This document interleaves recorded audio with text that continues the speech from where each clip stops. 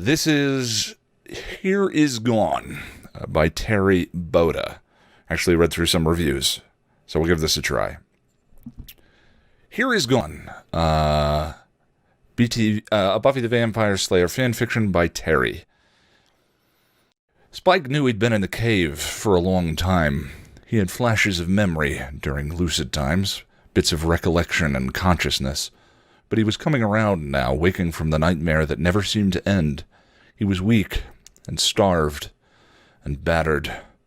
Wounds aren't healing too well, he thought to himself, not doing the Spike accent. Sorry, guys. Good. The pain meant he was suffering, and he deserved to suffer for all he had done, for all the pain he'd caused, all the grief. He was evil, a parasite on the earth. But he had chosen this, fought for it. The soul was to be his reward. If it's a reward, then why does it hurt so damn much? He had known, of course, from Angelus's ordeal, what a soul could do to a vampire, but he had hoped, since he had sought the soul willingly, that the powers would go easy on him. Besides, Angelus had been infinitely more evil and depraved than Spike could ever hope to be. It had been one of fledgling Spike's many failings. It would seem that he had been wrong, and the powers hadn't decided to make it easy for him. If anything, they delighted in torturing him with his own memories.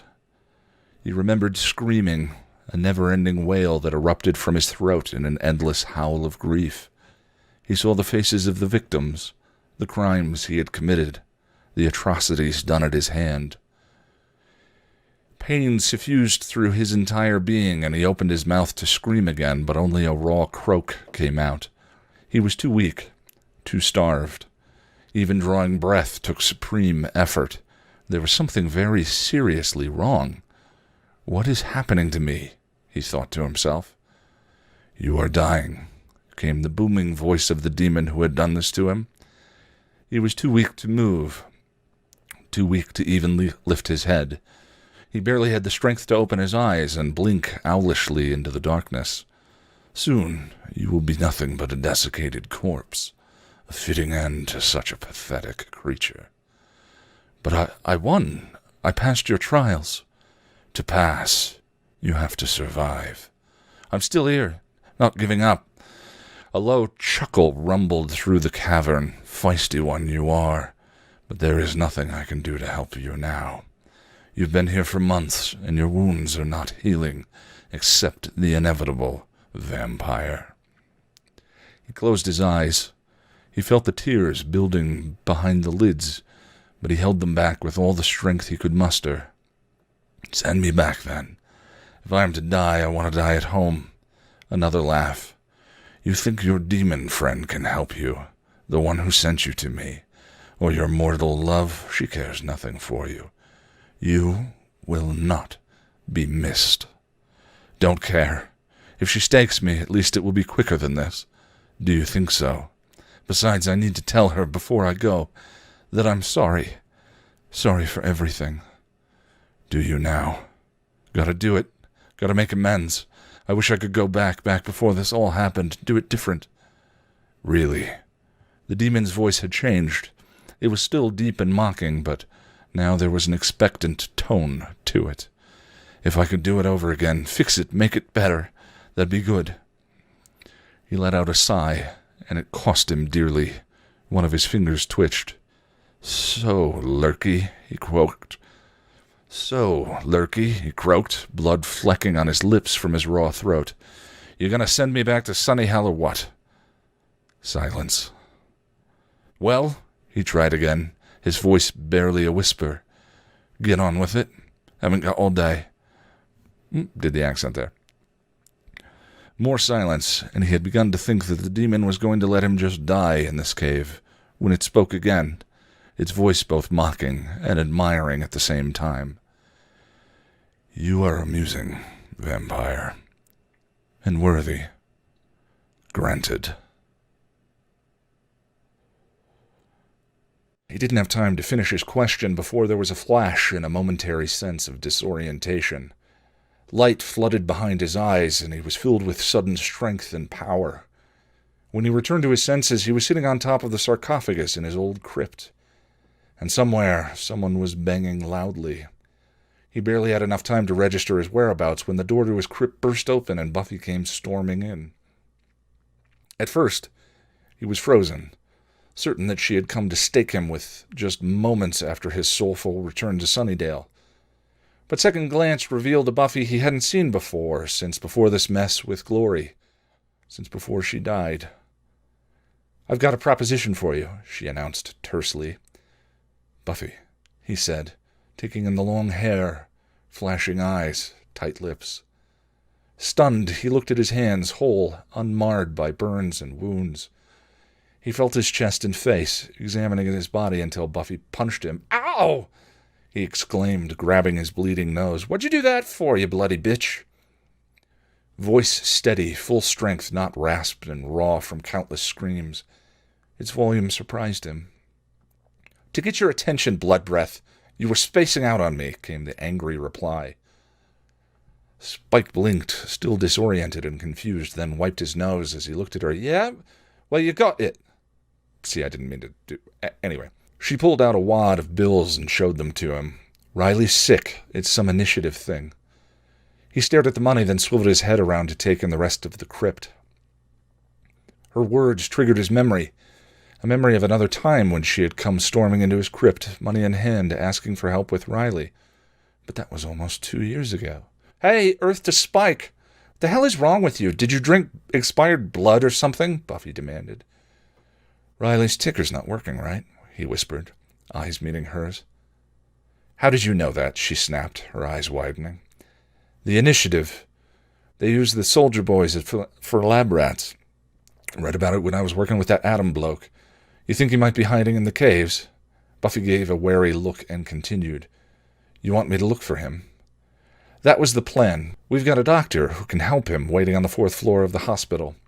Spike shook his head, still not understanding what was happening, but beginning to piece it all together. "Even if I do find him, I won't bring him in. The chip won't let me, and I can't defend myself against him," he offered. "Just find him. I can do the rest," she replied, lowering her eyes at the mention of his chip. "I find him. Leave to tattle on his whereabouts, and he's moved by the time we get back. No go, Slayer. You come with me. We'll find him together. Then you can bring him down, and I won't get a migraine." She pursed her lips, then stuffed the bills back in her coat pocket. "Deal. You'll get paid when we find Riley." He nodded, ignoring her surprised look. "Fair enough, but I need a bit of time. Meet me at the caves in 20 minutes. We have to leave now. And I don't track on an empty stomach," he retorted. She blanched. "Fine. Meet me in 10 minutes. It doesn't take you that long to drink a couple of bags of blood." 15 and not a minute sooner," he bargained, then motioned for her to leave. She moved to go, then turned around sharply. "Spike, if I'm not there, you'll stake me. Yeah, get going. Time's a-wasting, and I got my dinner to eat. Run along, Slayer. I'll be there in a jiff." It seemed that she might argue, then thought better of it and stomped out of the crypt. After the door closed behind her, he let out a sigh of relief and looked around. It was definitely his crypt, but before he had redecorated. Bastard went and did it.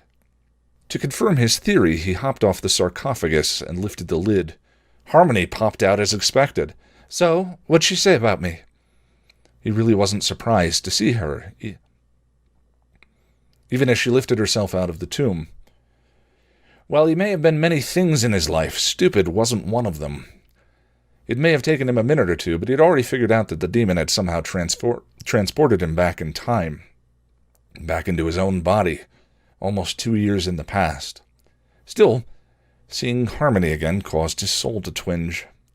Well, that answers the question. Still have the soul. I'd better after what I went through to get it. There would have been hell to pay if he'd sent me back without it. Wanker probably saved my life, or unlife for that matter as well. Nothing, love. Wasn't you she was after. Harmony's eyes grew wide and frightened. Oh, she's not after you, is she? What if something happened to you? Who will hide me if she stakes you? He swallowed his irritation, remembering all too well how she could annoy him, but he had other more pressing matters to attend to. He put his hand on her arm to calm her. Nothing to worry about, love. I'm just going to go out for a bit. You stay here and be safe, okay? Okay, she tearfully agreed. Just be careful. Her look softened him somewhat. He'd been so cruel to her, so angry with her. He'd used her as Buffy would later use him. She hadn't deserved that. I will.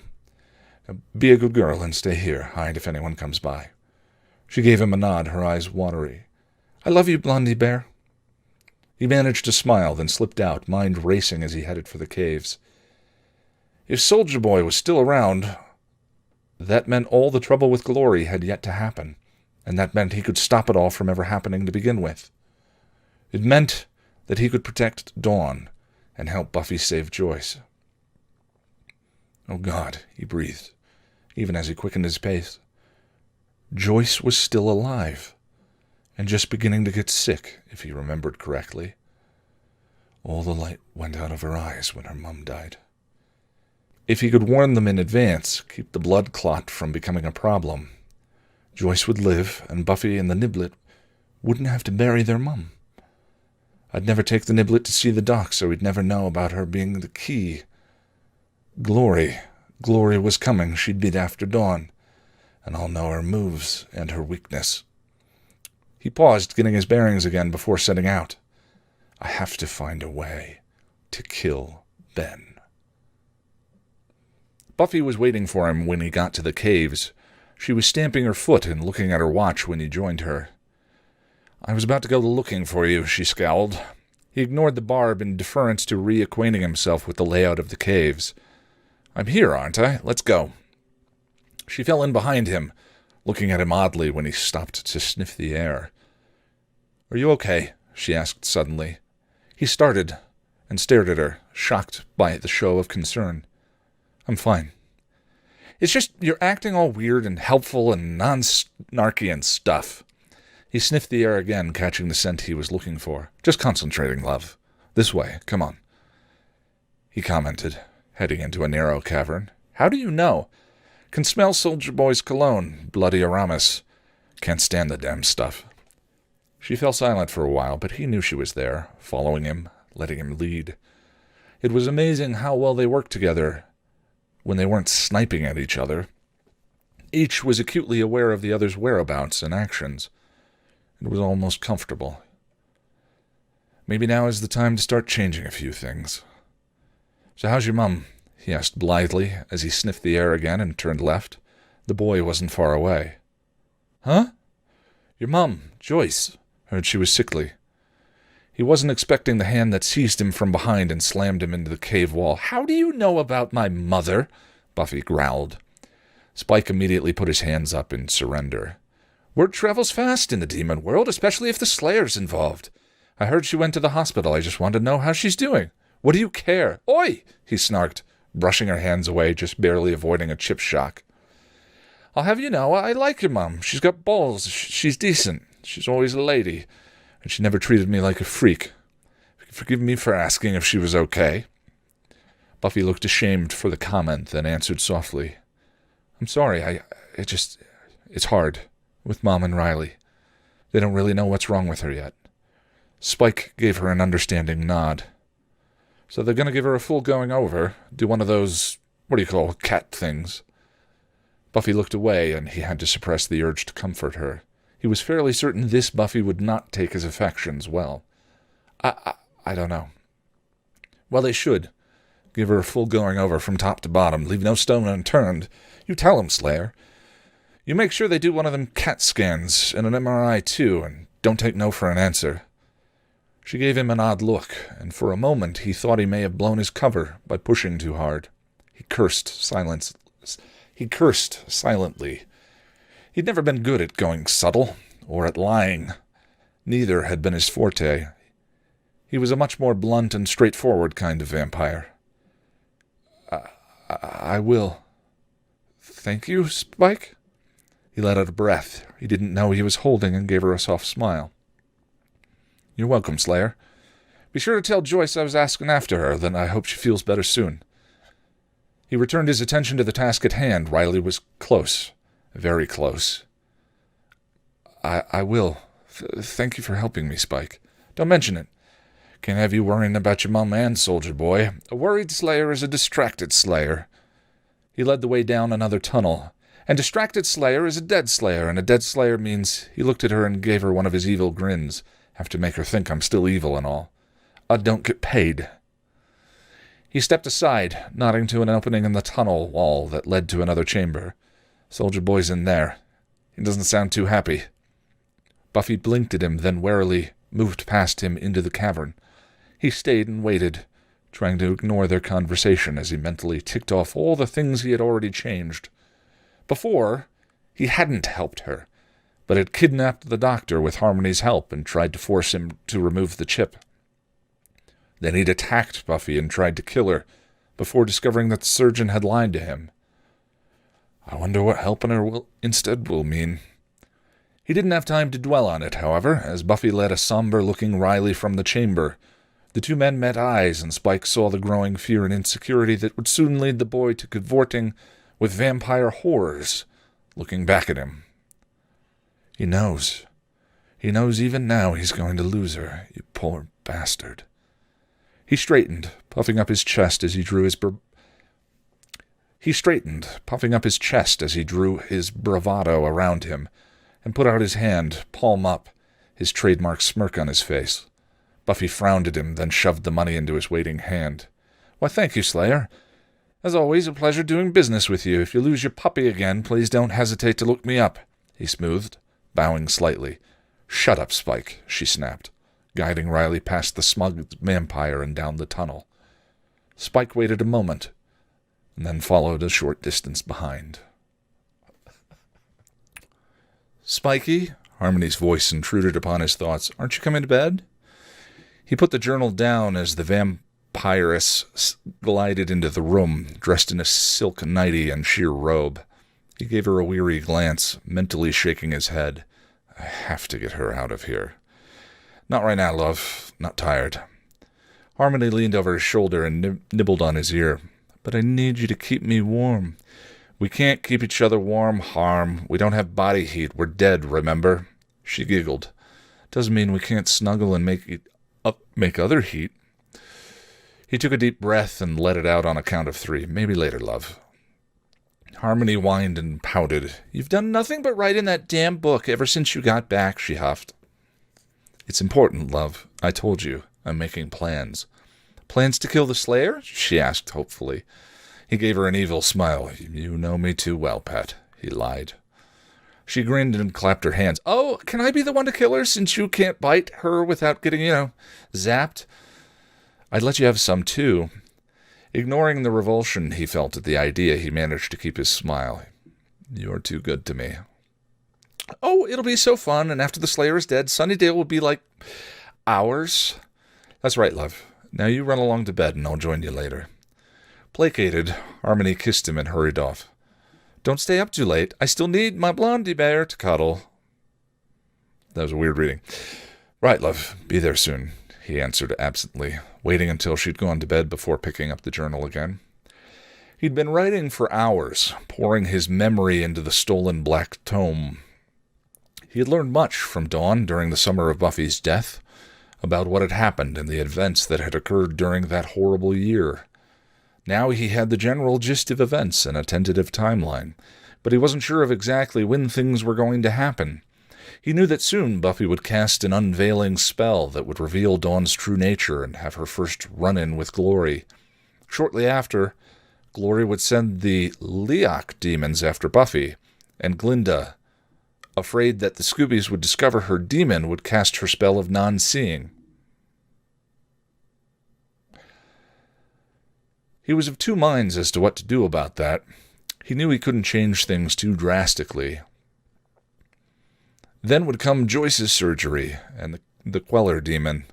He made a note about that. If he was lucky, he could get the demon before it hurt Joyce. But then he remembered that the Queller had struck during the day. Just have to be in the house again, Soul. After that would come the snake demon. Be at the magic box. Take it out before it sees the niblet.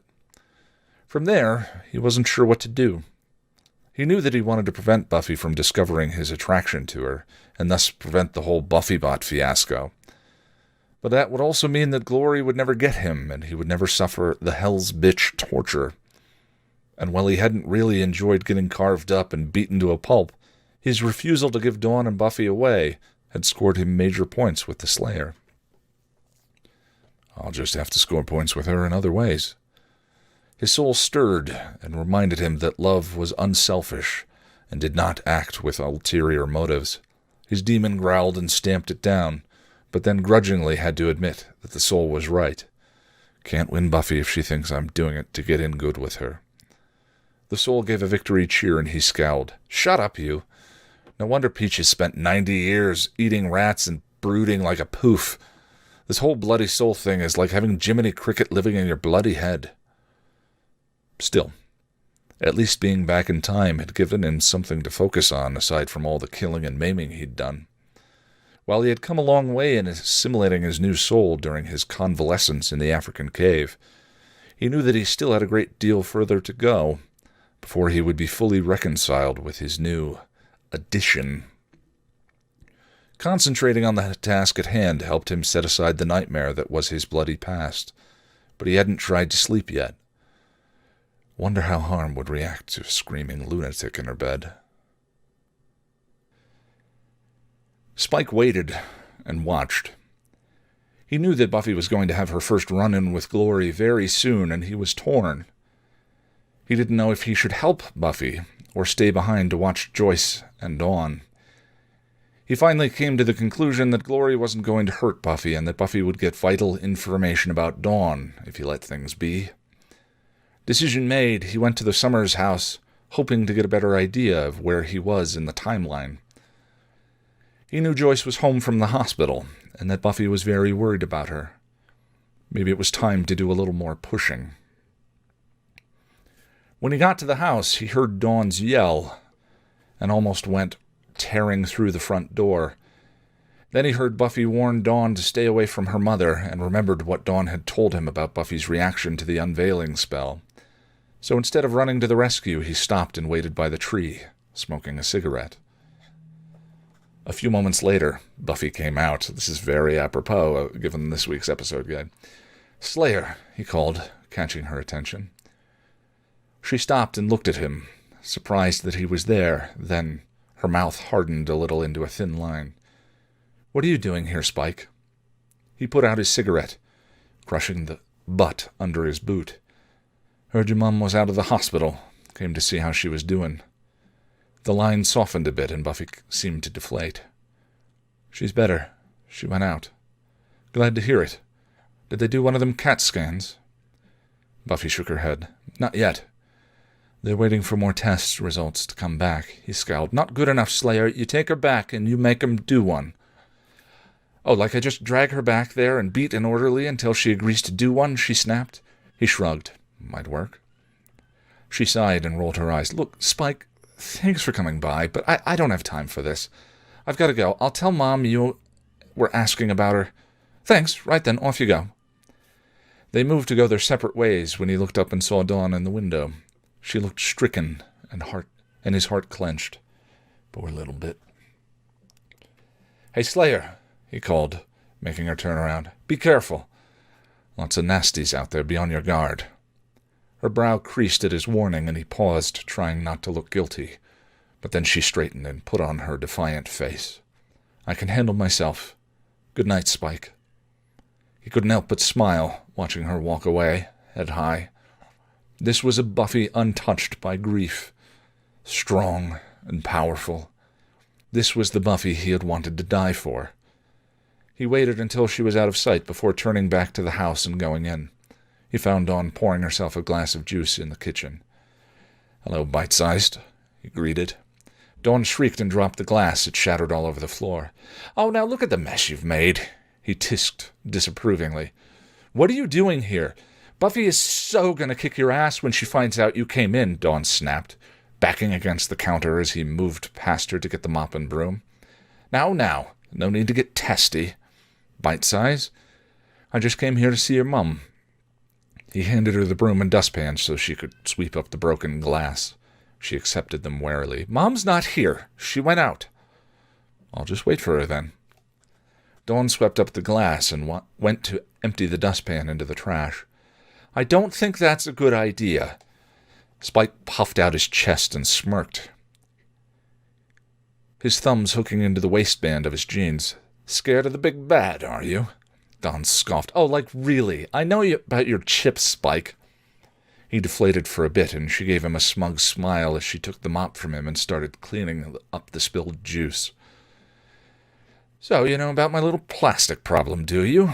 He whispered, leaning into her ear and causing her to jump. Her teenage hand slapped him on the chest, pushing him away. He barely felt it. Get away from me, she yelled, dropping the mop and skittering across the kitchen floor. He gave her a grin and snagged a potato chip from an open bag. So what you got to eat in this place, Bite-Size, besides you? Dawn huffed and opened the snack cabinet. 5 minutes later, they were both sitting at the counter drinking cocoa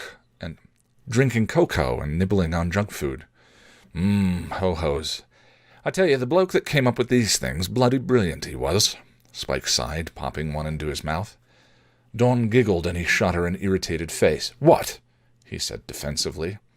You're just so different from the other vampires I've met. I mean, you eat food and you're not all evil and scary. Hey, I am too evil and scary. You take that back, he demanded, standing up. His indignant look only made her laugh more, and inwardly her laughter warmed him. This was a Dawn who had never lost her mum, her sister, or ever suffered. But still he had an image to preserve. No, she refused, still smiling. You take it back, or I'll... She crossed his arms and waited. Or you'll what? He growled and hunched back on the stool, pretending to sulk. She giggled again, and he had a truly evil thought, one even the soul wanted to follow through with. Or I'll smash your Barbie dream house into plastic bits, he threatened, a gleam in his eye. Dawn registered her shock clearly on her face. You wouldn't dare. Then her expression hardened. Hey, how'd you know I had a Barbie dream house? Whoops. Busted. Quick, think fast. Doesn't every red-blooded American girl have one? Don't they give, parents a gift certificate for one at birth? He hedged.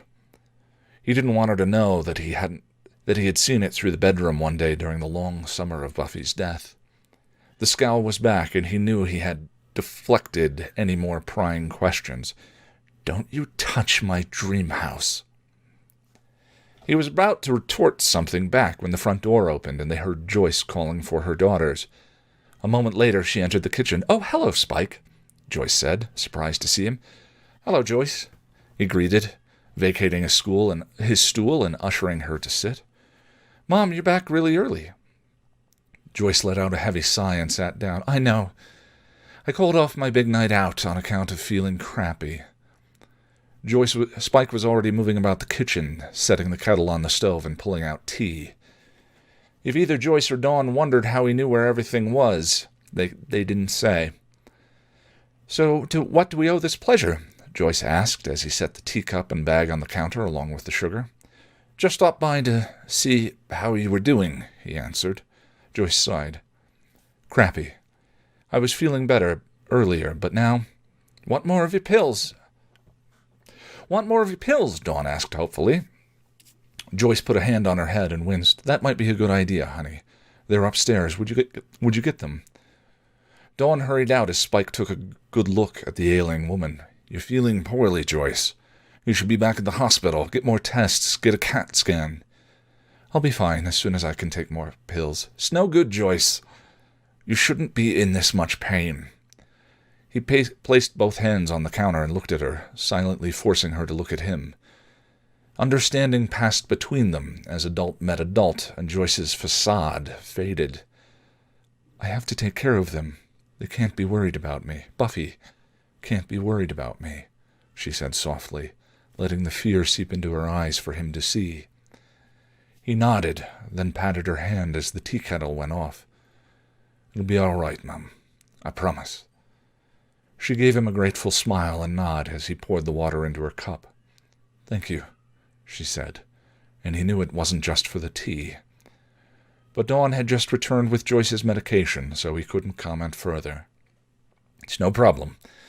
Call it payback for the cocoa. Here, Mom, Dawn said, handing her mother the bottle of pills. Joyce kissed her daughter's hair. "Thank you, sweetie." Spike picked up the cup of tea and motioned towards the door. "Why don't you go sit down on the couch, Mum? It's more comfortable in there." Joyce reluctantly agreed and let herself be guided to the living room. Dawn helped her get comfortable by arranging the pillows for her while Spike placed her teacup on the cocktail table. Then he sat back and watched the two interact, Dawn fluttering about her mother like a fledgling bird. Contentment seeped into him as he watched them, and he wondered briefly if his body had really died in that African cave, and this was now his afterlife. If it was, he wasn't sure if it was heaven or hell. So far, while not all harps and flowers, he couldn't say it wasn't nice. It certainly wasn't hell. Of that he was certain. Unless he couldn't change the outcome, and was forced to lose Joyce and Buffy all over again. Doomed to constantly try to find the way to save them, but never succeeding. Like Sisyphus in Hades, that would truly be hell. And it would show that Satan has a bloody, twisted sense of humor. He was dwelling on his thoughts when Buffy arrived home. She looked sore and tired, but the sight of her still warmed him, and he couldn't suppress a smile. Both he and Dawn stood as she came in, Dawn to snark at her sister before running upstairs and him to greet her. "She's feeling a bit poorly, Slayer," he whispered when she looked askance at him. "Gave her some pills and tea, but she needs to go back to the hospital. She needs that CAT scan." Buffy looked at him, her eyes worried and tired, and nodded. He gave her a reassuring smile, then turned to Joyce. "I'll be off, Mum. You feel better now, all right? I'll come by to check on you in a day or so." Joyce gave him a tired smile. "Thank you, Spike." He smiled back, nodded to Buffy, and left. He wasn't needed, and he could tell from Buffy's posture that she was hiding bruises. That meant she probably had had her first meet and greet with Glory, and found out that Dawn was the key. He had to get back to his crypt and plan his next move. Harmony was sleeping the sleep of the sexually sated, which suited Spike just fine. Wearing her out in bed gave him a couple of hours of nightmare-free, exhausted sleep and allowed him quiet time when he awoke. She would sleep for another 5 hours at least, giving him long stretches of time to read and plan. According to his notes and his memory, Glinda would be casting her spell of non-seeing any day now, and he had to be ready to fight the Liak demons. He thought he would be all right with that. His body was fine physically. It was just his mind that was unstable part of the time. He found that if he kept himself busy with plans and reworking plans, the weight of his new soul wasn't so heavy. He still worked himself to exhaustion and woke up with a nightmare branded in his mind's eye, but it was getting easier. Or so it seemed. Really, he wasn't sure if he would ever be okay, and he knew he would never be the same, but he supposed his recovery was keyed to how successful his foray into time travel would be. So far, he had changed a number of events that he remembered, all of them for the good, and he'd taken to circling the Scooby territory like a tethered sentinel, concentrating on Dawn and Joyce. Not being exactly sure of the time of events left him edgy, and with a constant sense of eerie déjà vu. Luckily, it looked like he was getting away with his plan. None of the Scoobies seemed to question his actions or find his behavior suspicious. Or if they did, they weren't saying anything. The one thing he refrained from interfering with at all was Riley's slow descent into vamped whoredom. No longer a super soldier, all of Riley's insecurities were coming to the surface, and Buffy's inability to share her fears and weakness with him was starting to wear. Spike understood and saw all of this was happening, but he did not move to stop it. In truth, even with a soul, he didn't care a whit about Riley, and had never forgiven him for his role in the initiative. Spike still believed that Riley was not the right man for Buffy, and it appeared that his soul was in agreement. Still, he wasn't sure how he would break the news of Riley's transgressions to Buffy this time around. But Riley was the last of his problems. He still hadn't figured out a way to kill Ben, or if he should even attempt to kill Glory's human host. He knew he couldn't merely ask someone else, like Harmony, for instance, to kill the intern. There was too much of a risk, and if the attempt failed, then Glory would most certainly come after him. But that left him with the impossible task of killing the human himself, something the chip would not let him do. What he needed was an accomplice who knew and understood exactly what is at stake. The only person he could think of that was even remotely suitable was Giles, but he wasn't sure if he was ready to bring anyone into his confidence yet.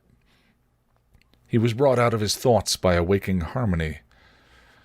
"Come back to bed. I'm cold." Spike rubbed his tired eyes. Maybe another shag and a couple more hours of sleep would do him good. Putting the journal away in its locked box, he joined Harmony in bed. She cooed, snuggling up. "You're always reading and writing in that dumb journal, but you never tell me what it is you're planning." "Sorry, Pat," he placated. "Not ready yet. When it is, you'll be the first to know. And I'll be the one to kill the Slayer." He gave her a grin, but didn't answer, then kissed her to distract.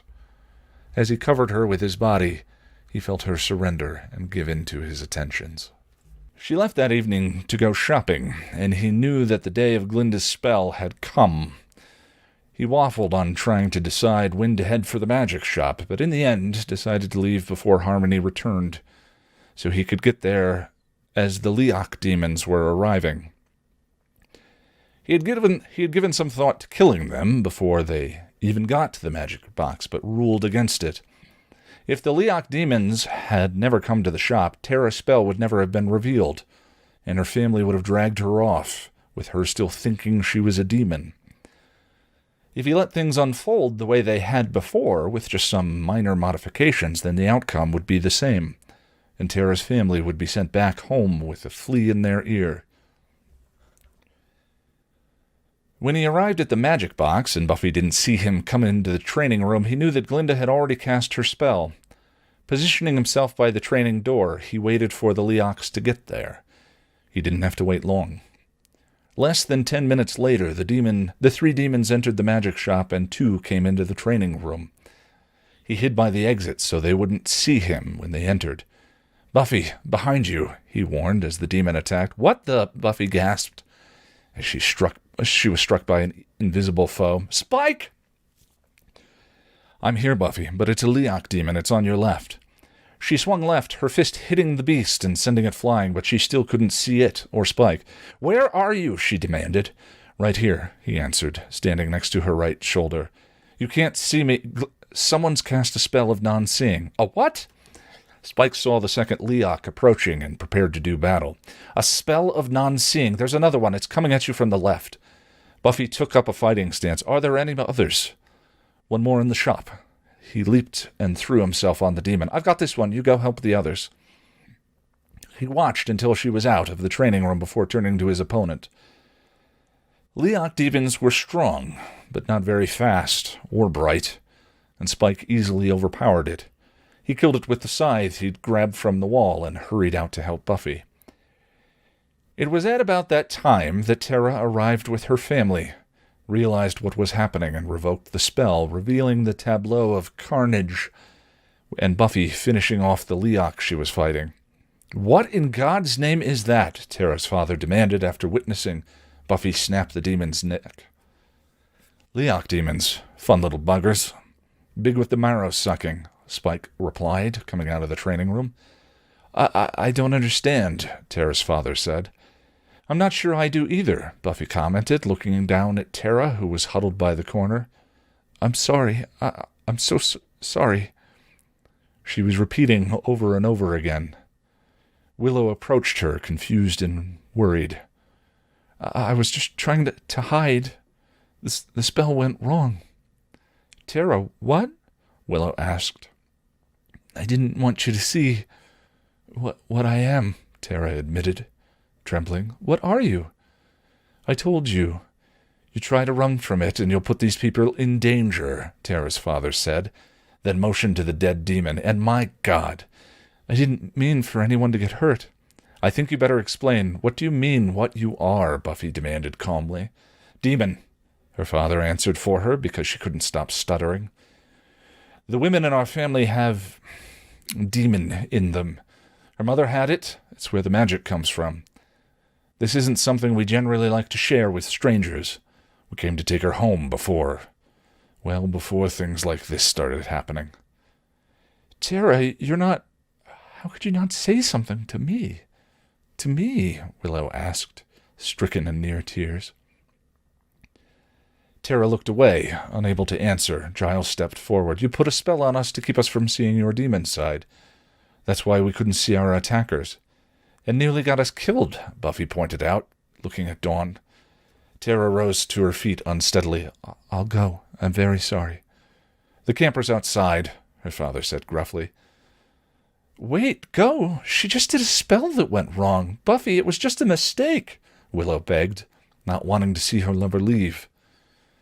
It's not the point, and it's not your concern. The girl belongs with us. We know how to control her problem, Terra's father insisted. Willow refused to leave it at that. Terra, look at me. I trusted you more than anyone in my life. Was all of that a lie?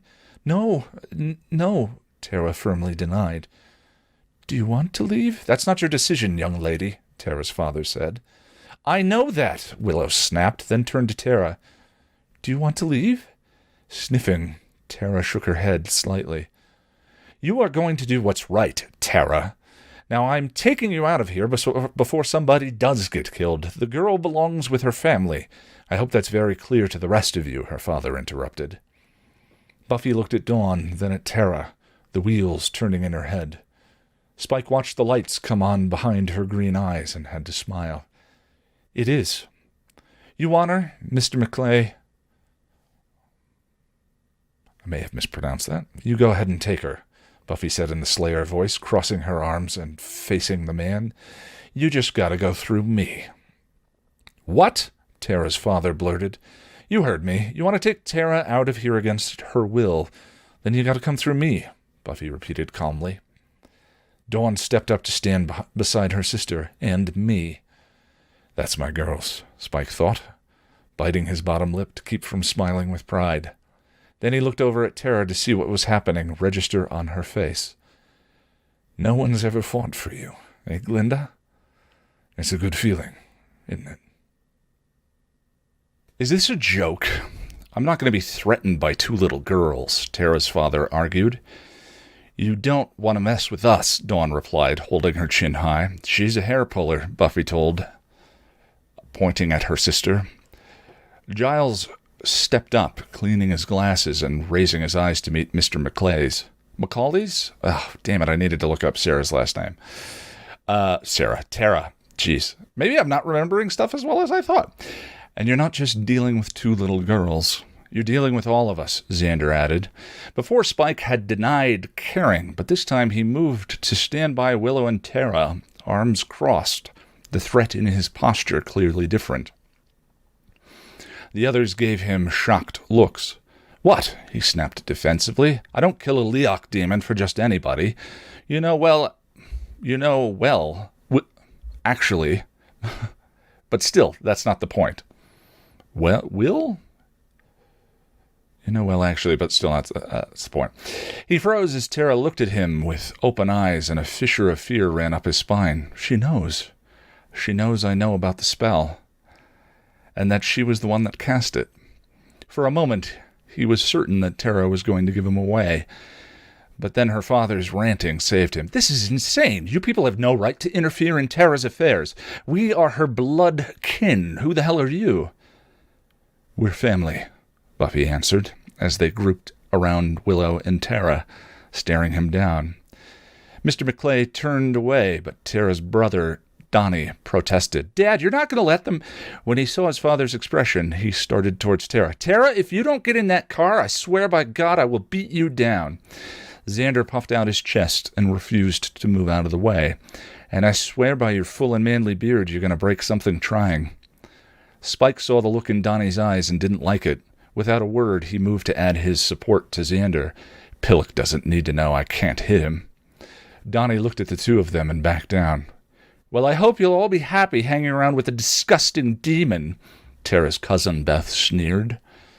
Anya raised her hand. Excuse me, what kind? Beth blinked. What? What kind of demon is she? There's a lot of different kinds. Some are very, very evil, while some have been considered to be useful members of society, Anya explained, giving Xander a loving look. Well, I don't... What does it matter? Beth replied, flustered. Evil is evil, Terra's father insisted. Well, let's just narrow it down, Anya pressed. And here's my cue, Spike mused. Don't give myself a chip headache for just anybody either. Oh, I get it, he said, approaching Terra. Here, why don't I make this simple? One migraine coming up, he cringed to himself as he popped Terra on the nose with a quick jab.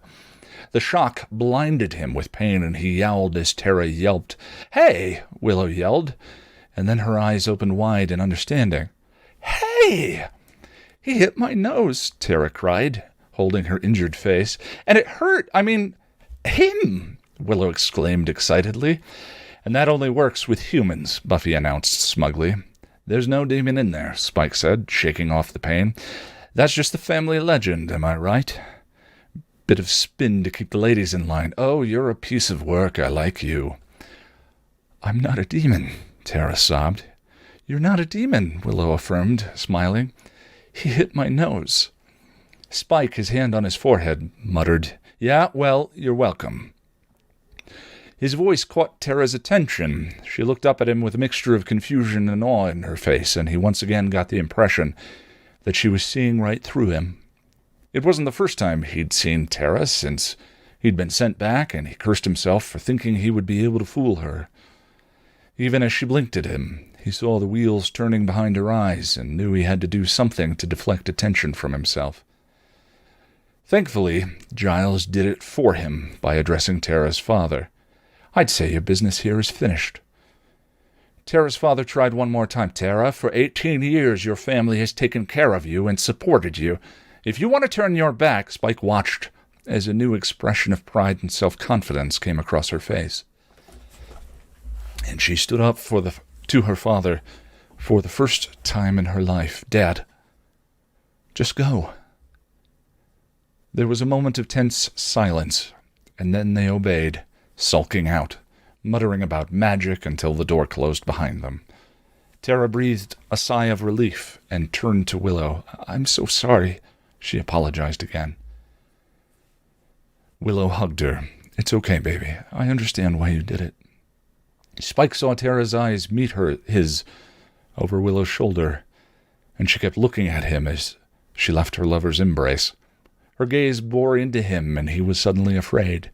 He knew if she revealed his secret, he would have to have a clever lie ready to deny her claim. But the young woman surprised him with her empathy and understanding. Thank you, Spike, for what you did. I know it caused you pain. He blinked and looked away. Well, if I hadn't, then you would have left here thinking you were a demon, and I couldn't have that, could I? Bloody impostor you'd be. Give us real demons a bad name. Terra smiled at him and laughed softly. Perish the thought, then more timidly held out an olive branch. We're headed to the Bronze now. It's my birthday. Would you like to come? Her simple offer left him dumbstruck, and he fought the tears that welled in his eyes. He knew she could see the effect her invitation had on him, but she respected his privacy and didn't call attention to it. Still, it took him a moment to swallow the lump from his throat. She sees me. She really sees me. She's always seen me. It meant more to him than words could say, but he knew if he accepted, things were bound to go wrong. I'd love to, Pat, but I have other plans. Maybe some other time, though. She nodded and gave him another smile. Okay. They fell silent for several moments, none of them quite sure what to say. Spike was the first to speak. Well, I'd best be off. Give your mum my best, Slayer. Tell her I'll be to see her soon. Good night, Spike, he heard Buffy say as he sauntered out with a swagger. The saunter was gone as soon as he was out of the shop, however replaced by slumping shoulders and a sigh of relief. Another thing changed. Another day gone. Buffy had died on May 22nd. Only 197 more days to go.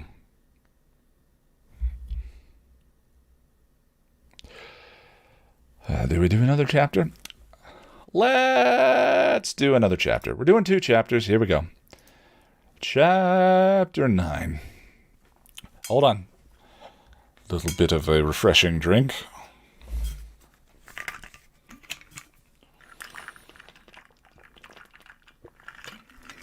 All right.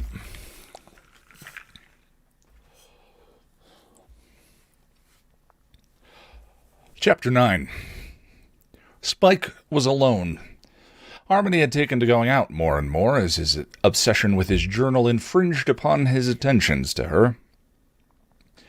She resented his constant preoccupation, and nightly sex was doing little to placate her. Her absence was both welcome and irritating. At least when she was there, she was a willing partner, and he could use her to reach the drop-undead exhaustion he needed in order to go to sleep. But she would also demand his attention when he was busy, then get angry and would not stop what he was doing. When he would not stop what he was doing. What he was doing was grinding his teeth and pacing like a caged animal. Despite his efforts, he had been unsuccessful in convincing Buffy or Joyce to return to the hospital for a CAT scan. He knew that she would go soon, when the results from the first barrage of tests came back, but it meant that he'd been throwing himself against that particular wall now for nearly 3 weeks. He was mentally and physically exhausted and frustrated, and even more convinced that he really was dead and in hell. It seemed that no matter what he tried, he could not effect a big change. Excuse me. And he was beginning to think that all his efforts were in vain. He was trapped. He couldn't tell age. He couldn't tell Buffy and the Scoobies the truth. He couldn't kill Ben. He couldn't stop Glory from hunting for the key. He couldn't even get the woman 1/3 his age to go to the bloody hospital. It had him seething, chomping at the bit like a high-strung horse, and near to bursting with feelings of helplessness and rage. It was in this state that Buffy found him when she came storming into his crypt and slammed him against the stone pillar. As his face hit the rough surface, he remembered all too well the last time she had done this, and what she had wanted from him. He knew where this was going. She'd come to hear about the Slayers, and planned to pay him for his story of how he defeated them.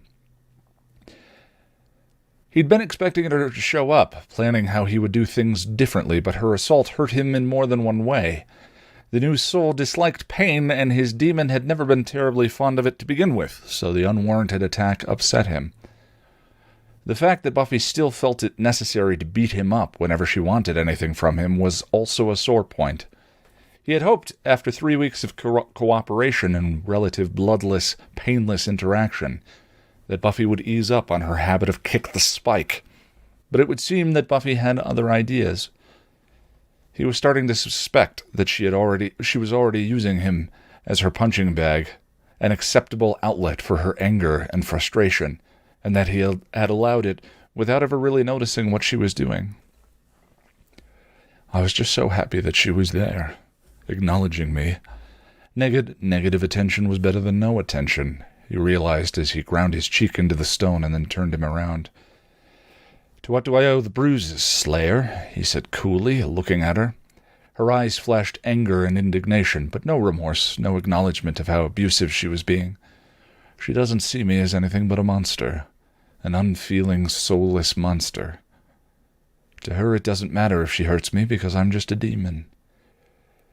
The thought saddened him, and not merely because he now had a soul, but because he knew how misguided she and the Council of Watchers were about the true nature of demons. Maybe I can use tonight's lesson to teach her more than just about the Slayers I killed. Slayers! You killed 2 of them, she said, tightly. He feigned surprise and concern. I did? You're going to show me how. I am I? He countered. She punched him in the face, and he yelled again, grabbing his nose. Yes, you are. He was bleeding, his soul crying, and he staunched the wound. I don't want to do this, but I have no choice. Tonight's the night she finds out about her mum going to the hospital for, finally, the bloody CAT scan. Only 3 weeks late. All right, Slayer, you've convinced me. I knew you'd see it my way. Besides, there's cash in it for you. Joy, he replied without enthusiasm. Where do you want to begin? Not here. I don't want to be stuck in this place alone with you for any length of time. We'll go to the bronze. His hurting soul allowed the demon more slack on its tether as it reeled from the pain she had dealt. Afraid to be alone with me, eh, pet? He sneered. Don't make me break your jaw, Spike, she threatened, turning to walk out. Spike followed, swallowing his pain and wounds, his eyes watching the back of her head. I love you. I love you, and you hurt me. I love you. I hate you. I love you. He let her take him to the bronze and buy him American beer. Once again, she scowled at his attempt at civilized conversation and brought him back to the subject at hand. He again demanded wings as part of his payment. Just as I thought, he commented, drawing attention to her gasp of pain and reflexive holding of her injured side. So what nasty got a piece of you, and is it dead yet? I'm fine. It's nothing. Riley's taking care of it. Soldier boy, really? What, you think Riley can't handle himself? She demanded, defensive. He sat back, backpedaling a bit. I didn't say that. It's just what with him not being super soldier anymore, you could make a man do things he normally wouldn't do. Make him take risks where he might not have before. She winced, and he knew he'd hit a nerve. Riley's fine. I'm just saying, and I know what it's like to have all your power and reason for being taken away from you overnight.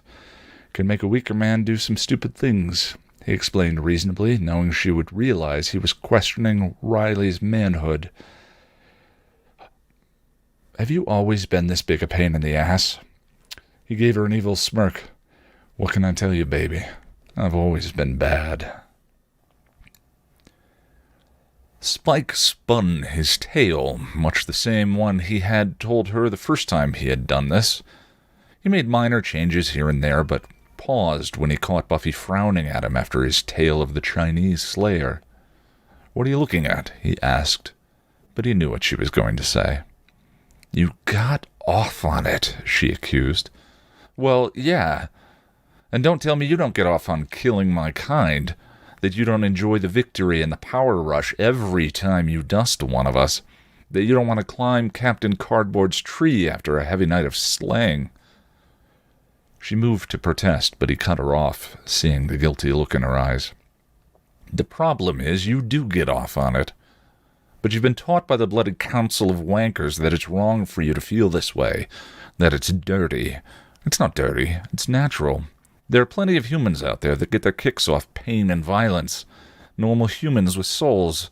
You're not a normal human, pet, and you've got appetites that the normal, mundane population of this miserable town couldn't even begin to understand or fathom. He countered, moving around the pool table. She was looking disgusted, but he had her attention, and his demon thrilled as he pressed his advantage. That slayer that went to the dark side, what was her name? Faith?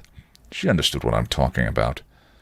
The brief stint with the body switching, she was here, teasing everything with balls, including me. She knew about power and sex and what it does to a slayer, and she wasn't the only one. You think she was the bad egg, the anomaly, but the truth of the matter is that she wasn't the off one. You are. There is nothing wrong with me, she snapped angrily. Oh, hit a nerve, did I? No, there isn't. But there are parts of you, Slayer, that don't accept what you are, that fight the power in the darkness. Yes, darkness in you. And I'm telling you that one day, that will get you killed, he pressed. Buffy crossed her arms and glared at him. Oh, and you'll just be dancing and throwing a party when that happens.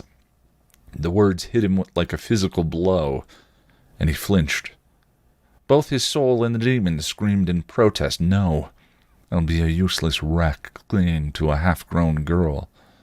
But if I'm lucky, I won't ever have to find out because I'll either save you or I'll die trying. He tried to set up another shot, but his hands were shaking so badly that it veered wide. Think about this, Slayer. There's countless numbers of us and only one of you.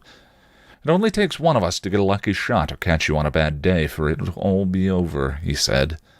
leaning on the pool cue and consciously choosing to leave out the "one good day" line he had uttered before. But that's not why we're here, isn't it? He paused to look at her, then motioned to the table. "It's your move, love." She took him outside, demanded a blow-by-blow, play-by-play of his fight with the New York Slayer, and he obliged her, as he had done before. "Okay, give it to me," she pressed, and he lunged at her. She ducked and came up behind him, but this time he was ready for her and swung around. She missed grabbing him and hit the wall, making him laugh. "What?" she sneered, regaining composure. "Lesson the second. Ask the right questions. You want to know how I beat them?" She gestured for him to continue, and the exhilaration began flooding through his body. They were dancing, and he'd missed it. Even his soul was excited, more so because he knew this evening would end differently than it had before. Or so he hoped. The question isn't how'd I win. The question is why'd they lose? What's the difference?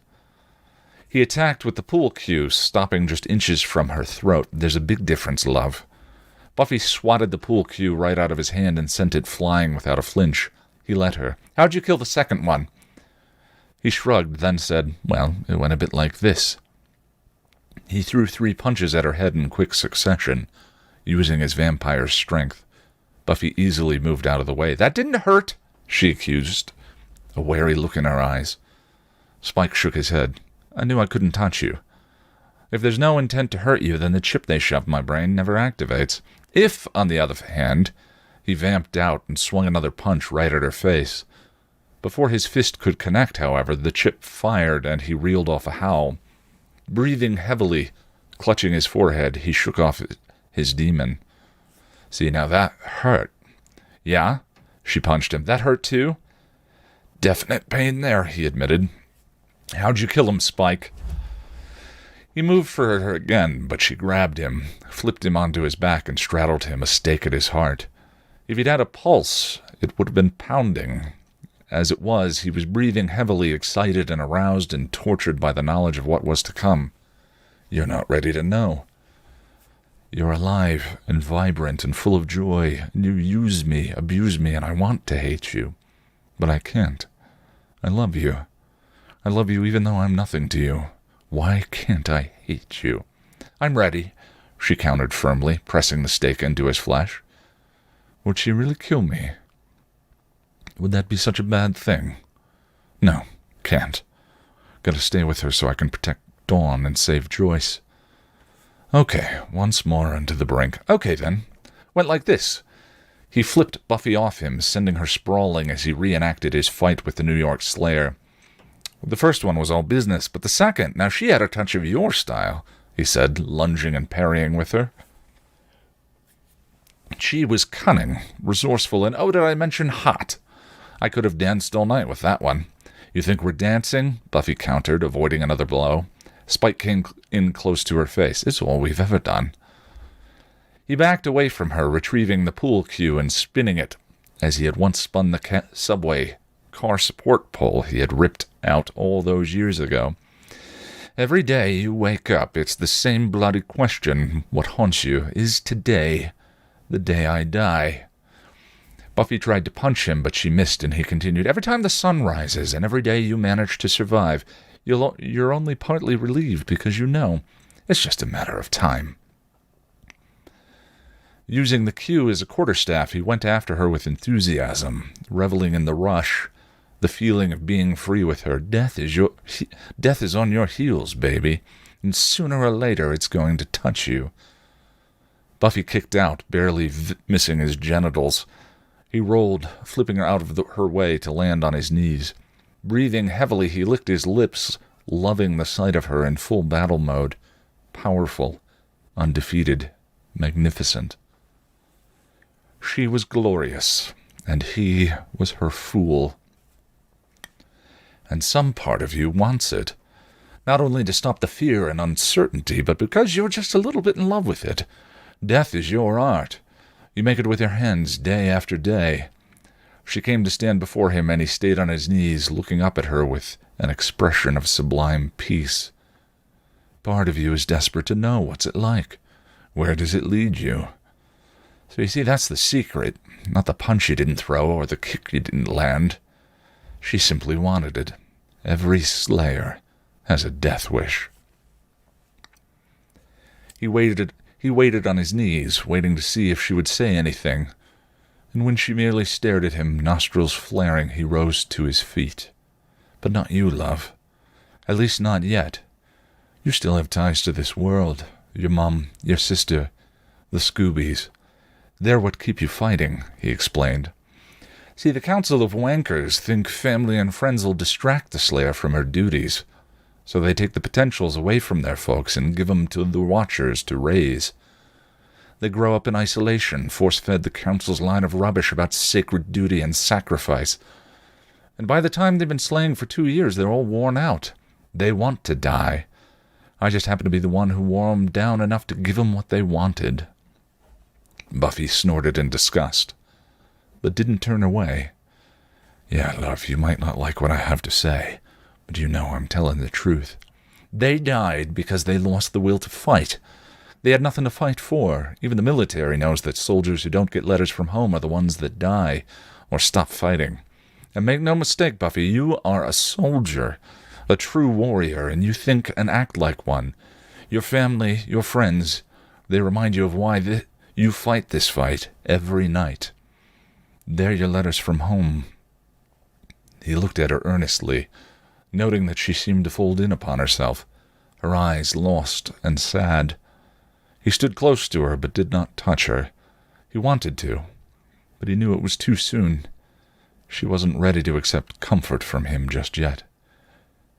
The reason you slipped up, Buffy, he said softly, gently, is because you're worried about your mum.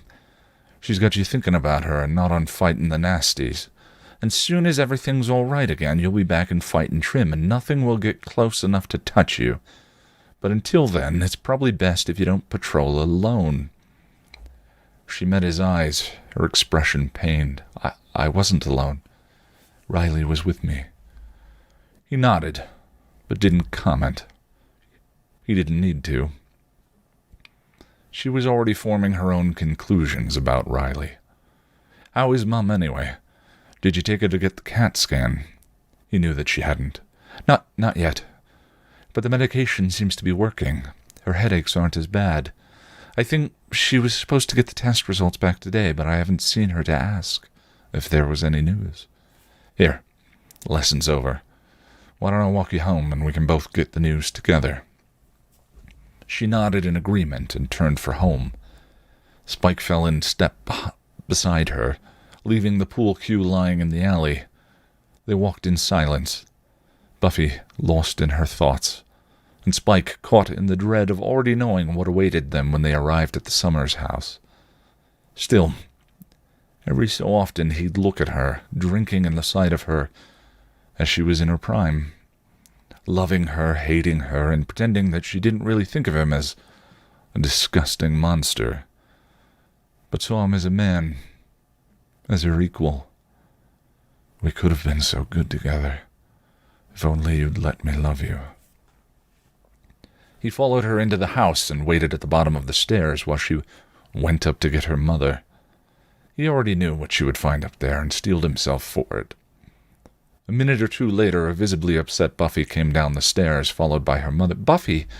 he questioned, pretending ignorance even as his soul filled with pain. Buffy shook her head and walked away. He watched her go out the kitchen door to sit on the back porch. "Joyce?" he asked, looking at the woman. "I have to go back to the hospital, Spike.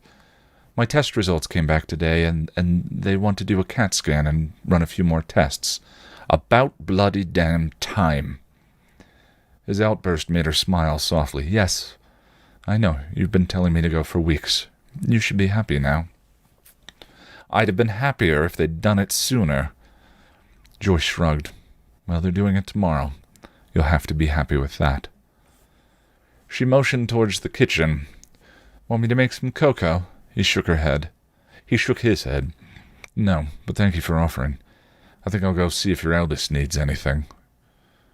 The woman looked at him, her expression pensive, but she didn't try and stop him as he walked towards the back door.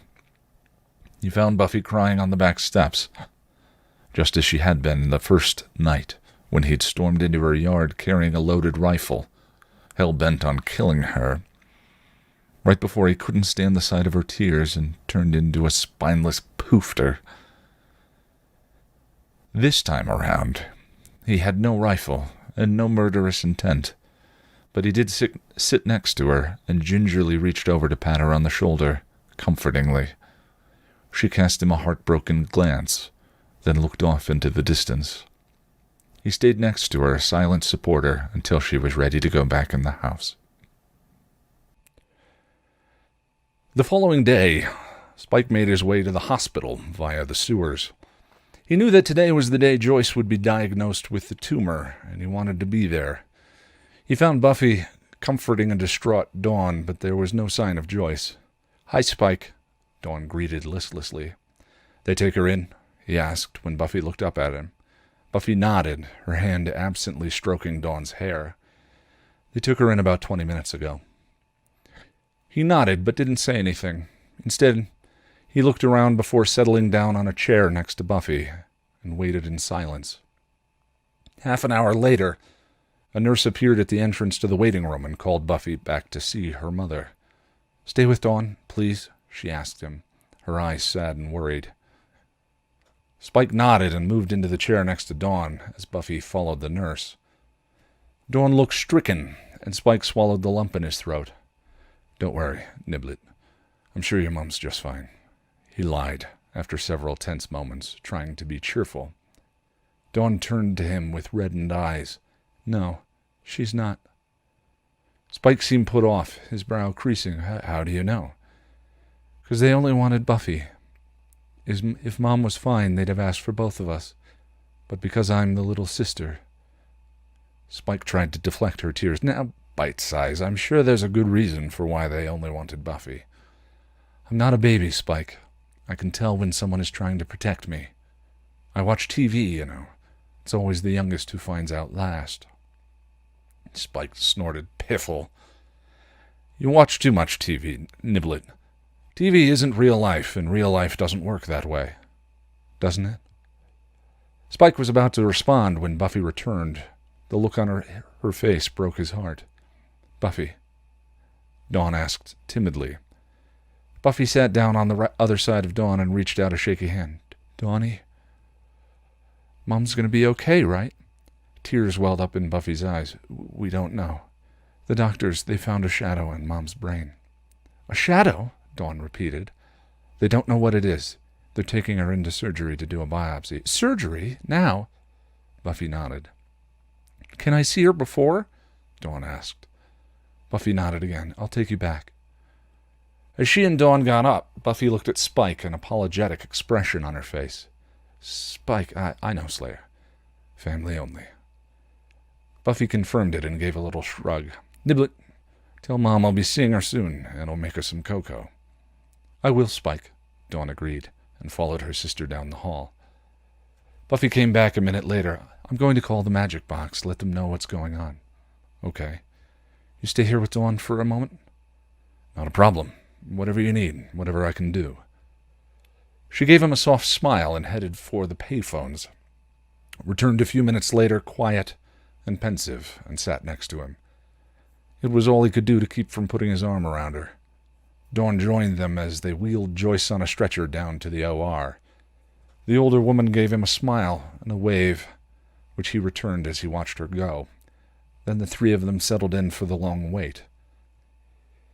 It was hard on Spike because he already knew the outcome, and he was never good at waiting.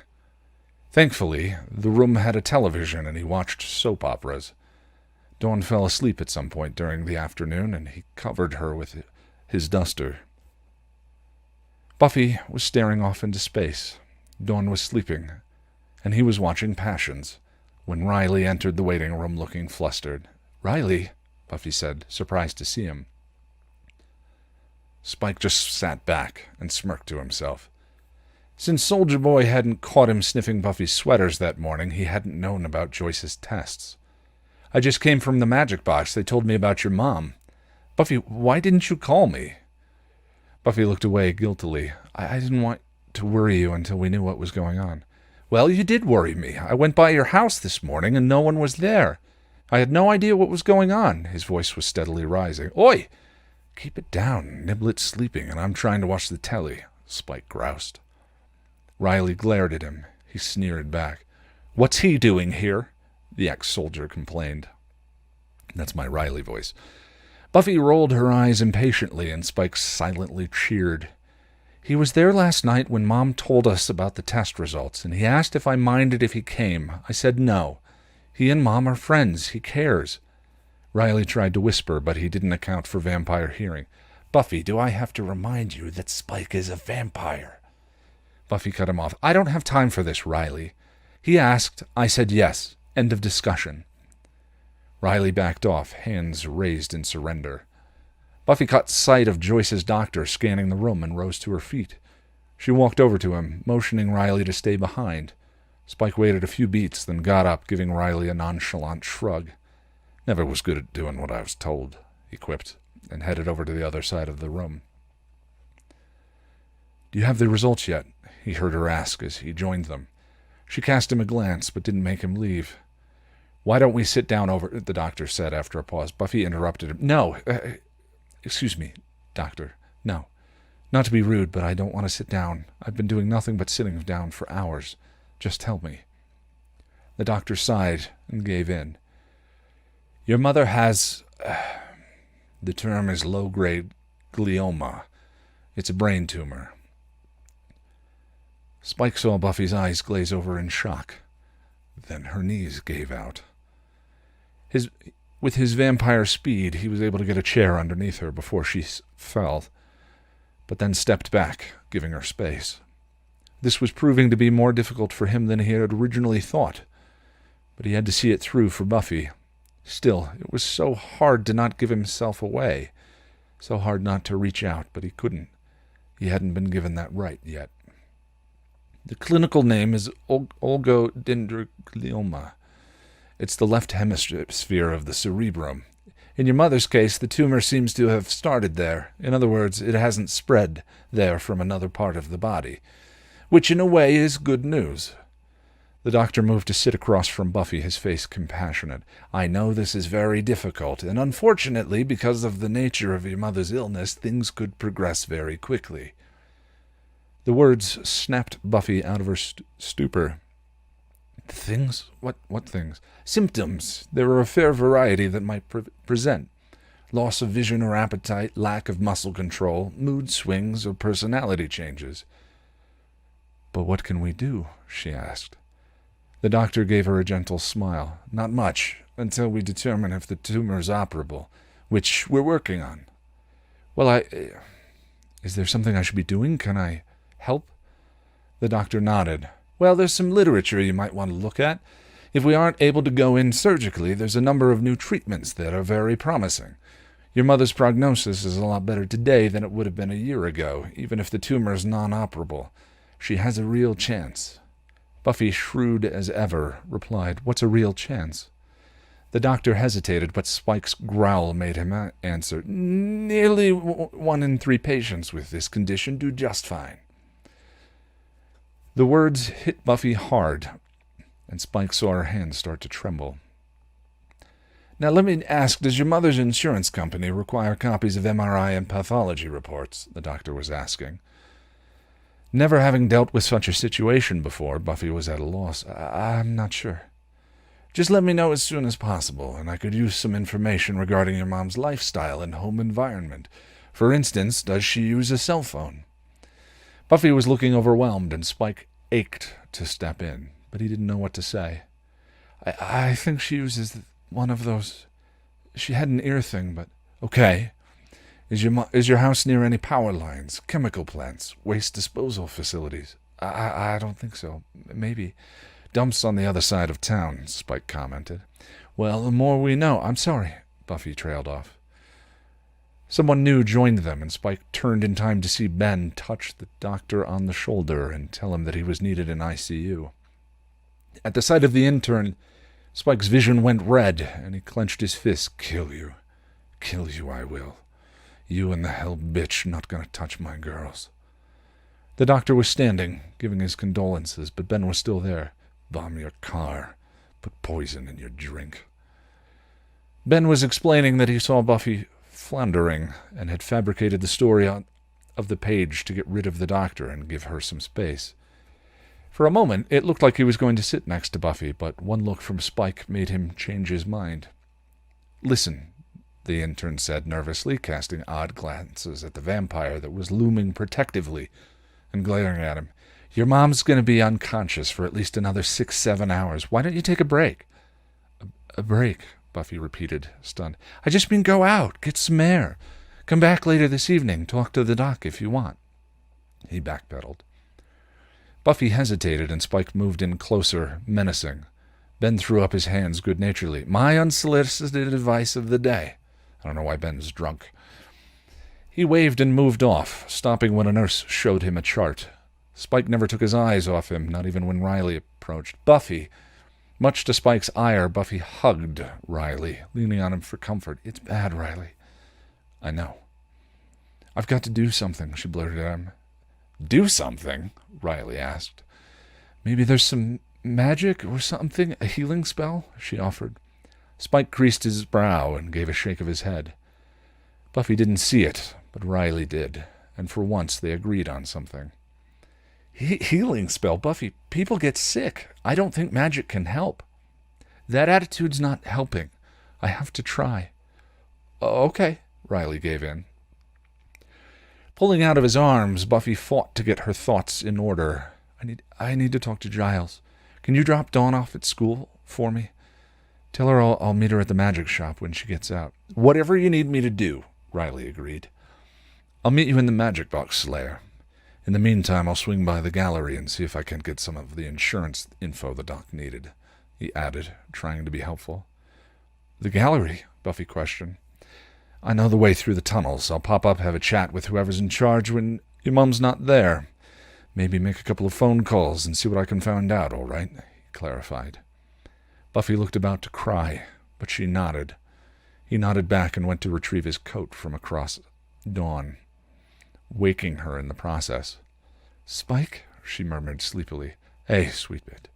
Mom's out of surgery. Big Sis is headed out to get a break while Soldier Boy takes you to school. We'll meet you at the magic box later after school, okay?" "What happened with Mom?" the teen asked. He shook his head and lied. "No news yet, love. It might be a while." He stepped back and turned to Buffy as Riley came close. "I'll see you later, Slayer." She acknowledged him with a nod, and he headed out. He saw Ben at the end of the hallway and stopped to stare for a moment. "Cut the brake line on your Nancy boy car." Growling, frustrated, he stalked down to the basement and the tunnel entrances. He swung by the blood bank on the way down and nicked a couple of bags for lunch. What Buffy didn't know wouldn't hurt her. Botta.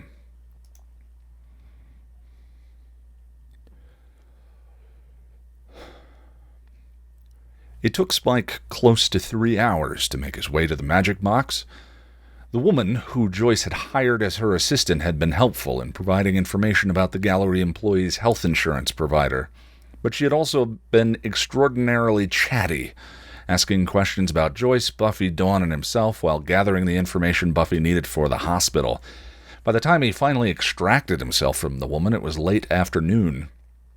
He entered the store from the basement and came into the shop just as Riley was leaving. The ex-soldier gave him a hateful glance before storming out. "Afternoon, all," he greeted. "Spike, what are you doing here?" Giles demanded. "Told the Slayer I'd meet her here after doing a bit of research for her mom's gallery. Doc's needed some insurance info that I promised to get for her." He looked around, not seeing Buffy. "Where is she?" "In the back room, pummeling something into the wall." "I'm afraid not," Giles admitted, then paused for a moment as if thinking. Spike, have you heard of any new demons coming to Sunnydale recently? Any very powerful or old ones?" One of the hardest things he had ever had to do in his unlife was lie at that moment. "Can't say I have. Why?" he replied nonchalantly, sitting down at the reading table. The Watcher gave Xander a look, then sighed. "It would seem that a new threat has entered Sunnydale, and we're not sure what we're dealing with. Yeah, Buffy ran into her a few nights back and got the crap beaten out of her, Xander added. Spike struggled to keep his features from giving anything away. Sounds tough. Have we got a name? Unfortunately, no. Whatever she is, she's very powerful and about to conjure a cobra demon, Giles admitted. Cobra demon? Spike repeated. Giles cleaned his glasses. Yes, I'm afraid I inadvertently sold her the necessary spell components for a Subikian transmogrification spell. Spike gave him a sarcastic salute. Way to go, Rupert. And did you give her a map of the zoo so she'd know right where to go? Sarcasm is not appreciated. In any case, that is where Buffy has gone. She's going to try to stop her from completing the spell. Spike appeared about to retort something when the phone rang. Giles answered it, speaking sparsely, his face growing more and more concerned until he hung up. Spike knew the call was from Buffy, but he refrained from revealing that fact. Giles put the phone back on his receiver and cleaned his glasses. That was Buffy. I gather she was unsuccessful in stopping her from conjuring the snake demon, Spike said. Unfortunately, no, she wasn't. Spike let his concern show. Is she all right? She sounded tired and in pain, but not seriously harmed. She is back at the hospital waiting for Joyce to wake. We're to keep an eye out for a large, anamorphed cobra and wait here for dawn. Niblet should be here soon. School's out. Maybe one of you ought to go get her. She is undoubtedly already on her way here. We are to keep her safe until Buffy comes for her. We are not to tell her about her mother, Giles informed. Both Spike and Xander nodded in understanding. Snake demon, eh? Any chance it'll come here? Spike asked. I honestly don't know. Spike stood and moved purposefully to the training room. He came back out carrying a large sword and a whetting stone. The others looked at him as he sat down again and began sharpening the blade. Spike, what are you doing? Giles asked, confused. Getting ready to kill me a big snake. What's it look like? The Watcher was nonplussed. Yes, well, never met a snake that could live through getting its head chopped off, Spike said, twirling the blade, and this beauty ought to do the job quite nicely. Neither man had the answer to that, so they both went about their business as Spike resumed his sharpening. A short while later, Dawn came in with Willow and Tara. Look who we found on the way back from the espresso shop, Willow commented cheerfully. Any word on Mum? Dawn asked Giles hopefully. Giles looked apologetic. I'm afraid not. Buffy called a few minutes ago. They expect your mother to wake soon. Dawn looked excited. Am I supposed to go to the hospital? No, you're to stay here and wait for Buffy. The teen deflated and turned away. Oh. Oi, Niblet, Spike called, motioning her over and distracting her while Giles updated Willow and Tara on the latest events. Why don't you come over here and do your homework? Big Sis will be here soon. Dawn obeyed, pulling her book bag off her shoulder and setting it down on the table. That's a big sword. Spike kept sharpening. Yeah, two-handed bastard sword. Not as big as a Scottish claymore, but pretty hefty. Good for chopping up nasties into bits. Ew! Spike shrugged and looked down at his work. Dawn sat down at the table and began doing her homework. Time passed. Spike sharpened the sword. Willow and Tara left to look for the snake demon and returned empty-handed. Giles and Xander did more research, and Dawn tried to do her homework. All of them were nervous and on edge. Finally, sometime after sunset, Buffy made her way slowly back into the shop. Buffy, Spike said softly. Dawn, seeing her sister, got up and ran to her, hugging her tight. Is she awake yet? Buffy nodded. Yeah, she's waiting for us. Can we take her home now? Buffy paused. We'll see. She looked at the others. Any monsters, reptile sightings? None, Giles replied. Tara and I did a mini patrol earlier, but the snake is nowhere in, Willow added. Just then there was a large smash, and the cobra demon came crashing through the magic shop front window. Buffy moved to face it, but it knocked her into some shelves, collapsing them on top of her. Buffy! Spike cried and rushed to her aid as the snake moved in on Dawn. Dawn screamed. Dawn! Xander cried, trying to go to Dawn's aid, but the snake demon hissed at him and he froze in place. Bloody thing's got the snake hypno. It's worse than Drew's thrall, Spike thought to himself, moving into action. He was reaching for the sword when both Dawn and the snake let out ear-piercing shrieks. The sound blasted Spike's hearing, and he howled in pain, covering his ears. Buffy was about to charge it when the snake suddenly stopped screeching.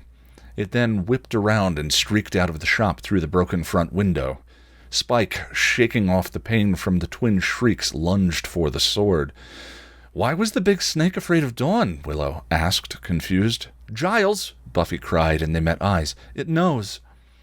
They mobilized, but Spike was faster. Grabbing the sword, he raced out after the cobra, using all of his vampiric speed. He ran, Duster flying behind him. He saw the cobra make a turn and headed down an adjacent alley to head it off. Buffy and Giles' pursuit spooked it, and it turned in Spike's direction.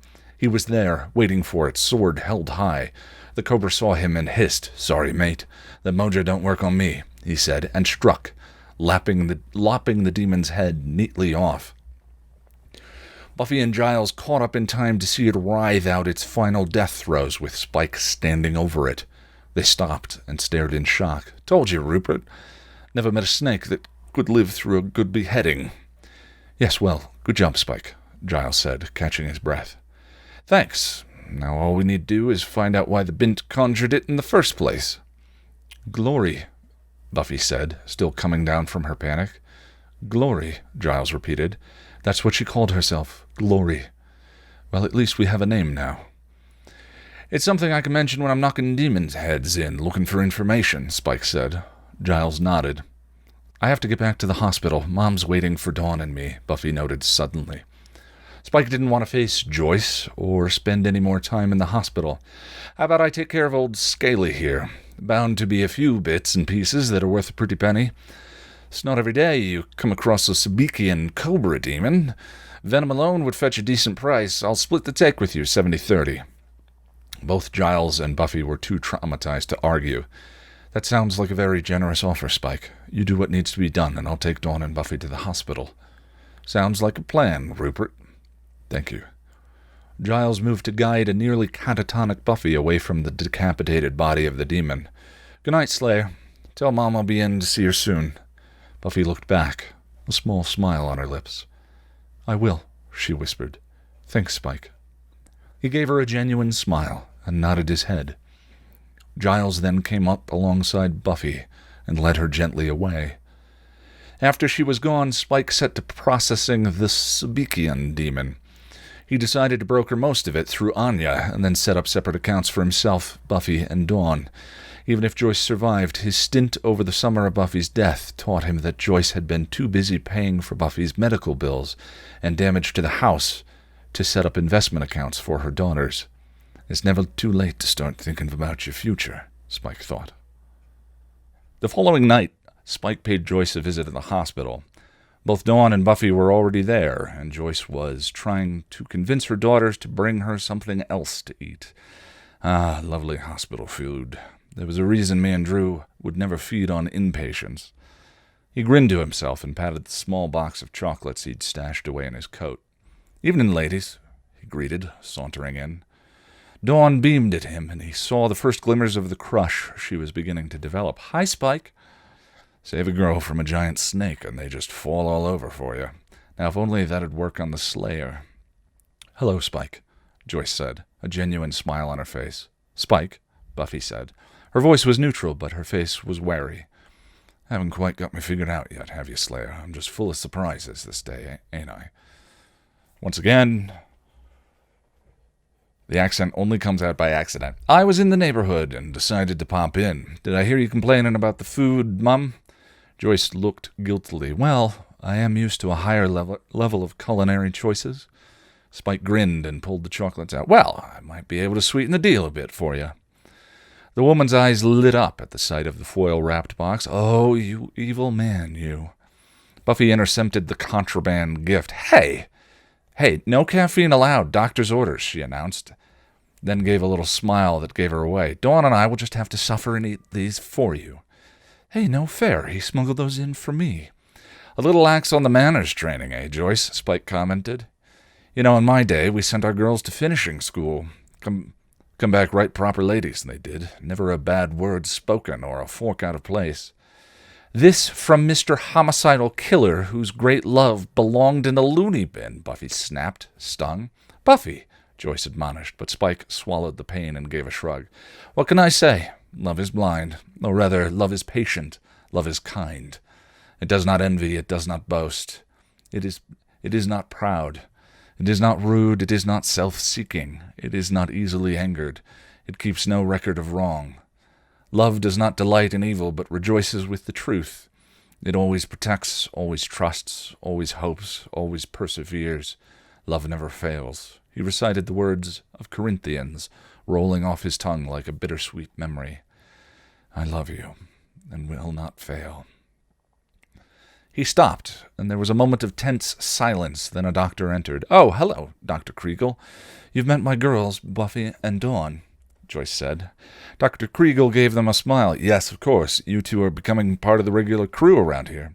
And this is, Joyce began, but Spike interrupted, shaking the doctor's hand. William, I'm a friend of the family. The doctor gave him a weak smile. Pleased to meet you, William. I'm sure Joyce is glad to have so many visitors. Just keeping her company, Buffy explained. Good for you. Just be careful you don't wear her out, the doctor warned. Don't worry about that. I woke up exhausted. There's really no more exhausted to get, Joyce said. Well, maybe some good news will help. The blood work has come back from the lab and everything seems fine, so we've gone ahead and scheduled your surgery for the day after tomorrow at 10 in the a.m. How does that sound to you? Joyce managed a small joke. I think they have me scheduled for volleyball, but I'll work on it. Dr. Kriegel smiled at her attempt at humor. All right, then. Joyce, you take care. Make sure to get some good solid rest, and I mean that. Joyce's face fell as the doctor left, and she looked forlorn. What's wrong, Mom? The day after tomorrow? I don't know if I can stand to be stuck here for 2 more days just waiting. Waiting? Give me a break. We've got tons to do, Buffy said. Yeah, we've got soap operas to watch and trashy magazines to read, Dawn added. Can't miss those, Mom, Spike agreed. Oh, and an adjustable bed to fiddle with. That alone will be keeping me going for the next few hours, Buffy announced, discovering the controls. Now, Buffy, I really don't need you to stay here all night. I know you've got patrolling to do. Not tonight. Tonight I have Mom taking care of to do. Besides, Riley is filling in for me with the others. I'm sure they've got everything under control. You left the Scoobies with Soldier Boy? He blurted, knowing full well that Riley was spending more and more time at Willie's in the vamp whorehouse. Buffy looked defensive. He can handle it, and they know what to do. Still, I've noticed the captain's been a little off his game lately, looking a little paler than usual. More so than his white bread pasty. Buffy raised her chin. Riley's fine. He's just having a hard time right now. He's still recovering from the stuff the initiative did. You and him. And she trailed off. All the better reason for me to lend a hand. Besides, I like a spot of violence before bedtime. Impulsively, not thinking and not seeing the shocked looks Buffy and Dawn gave him, he leaned over and kissed Joyce on the cheek. Night, Mom. Gotta go. Stuff to kill. Joyce gave him a tenderer smile. Good night, Spike. He gave them an absent wave, and he swaggered out. Toodaloo. I'll pop by tomorrow. He didn't see Buffy staring at him. A deep frown on her face. As he thought, Soldier Boy had abandoned the Scoobies in deference for a vamp suck job, and he came upon Giles, Willow, and Xander grossly outmatched by a pair of female vamps. Throwing himself into the fray, he dusted one while Willow scored a lucky shot with another. Good work, Red, he complimented. Willow gave him a shell-shocked look, but smiled. Thanks, Spike. The 3 humans were breathing heavily. Giles and Xander took quite a few blows, and the pain showed on their faces. My God, a rough night, Giles gasped. Whoa, I did one of them. Yay on me. Pretty cool, except for the part where I was really terrified, and now my knees are all dizzy, Willow said, losing her balance. Spike caught her and steadied her on her feet. And Spike got the other, Xander said. Good for you, Spike. That was not Giles. Good for you, Spike. Now, why are you here? Giles asked, catching his breath. Just came from the hospital.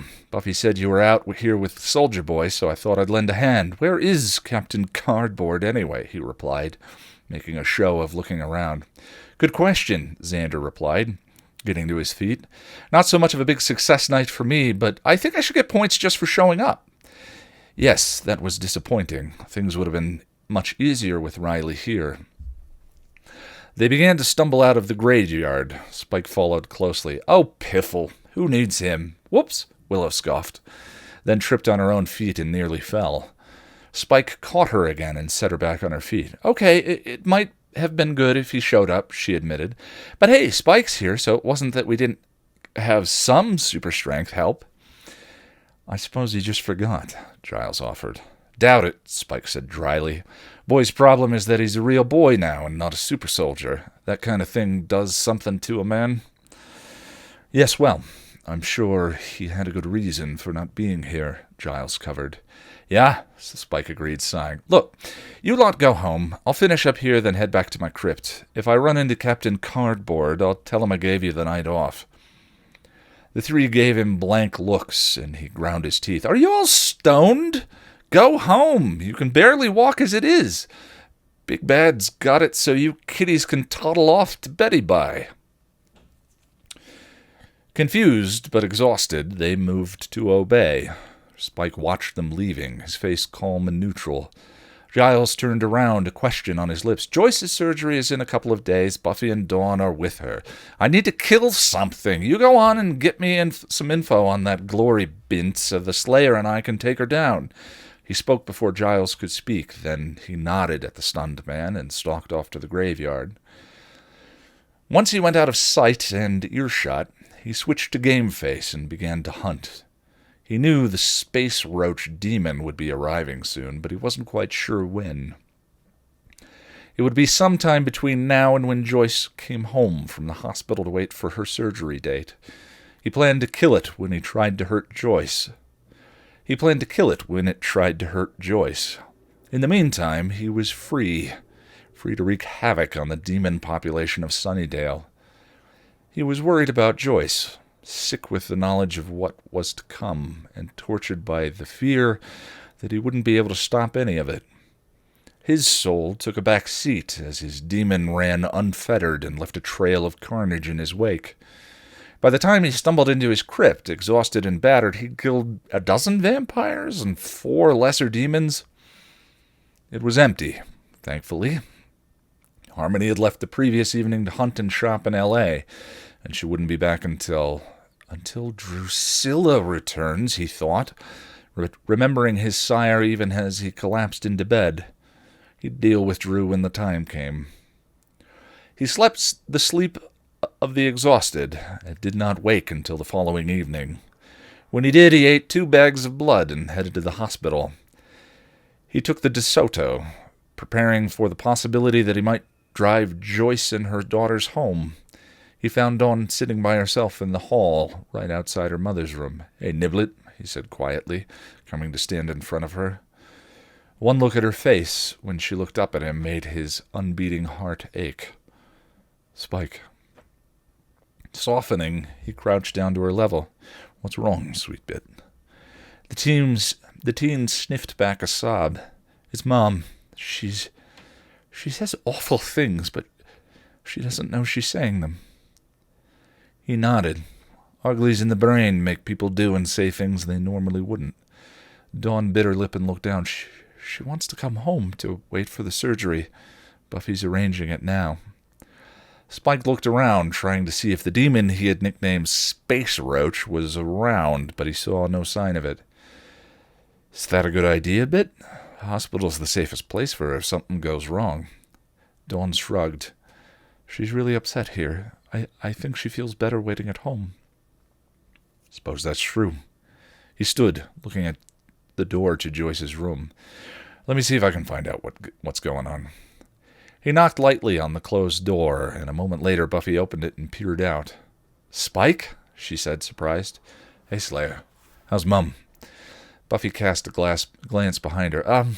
Dr. Kriegel said she can go home and come back for her surgery. She's getting dressed while the doctor gets the medications ready." "Do you need a ride? I have my car tonight," he offered. Buffy looked taken aback, and for a moment he thought she might actually take him up on his offer, but then she shook her head. We have Mom's SUV." "I didn't know you could drive, Slayer." I can't, she admitted. Driving without a license, then, he said with an amused wiggle of his brow. Decided to walk on the wild side, eh, pet? Buffy smiled and shook her head. No, Buffy and cars do not mix. Gonna let Mum drive, then? He asked, concerned. She nodded. Is that wise? Buffy shrugged. It's not that far. Spike didn't like it. I'll follow you home, at least. Make sure you get home all right and settled in. You don't have to. Look, Slayer, I don't want to be the one who has to explain to Giles that you, your mom, and little sis got wrapped around a tree because I let you put a woman with a brain tumor behind the wheel. Buffy still looked unconvinced. Slayer, what harm is there in my making sure you get home in one piece? He pressed. Buffy sighed and relented. Okay, I guess it's probably a smart thing to do. Mom's not been herself today. Spike nodded. Bite-Size told me she's been saying things that weren't very nice. Buffy looked away and hugged herself. Yeah, she said faintly. How are you holding up? She was cut off by her mother, fully dressed, coming out of the room. It feels so good to be out of that damn hospital gown. She stopped when she saw Spike. Spike! Hello, Mum. Come to help me escape, have you? He gave her a wry smile. I tried, Joyce, even offered to get the getaway car, but your eldest would have none of it. I have to settle for backup this time around. Joyce chuckled and pushed past him, heading for the nurse's station where the doctor was filling out forms. Dawn jumped to her feet, and both girls joined the mother at the counter. Spike stood back, but kept an ear out as Dr. Kriegel gave Buffy instructions. He was looking for Space Roach, but so far still no sign of it. That made him uneasy, because he knew from second-hand accounts that the demon was nearby. Well, I guess we're all set, then. You've got my phone number, pager number, and here, the doctor said, handing Buffy 3 prescription bottles. Those are the medications I talked to you about, the sedative and so forth, painkillers. Buffy looked at the bottles, uncertain. Right, I remember. If this is going to be too much for you, we can make your mom perfectly comfortable here. Spike thought he heard something and whipped around to face the mental ward doors, but there was nothing. Wary, he moved closer to Joyce and the girls, taking up a protective stance. Dawn gave him a confused look, but he waved her concern away. No, I've got it. I really appreciate, Buffy was saying when her mother suddenly snapped at her harshly. You look like your father when he cries. Buffy blinked and looked wounded, triggering Spike's protective instincts. Hey now, Joyce. Joyce turned on him, eyes hardened and crazed. You think it will make a difference? It didn't for Angel. He was still a monster. Spike froze like a deer in the headlights at Joyce's words. She can see my soul, he thought frantically. Mom, Buffy said, tugging at her mother's sleeve. Joyce snarled and put herself in front of Buffy. You'll never touch my daughter. Buffy looked apologetic. Spike, I know, Slayer. Dementia, lived with it with Drew. Know all about it and the nasties it entails. Buffy gave him a grateful smile, thankful that he understood, then turned to the doctor. I told you she's been... The doctor nodded.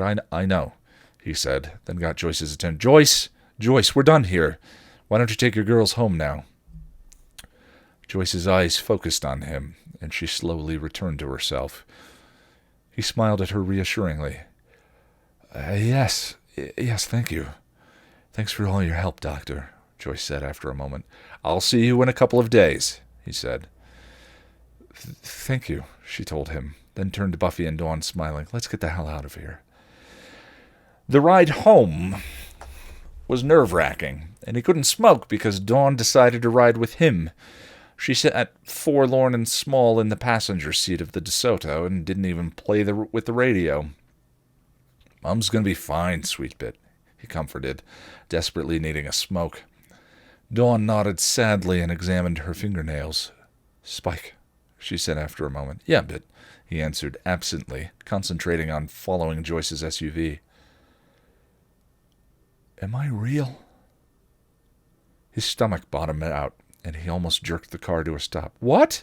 He said in a panic. Does she know? No, she can't know. She didn't find out until Buffy's birthday when we broke into the magic shop. These guys, crazy guys, 2 of them, Both said I wasn't real. Well, you said it yourself. They're clear off the rockers, he covered. What are you doing listening to loonies like that? Dawn shifted uncomfortably. I don't know. It's just that sometimes... Look, Dawn, you're 14 and going through a lot of changes. It's normal for you to be questioning yourself. But don't take it too far. She looked unconvinced. Do you feel real? He finally asked. Yes, I think. Let me put it this way, Niblet. If I didn't have this chip in my head, you'd be a nummy treat. You'd bite me? Really? She sounded happy at that. In a heartbeat. He gave her a side glance to see her smiling at him. What? That's a compliment coming from you. Thanks, Spike. He shook his head and focused back on driving. Teenagers. On to Chapter 15. Cat's going a little crazy. Sorry if there's background noise. Once at the Summers house, Spike supported Joyce while Buffy unlocked the door. The woman visibly sighed with relief at the moment she crossed the threshold. It's nice to be home, she admitted. Nice to know you are home, Mum, Spike said. Do you want to get into bed, Mom? Dawn asked. Buffy turned on the foyer light, and Joyce shielded her eyes. Oh, that light. Oh, Buffy, no. It's too bright. It's too bright, she cried, starting to panic. Oh, okay, Mom, Buffy said, hurrying to turn off the light. Buffy, it hurts. It hurts my eyes. Buffy looked at a loss, not understanding. It's all the lights, Pat. Even the ones in the other rooms. Gotta turn them off. You go ahead and turn off the lights upstairs while I help Mum up. And Niblet turns off the lights down here, Spike told them. Okay, Buffy agreed, getting flustered. The girls scattered, hurrying to turn off the lights, and Joyce started to calm down. Spike steadied her and took her by the elbow, guiding her to the stairs. It's all right, Mum. I can see in the dark. I won't let you stumble, he whispered soothingly. Oh, okay. Slowly, they made their way up the stairs. Buffy met them at the top, offering her hand. Here we go. It's okay now. Together, they helped Joyce into her room, and Spike let Buffy take it from there. He waited until she came out of the bedroom before setting Phase 2 of his plan in motion. Gonna patrol, Slayer. Excuse me. I'll check in tomorrow and see how things are. That was Spike Hooper. That wasn't me. That would be gross. She gave him a nod, and he gave her a smile. Dawn was coming up the stairs as he was going down. I'm off to keep Sunny Hells safe from my friends, Bit. I'll see you tomorrow, he quipped, passing around the stairs. Good night, Spike. Thanks for your help. Night, Bit. He detoured through the kitchen and picked up a large knife from the butcher block on the counter. He remembered that Space Roach could be killed by severing its spinal cord, or whatever it had in place of a spine. Tucking the knife into his duster, he left the house to stand sentry. When Space Roach came crawling, he'd be ready to squash it before it could come anywhere near Joyce or the girls. He did a few sweeps of the block and the neighborhood, but no extraterrestrial bugs revealed themselves. He returned to stand sentry, taking his place behind his tree, and waited. The night passed. Spike heard the television playing in the living room. There was a brief commotion a while later that appeared to be Joyce having another fit of dementia, but the girls got her back to bed. Shortly thereafter, Spike heard Buffy in the kitchen. She had turned on the radio and was playing salsa music. Confused, he approached the back door and peered in through the window. There he saw Buffy crying at the sink. Water on, music blaring to hide her tears. Feeling like an intruder and not sure if he could keep his presence secret much longer because the urge to comfort her was so strong, he backed off the porch and stood on the edge of the lawn. A moment later, he heard the first scream, followed closely by the second. It took him a moment to register it was coming from inside the house, but he heard another scream. It was Dawn's, and he would recognize her voice anywhere. Realization hit him like a brick, and he cursed. Damn, the thing is already in the house. No longer worried about Buffy seeing him, he burst into the house. "Buffy!" he yelled as he raced through the house, heading for the stairs. "Spike, what?" he heard her say, but he didn't stop. Dawn's screams were in his ears, and he was insane with panic and rage. He took the steps 3 at a time, moving as if the very legions of hell were on his heels, and barreled for Joyce's bedroom. He found Dawn trying to help a writhing Joyce clear her face of viscous goo. "Dawn!" he hollered. "Spike, the bed! It's under the bed!" Dawn screamed. Just then the creature skittered out from under the bed, leaping up and crossing over Joyce's legs. Dawn screamed again, and Spike roared. He lunged for the demon, but it leaped up. Spike spun, swinging his fist, and hit its hard shell, slamming it towards the doorway and into Buffy, who'd come running after Spike. "Buffy!" Dawn yelled. Buffy ducked, kicking out with one foot at the creature, but she missed and it skittered down the hall. "Oh my God, Mom!" she cried, turning and rushing to her mom's side. "She's all right, Slayer, but Space Roach is still in the house," Spike said.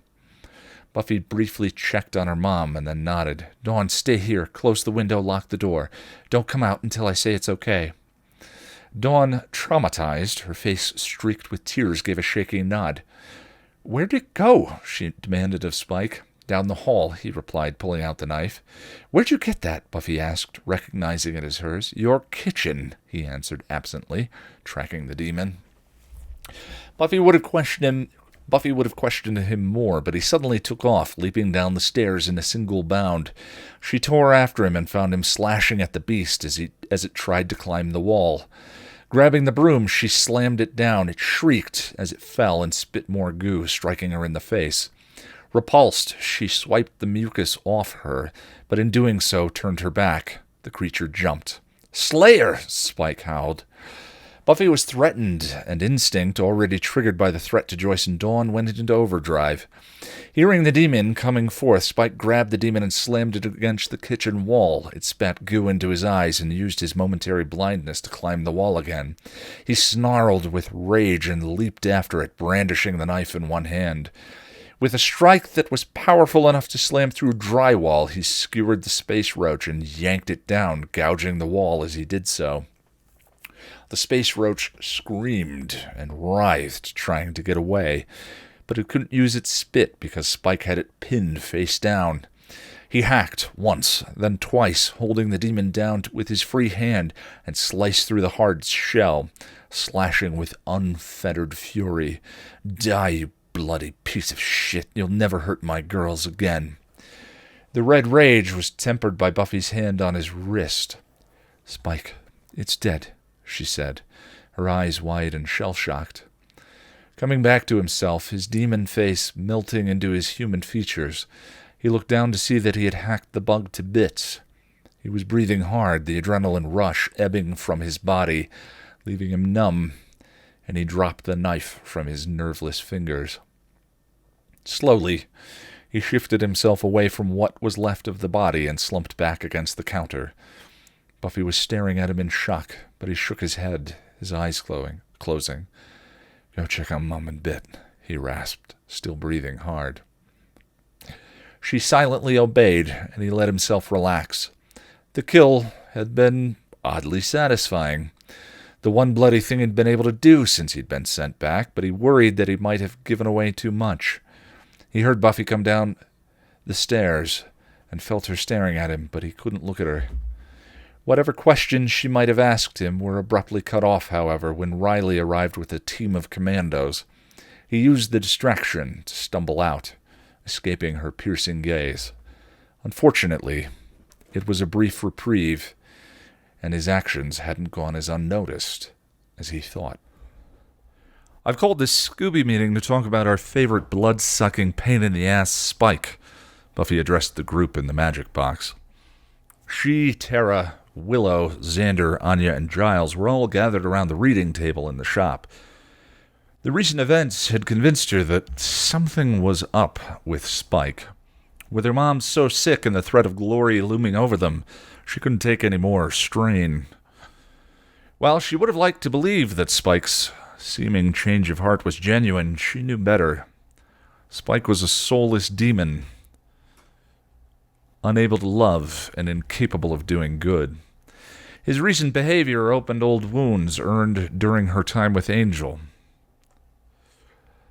Wounds caused by her ill-fated love affair with the demon. She could not repeat her previous mistakes. Joyce and Dawn adored Spike, and he was making progress in winning over her friends, but she couldn't afford the luxury of forgetting what he was. To do so could mean the death of them all. So if she could not bring herself to see him as anything other than a serial killer in prison, then she had no choice but to conclude that he had some hidden agenda for being so helpful. With so much at stake, her mom, her sister, her friends, she had no patience for unexpected variables. If the bleached wonder knew something, he was going to give over, even if she had to drag it out of him by his insides. I think he knows something that he isn't telling us. He's been around an awful lot lately, and it seems like he's been in all the right places at the right times. I don't think it's a coincidence, she continued. Giles cleaned his glasses, his face pensive.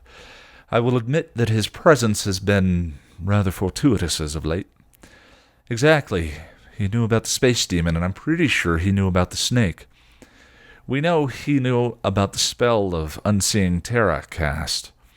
He's been patrolling, hanging around my mom and Dawn, and behaving like a guard dog for the past 4 weeks, and it's giving me the creeps.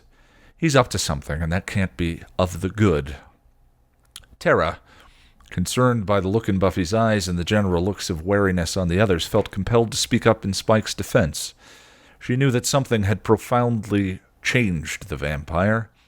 His aura was completely different, and she strongly suggested that he had a soul, but she wasn't sure.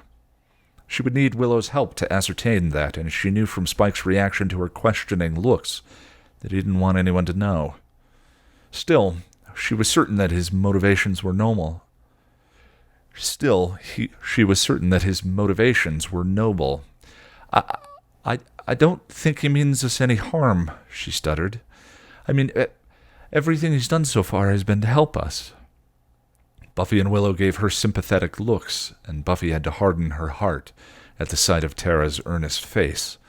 She hadn't known Spike during the time of Angelus or lived through the terror of those months. Terra couldn't know Spike's true evil nature because she'd never seen it. Terra, baby, I know you haven't been with us all that long, but Spike's plotted against us before, Willow said gently. I know about what he did with Adam, she argued, slightly miffed. What I'm saying is that I don't think his motivations are evil here. He's a demon, Terra. His motivations are always evil, Xander countered. But he's helped us before, she pressed. While Spike has been useful to us in the past, he's still a demon, Terra, Giles explained. As a demon, he is not capable of unselfish acts. Every time he has helped us, ultimately it has been revealed that his reasons were self-serving in some manner. Terra was convinced they were wrong, but afraid to tell them why. She had seen the look on Spike's face the night he stood with them against her family. He knew that she could see through his facade, and had been afraid. Whatever his secrets, they weren't hers to reveal, and she wasn't about to break his confidence. But how can his helping us now be self-serving? His ultimate agenda may yet to be revealed, Giles answered. Unless he's working with Glory, Buffy said. It was a stretch, but it was possible. No, Terra denied. I can't believe that. Everything he's done has been to help us fight Glory, even when he was working with Adam and pretending to be working with us. It was obvious that he had ulterior motives. Willow, surprised and concerned by her lover's vehemence and inclined to trust Terra's intuition, tried to find a reasonable explanation. Maybe he isn't working with her, but I don't think we can deny that he knows what's going on. Maybe he has some kind of inside information. Giles nodded. He does seem to have quite a few contacts in the demon world. Perhaps one of them is feeding him information, which he is using to help us, Terra pointed out. However he knows what he knows, I'm convinced he knows about Dawn and about Glory, Buffy interrupted. I also think he knew about Mom. You did say that he was awfully vehement about taking your mother back to the hospital for a CAT scan, Giles noted. Buffy nodded, a lump forming in her throat. I think he knew about the tumor. And kept trying to get her back to the doctor, Tara insisted. The others gave her impatient looks, and she wilted in upon herself, feeling rejected and outcast. I think he may know what is going to happen, and we need to find out what he knows, Buffy declared, an angry glint in her eye. She'd had enough. There was no room in her heart for doubts or sympathy for the undead. Too much was on the line. Her mother and sister's lives were at stake, and she wasn't going to let them down. And how he knows it, Anya piped in. Exactly, Buffy agreed. Willow, seeing Tara's hurt look, tried to placate her. We could do a spell, a truth spell, to see what he knows. That way he can't lie to us. Buffy nodded. I've asked him to come here tonight. He should be arriving any time now. Willow moved to stand. Do you want us to get the spell ready? Buffy shook her head. Not yet. I want to see what I can get out of him without the spell. Then we can compare the two stories we get and try and figure out the truth. How do you intend to get him to talk to you? Giles questioned. A knowing smirk came to Buffy's face, and she clenched one of her fists. How else? Demons respond very well to pain. But Buffy, Spike can't fight back, Tara said, concerned. She had seen Buffy use violence to vent her frustration and feared for Spike if he fell into the grieving Slayer's sights. Don't worry, I won't hurt him too much. He still has to be able to talk. She had no qualms about beating information out of Spike. She'd done it many times before, but lately he looked so wounded when she heard him. Her heart twinged, but she pushed it aside.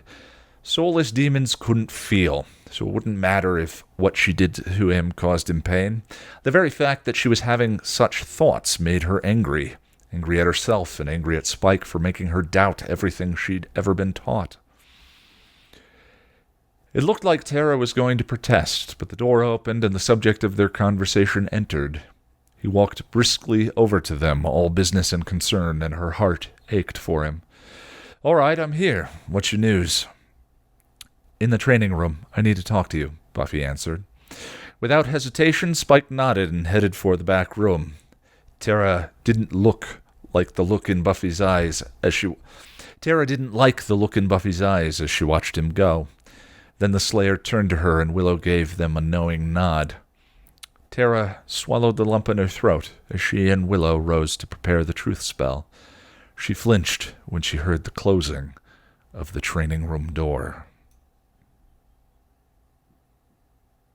All right, we'll do another chapter.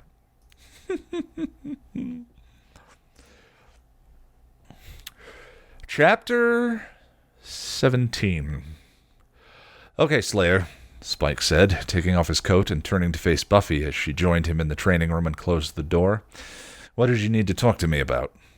The blow came from nowhere and knocked him straight across the floor. The duster fell from his hand, landing in a crumpled heap.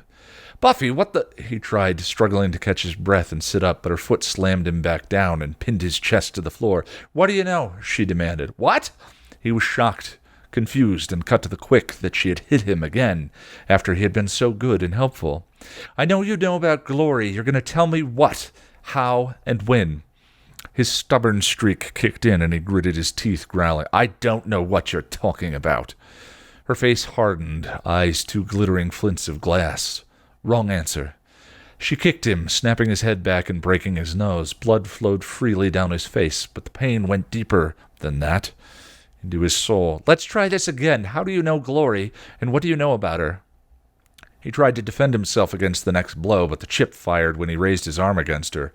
He screamed as the pain hit from the chip and her kick. Poor Spiky. It's your own fault. Just tell me what I want to know, she taunted. He glared at her, nearly blind with the pain, and set his jaw defiantly. Sawed-off bitch. She tisked and shook her head. I see you're going to make me get nasty with you. Oh, well, I tried to be nice. Gonna have to sweep the floor with you, she sing-songed, her eyes glittering. And if I break your back again, oh well, bonus. She kicked him in the stomach, and he howled, but refused to give in. Instead, he curled in on himself, retreating into his mind the way he had whenever Angelus beat him.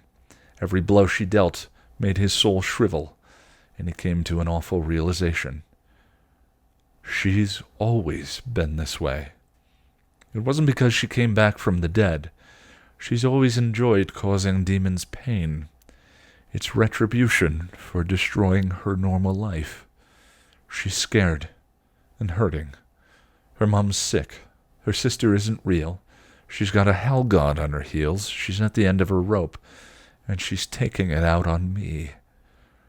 She's always taking it out on us, just like I go out and kill when I'm feeling poorly.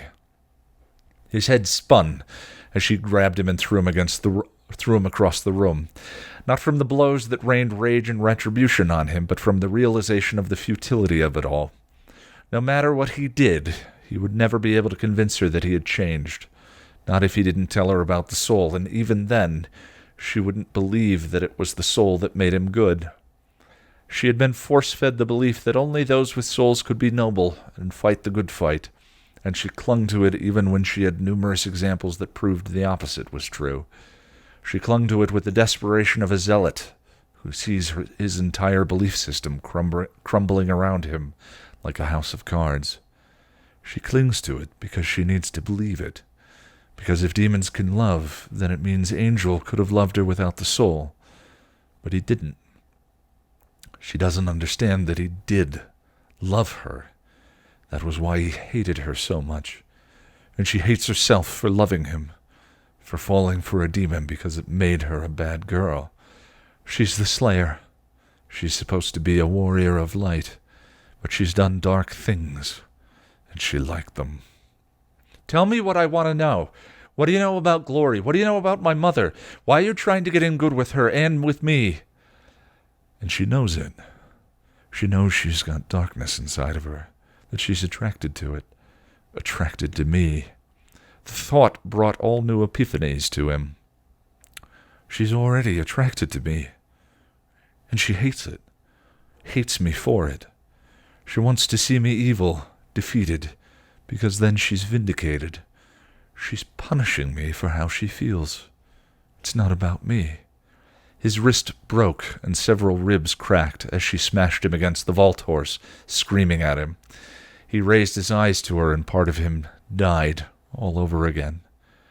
Nothing I can do will make any difference. I'll never do anything. I'll never be anything but a soulless, evil thing to you. Why did I ever hope I could make amends? What do you know about my mother? She seethed. He managed a crooked smile before she bashed his face and sent him crashing hard to the floor again. He didn't try and fight. Go ahead, girlie. Do your worst. I've been tortured by blokes much better than you that couldn't break me. I've survived a hell god and my own grandsire. Your little tantrum's nothing compared to them. There's nothing you can do to me that hasn't already been done, except stake me. And at this point, I don't give a damn if you do. He heard her still screaming, felt her land more blows, but he was losing consciousness and everything seemed so far away. He let himself fall into despair. He was there, quiet in his pain, both physical and emotional, when he heard the training room door open and several gasps. "Oh, dear God!" Giles' voice breathed. Then Buffy's incoherent blows ceased, and hurried footsteps made their way to his side. He recognized Tara and Willow's scents before they even reached him. Both of his eyes were swollen shut, so he had to rely on his sharp hearing to tell him what was going on. "Spike! Oh, God, Willow, he's covered in blood," Tara's voice said, hitching on choked breaths. There's a first aid kit by the wall. I'll get it," the witch announced, and he heard her leave his side. Somewhere nearby, Xander and Giles were talking quietly as Buffy sobbed. He wouldn't tell me, and he heard her admit, her voice thick and trembling. Giles then asked Xander to take her out of the training room. Shortly thereafter, he heard the Watcher join Tara. "He's all broken, Mr. Giles." "Yes, I can see that, Tara. However, since he is not dust, we can assume that he is still with us." "Barely," he managed to croak through bloodied lips. Willow returned with the first aid kit. He heard her open it and spill out the contents. "Willow, I doubt that will be helpful. Spike's injuries are extensive," Giles said. "We could do a healing spell," Tara offered. Work, work, Glinda, he whispered. No living flesh. Won't work, Glinda, he whispered. No living flesh. A pain spell, then? Willow amended. He gave a slight nod. Might work. Okay. I'll get the stuff, Willow agreed, and he heard her leave. There was silence for a short time, and he concentrated on quelling the pain and listening to the breathing of the two mortals next to him. Terra was crying softly, and he could smell the salt of her tears. Don't cry, Glinda, he told her faintly. Old Spike will be fine. Takes more than a slave's temper tantrum to do me in. He heard her laugh softly. You called me Glinda. "'S what you are, isn't it? The good witch." She didn't reply as Willow came back in. He heard the jingling of the spell components and a second set of footsteps. "Oh, man, you are so trashed," Xander's voice said. "Gee-man, is he going to be okay?" "Yes, I believe so," Giles replied. "Where is Buffy?" "Sitting at the table. Anya's with her. She looks pretty sick." "Yes, well, I'll get to her in a minute. For now, I have other matters to deal with," Giles answered tersely, and Spike was certain he detected a note of disapproval in his voice. "Do you need my help?" "Not yet. Willow and Terra are going to cast a pain-blocking spell so she can set his bones and move him. I'll need your help carrying him." "We're almost ready, Giles," Willow announced. Spike heard Xander come close. "Jeez, man, why didn't you just tell her what she wanted to know?" "Bitch can fuck off," he thought to himself, but answered, "Don't respond well to pain." The witches cast their spell. He could feel the fine powder that they had prepared sprinkling down his face. As soon as they finished their incantation, the pain eased considerably, and he relaxed. "Is that better?" Willow asked. "Yeah, made it tolerable. Thanks, Dux." "Here, help me arrange his limbs. We need to set the broken bones before they start to heal," Giles said. Spike felt several pairs of hands on him, realigning and strengthening his bones, and he was touched by their gentleness with him.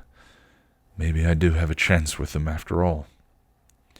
"Spike, do you have full feeling throughout your entire body?" the Watcher asked.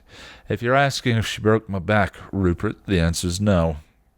"Well, thank God for small favors. At least you aren't looking at an extended recovery time." "A week at least," he predicted. "Xander, bring my car around back. We'll take him out through the alley door," Giles decided. Spike heard Xander give a grunt of agreement and the jingle of keys as Giles passed them over. "Will he be okay in his crypt?" Willow asked worriedly. "We're not taking him there," Giles responded. "Oh, you're not?" he said, confused. "No. As much as I hate to admit it, you would be too vulnerable there. No, I'm afraid I have no choice but to bring you to my place during your convalescence," the Watcher replied, then gave orders to the two witches. "There's a set of tent poles and a canvas in the basement. We can make a stretcher out of it and move him more easily. Would you get it for me, please?" "Right away, Giles," Willow agreed, and Spike listened to them leave. He was getting tired, struggling to stay conscious now that the pain had eased, but there was one more thing left to do. He waited until he knew they were out of earshot before addressing Giles. "Her scent," he admitted, even though it was a lie. Well, not really. He had smelled something before. He had smelled something wrong with Joyce. But before, he hadn't spent enough time with her to pick up on it. "I beg your pardon." "Joyce's scent. So I knew. Big bad predator. Could smell the sickness on her." Giles was silent for a moment, then said quietly, Yes, of course." His voice was tired, defeated, as if he felt he should have discerned that for himself and was angry that he didn't. "Rest now. You need to conserve your energy. Mind if I pass out, Roops?" "No, not at all. It would probably be best if you were unconscious while we move you." "Yeah, 'cause I'm feeling just a bit knackered." "I can't imagine why," Giles responded dryly. "I can't either." He breathed softly, the darkness coming to take him. "Hey, Rupert." "Yes. Don't forget my coat. Dropped it somewhere when she hit me." "I'll be sure to get it." "Thanks." It was the last thing he said before he fainted. Spike slept for the better part of the next 2 days, only regaining consciousness to drink blood that had been prepared for him. The Wicca's spell lasted almost 24 hours before wearing off. By that time, vampire healing had kicked in and most of his bones had set. His other wounds, however, the ones none of them could see, they still ached, and his soul was still in shock. It would be weeks before it came out of its shell. In the meantime, his demon, much better at handling pain, was seething and angry at the treatment that had been visited upon it. Giles came and went, as did most of the Scoobies, but Buffy was strangely absent from the visitors list. He wasn't sure how he should feel about that, and in truth, he was very conflicted. Giles had alluded to Buffy's deep remorse for beating him to a pulp, but no one had come out and actually said she was sorry. He felt that if Buffy's guilt was truly genuine, then the Slayer would have made some attempt to make amends. But so far he hadn't seen hide nor hair of her, not even a message sent through another member of the group. He knew Joyce had gone back to the hospital for her surgery and was crushed that he had missed it. Dawn and Joyce had actually treated him like a man, and even if he had decided to give up on Buffy, he had no intention of giving up on the rest of the girls, or abandoning his plan. He took comfort, however, in knowing that the woman came through the surgery fine and was expected to make a full recovery. Knowing in advance that Joyce would die of a blood clot gave him some options. After thinking about it, he decided that the best course of action was to convince Joyce to go on blood thinners as soon as possible. Of all the Scoobies, Tara was the most solicitous, but her attentions made him uncomfortable because she always looked at him with these knowing eyes. She would cast him questioning glances and make leading comments, and he was hard-pressed to relax around her because he was afraid of slipping up. The girl was just too observant and too smart. One wrong comment on his part, and he would give everything away. As it was, he was certain that she was onto him. Giles seemed perplexed by him as well, and Spike wondered if he wasn't being enough of a pain in the ass.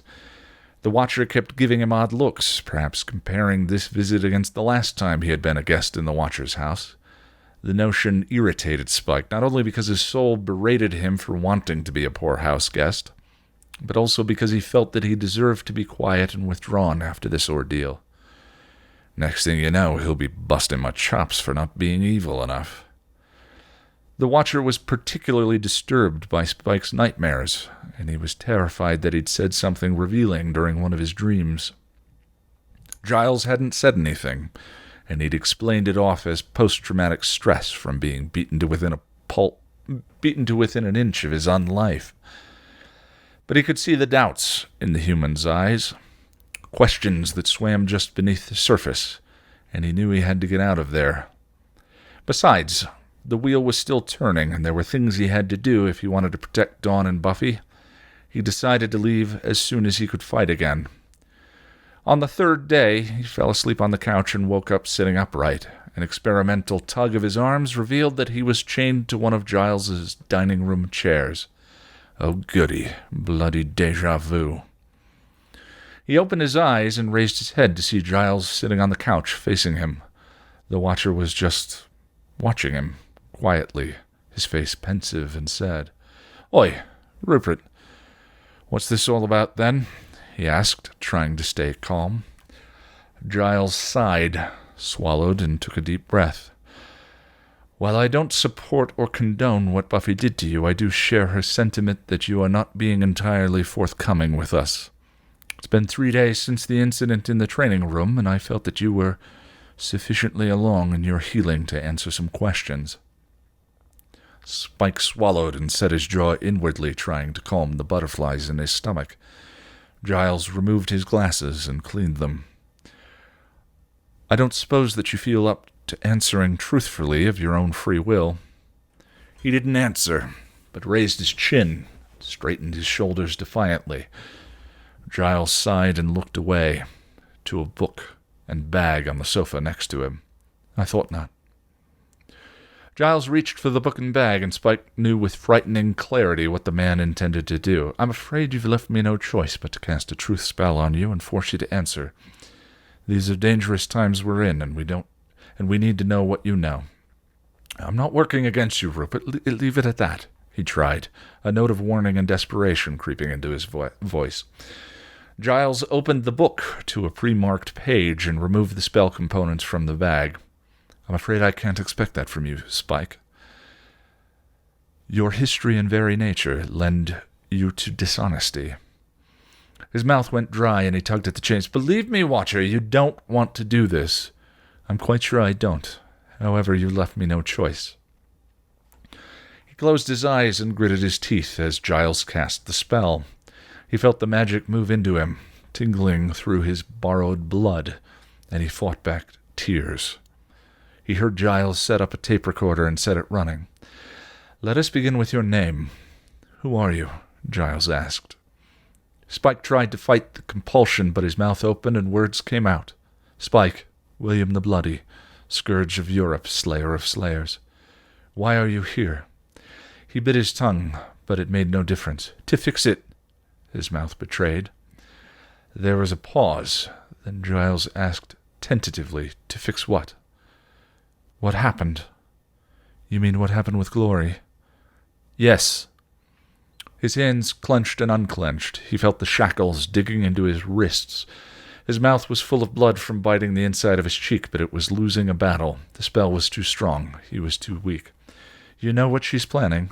Yes, he replied, beginning to rock with sweat and strain. You have an informant in the demon underground? No. Are you working with Glory? No, he roared, his demon coming forth. Never. I would never help that hell bitch. And yet you have had knowledge of her plans. How do you know this? He shook off the demon and set his jaw, fighting the compulsion. He started to shake. No, I will not answer. Drew said daisies always lie. They die. They die. They die. Run and catch. Run and catch. The lamb is caught in the blackberry patch. How do you know this? Giles demanded forcefully. Spike bared his teeth and howled, trying to rip his arms free of the chain. How do you know this? William the Bloody, answer the question, Giles ordered, pulling on the magical line of compulsion. Because I saw it. The reply tore out of him, shredding his efforts to contain himself. You have knowledge of future events? Yes. How? He snarled and growled, writhing on the chair. But he was unable to break the shackles, and he realized that the truth spell was also a spell of binding. You've bound me, you bastard. Giles was relentless. It will wear off in a few hours. Answer the question, how do you know of future events? Because I was there. I lived it. The answer broke him, and he slumped back in the chair, his head bowed. Tears streamed down his cheeks. You lived it? How? He gave the man a hateful glare, breathing hard. How do you think? Giles looked at him, stunned. Then the realization came over his face. You've come back in time? Yes. How far? 2 years. How? Demon. In Africa. Why? Because I wished it. Why? Because I have to make amends. Why? Did you betray Dawn to Glory? No. Why do you need to make amends? He was crying freely now, the tears running down his cheeks as he fought the pain and the memory. Because I hurt her. Who? Buffy. And I wished to make it better. To do it again. To do it different so none of it ever happened. I didn't say when or how far. The demon sent me back here. I thought it was so I could make all of it better. Stop Glory before. Giles stopped, and both men stared at each other, breathing hard. Then Giles spoke softly. Something truly horrible is going to happen, isn't it? Spike nodded. Yes. Buffy dies trying to save Dawn. He gave a hysterical laugh that broke into a sob. Oh, Rupert, that's only the beginning. Over the next several hours, Giles dragged the story out of him, ripping it out with endless questions until Spike finally gave over, too exhausted and raw to fight any longer.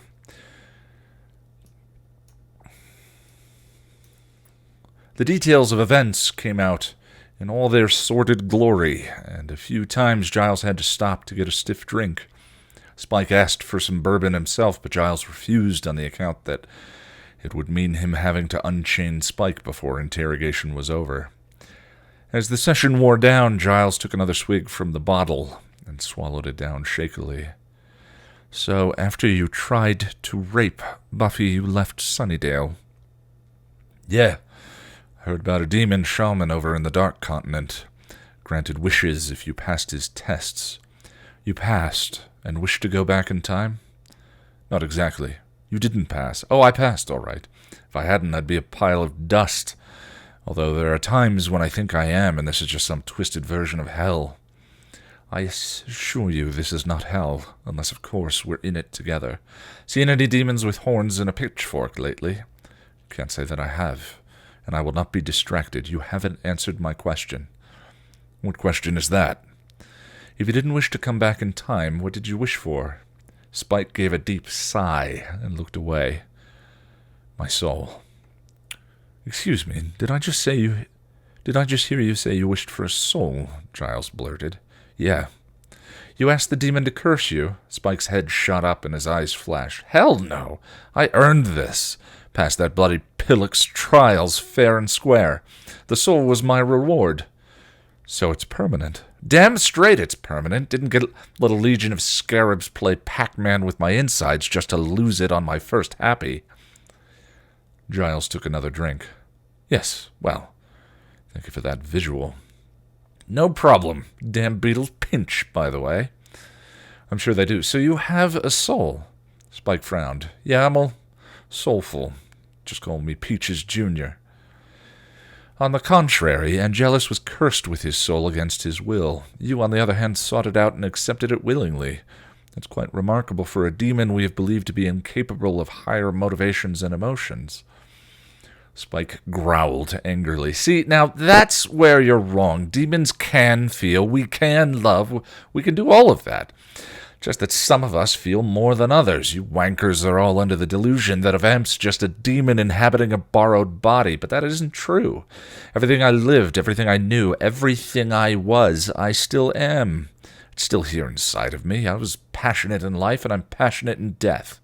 I love, I hate, I care, I feel pain."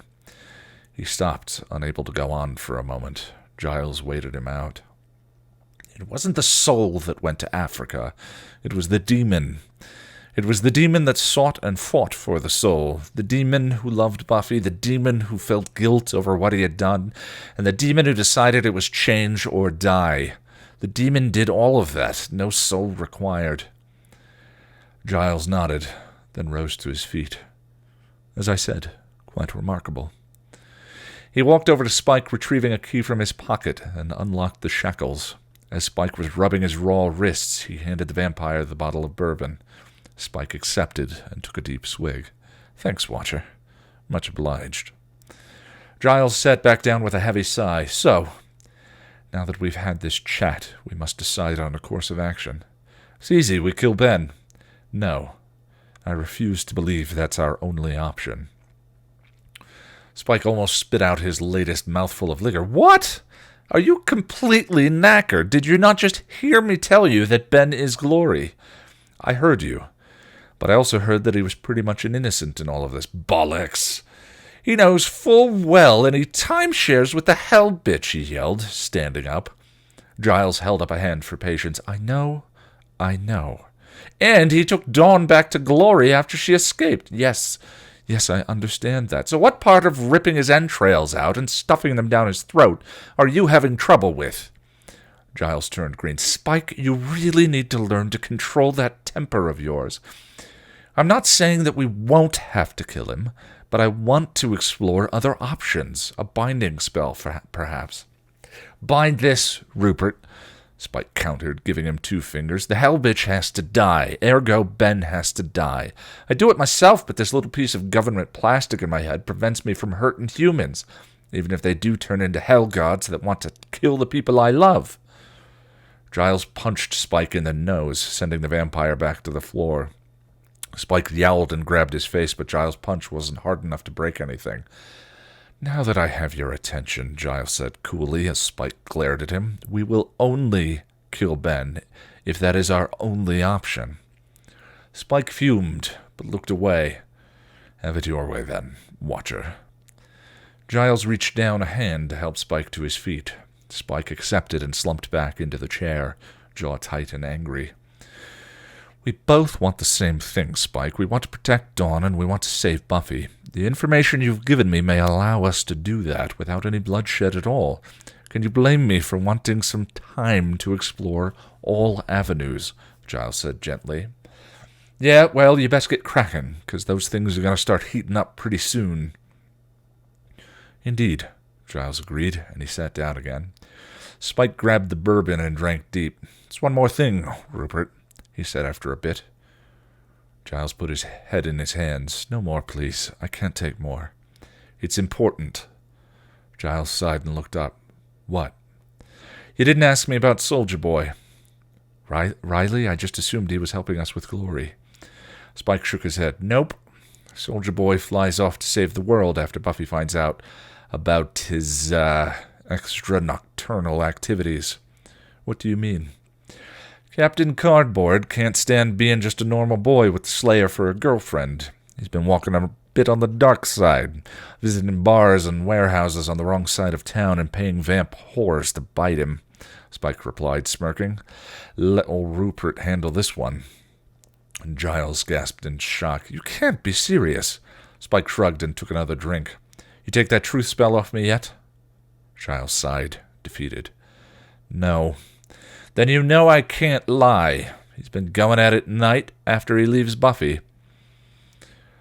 Last time around, yours truly was the one to give him away, but I think I'll let you have that honor this time. Giles put out a hand in askance for the bottle, and Spike gave it to him, feeling somewhat vindicated. It made him evil, wanting a little payback for what had been done to him, and he gave a little mirthless grin. You know, Rupert, I'm glad we had this talk. I mean, I did fight you fist and fang, but you bested me, by cheating, I might add, and forced me to give over. But now that I have, I feel as if this great weight has been lifted off my shoulders because I'm not alone with it any more. Seeing Rupert's glazed expression made him want to twist the knife just a little bit more. Thank you, Rupert, for being strong enough to do what you had to do. Took a lot of balls, but then I always knew you had it in you. Didn't you, Ripper? Giles looked at him dazedly and shook his head at the smiling vampire. I'm glad one of us feels better, he said, taking a swig from the bottle. Here Is Gone by Terri Botta, Chapter 20. Spike was awakened from his slumber by Giles closing the front door. Turning around slowly, he rolled to face the man, watching him with interest as he moved about the kitchen, removing items from a paper bag. He then saw Giles pour himself a glass of scotch. Oi, Watcher, bring me one of those over here, will you? He called. Giles nodded, poured the requested drink, and joined Spike in the living room. The dejected slump of his shoulders and weary look as he sat down told Spike all he needed to know. Did you get more Weetabix? Yes, and 2 more bottles of bourbon. Nothing like drowning your sorrows. Thanks, he said, taking the offered drink. I take it you followed my advice. He was referring to Giles's revealing Riley's habit to Buffy. The man sighed and nodded sadly. Yes. How'd she take it? Not well, I'm afraid. She was very distraught. Spike nodded, remembering. He'll be gone soon, off to save the world or some such rot, and abandoning her, all because he needed to feel self-important. Pillock. She's better off without him.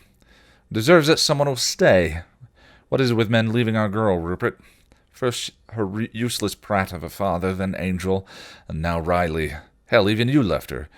You've made her think she wasn't good enough for anyone to stick around. Giles rubbed his forehead tiredly. I'm sure I had good reasons for leaving. No. It was just that seeing your slayer die a second time broke you, then seeing how she was after they brought her back broke you again. You were just protecting yourself, Spike replied plainly. There was no malice or gloating in it, just a simple statement of truth. Yes, well, hopefully together we can avoid all of that. Spike's eyes took on a faraway look, and he spoke into the bottom of his empty glass. Do it or gonna die trying. You know, she said it. On the night it all went down, she said all of us were gonna make it. I thought it would be me that died. This time round, I'm gonna make sure if somebody's gotta go, it's gonna be me. Giles refilled his glass from the bottle. On a happier note, Giles said, Joyce is doing very well, and should be released from the hospital soon. Knew she'd come out of it all right. It was only after a blood clot, you said. Spike nodded. Yeah, real sudden-like. Buffy and the Niblet were all happy, and everyone thought it was all over. Then she up and died. Buffy found her on the couch. Poor woman hadn't known what hit her. Buffy found her. Spike nodded sadly. Yeah. Giles rubbed his temples. Good Lord. Way I see it, the best way to prevent that is to get her on blood thinners, he said. Blood thinners? A good plan, and one that shouldn't be too hard to execute. Spike agreed, downing the rest of his drink. Giles paused, looking down, and Spike knew there was more news. Buffy asked about you today, Giles admitted. Spike reached for the scotch and poured another drink. He took a gulp of it before replying. He needed the alcohol to dull the pain. Did she now? The watcher fingered his glass. Yes. She wanted to know how you were doing. She was concerned. Not concerned enough to not hit me in the first place, he grumbled. Spike, Buffy is under a great deal of strain. You don't have to make excuses for her, Watcher. I know what kind of strain she's under. It doesn't condone her behavior, but you forgive her because she's Buffy and she's under a lot of pressure. I know, and really I do understand. It's not the first time she's done this to me anyway. Giles looked surprised. She's beaten you before. In the future, the nerd trio tried to make her think she killed this girl. Buffy wanted to turn herself in. I tried to stop her. She ended up pummeling me into the concrete in the alley by the police station. When she was done, she just left me there. I could barely move. I had to drag myself back to my crypt, he remembered sadly. But the worst of it was, I knew why she did it. Hell, I'd even told her to put it all on me. I knew I could take it. It was afterwards she never once said she was sorry. Not once. I was just a soulless demon to her. It didn't matter what she did to me. You don't have a soul. There's nothing good or clean in you. That's why you can't understand. You're dead inside. You can't feel anything real. I could never be your girl, he recalled, eyes squeezing shut. She said there was nothing good or clean in me because I didn't have a soul, that I couldn't feel anything real. He stopped, hand trembling, as he took another drink of scotch. Giles cleaned his glasses nervously. Yes, well, that is what she would say. Spike's head snapped up. You know that's bollocks, don't you? Giles looked away, nervous. I'm beginning to understand that. Anyway, back to our Slayer asking after me. What did you tell her? I managed to hedge some. I told her that you were recovering. I also told her what you told me about smelling Joyce's illness. She seemed to accept that. It's true. I mean, if I hadn't known about her illness from before, I still would have known something was wrong. All I had to do was spend some time with her, and I would have smelled it right off. Yes, and it is something we should have thought of. Anyway, what about showing up in all the right places? Now it was Giles's turn to drink. I couldn't tell her the truth. Told her that you'd gotten some tips from a demon in Willie's. Didn't think she could handle it. Frankly, I'm not sure I can handle it, Giles retorted back. Spike shrugged. Told you didn't want to know. And for once I can say you were telling me the absolute truth. They fell silent as they each took another drink. To be honest, I'm very worried about Buffy, Giles confessed. Her behavior tonight and her beating of you is deeply disturbing to me. I fear my slayer is coming apart at the seams, and I am helpless to stop it. Our girl is tough, Watcher. She keeps it together real well. If we can save her mum, it'll do a lot of good. Joyce's death was a real shock. That is heartening. However, I do think that things are too volatile for me to leave. I was planning to return to England to speak to the Watchers' Council about information on Glory. But since you have told me everything I need to know— No, Spike interrupted. You have to go, Watcher. Giles was taken aback. Why? It's one of the things I knew I couldn't change. While you're gone, Red and Demon Girl have a bit of a spat while Red's trying to cast a spell.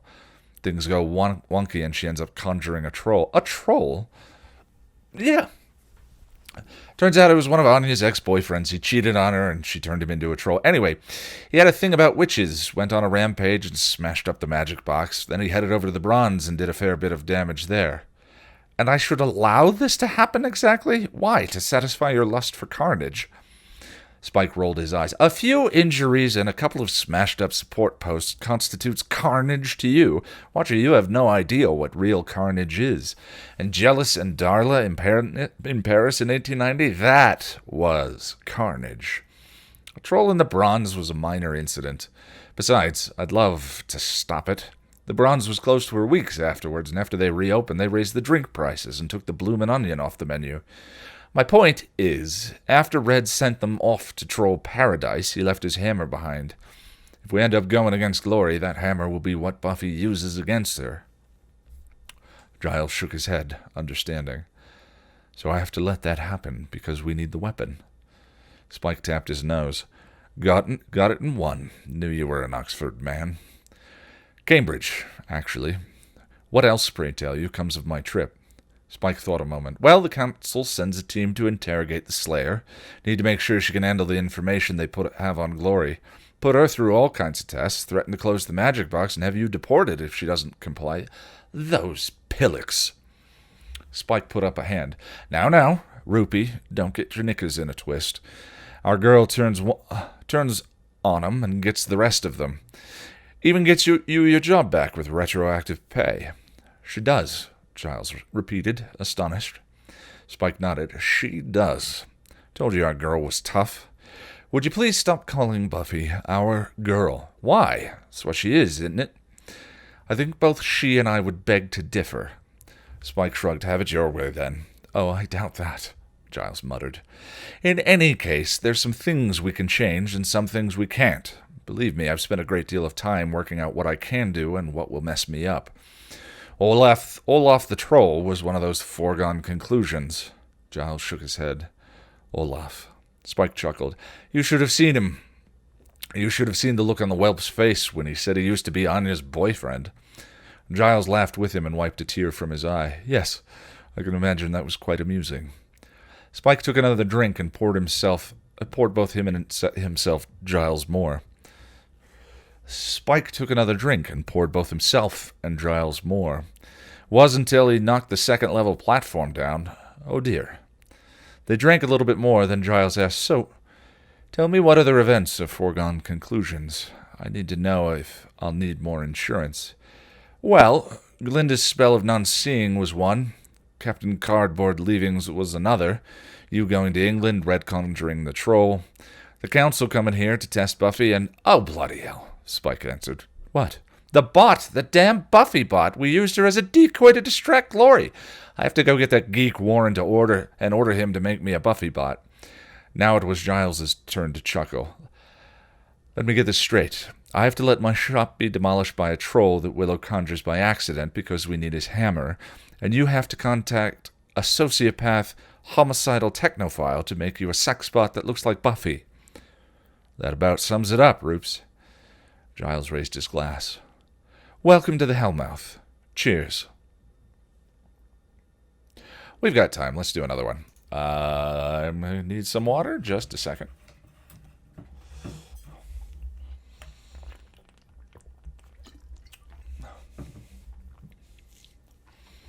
Chapter 21. Passions was on when Dawn knocked on Giles's door.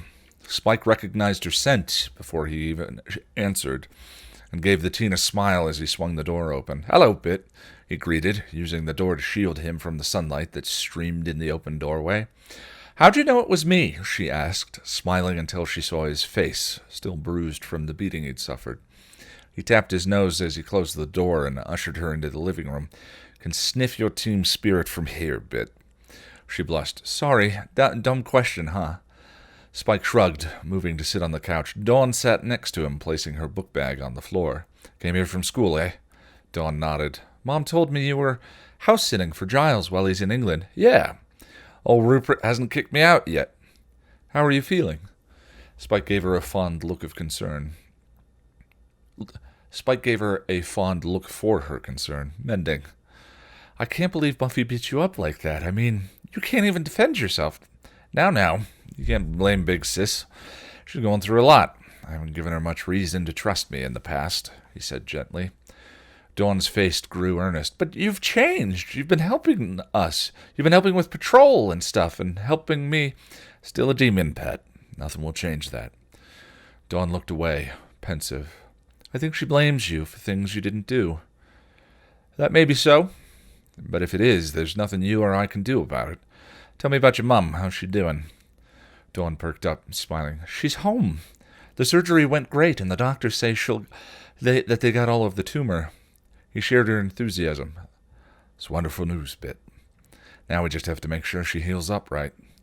Dawn nodded vigorously, and he smiled to himself. "No time like the present." Spike motioned towards the television. "Was watching that show. They have Operation. Lots of blood and guts. They got cameras in the operating room. Shows you everything." Dawn's nose crinkled. "Ew!" "Hey, bloke's gotta get his jollies off some way. Anyway, they were talking about risks after certain operations, blood clots and the like.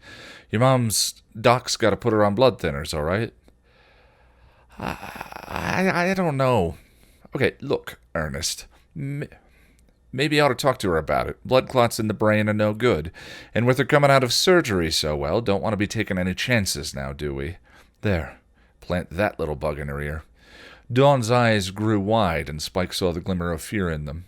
No, we don't. I'll talk to her about it, Spike. Thanks." He shrugged. "It was just a thought." She touched his hand. "A good thought. See what I mean? You'd never have thought about that before. You never would have even cared if Mom got sick. You have changed." She edged a little closer, eyes hooded and shy. "I think you're beginning to like us. Warning. Teenage hormone bomb moving in for the kill. Gotta head it off at the passes." He moved further away on the couch, crossing his legs to make it harder to get closer. "So, Bit, how's Big Sis?" The mention of her sister had the desired effect and cooled Dawn's unwelcome advances. "She's okay," Dawn answered with a shrug. "Riley's gone, though." He feigned innocence, even though Giles had already told him of Riley's departure. "Soldier boy." "Yeah, she off to Belize or something like that. He and Buffy broke up. He had a vamp problem." "A vamp problem?" "Yeah, he was paying vamps to bite him. Made him feel needed." "What? Did Big Sis tell you that?" Dawn shook her head. "Overheard her talking to Willow about it." Spike gave her a proud smile. "Becoming a veritable little eavesdropper, eh, Niblet?" She shrugged. "It's easy when no one notices you." "Oh, I doubt they don't notice you." "Sometimes it feels that way." His caring instincts towards the girl overrode his reservations towards allowing her to get too close, and he moved over. "Believe me, Bit, you are not the type of girl that goes unnoticed," he assured, leaning towards her. She looked at him, her eyes hopeful, preening. "Really? You think so?" He pulled back, but answered with complete honesty. "Absolutely." Her grin was genuine, and he had to smile. "Thanks, Spike. I mean, with Mom's illness and this new demon, I think Buffy sees me as a nuisance."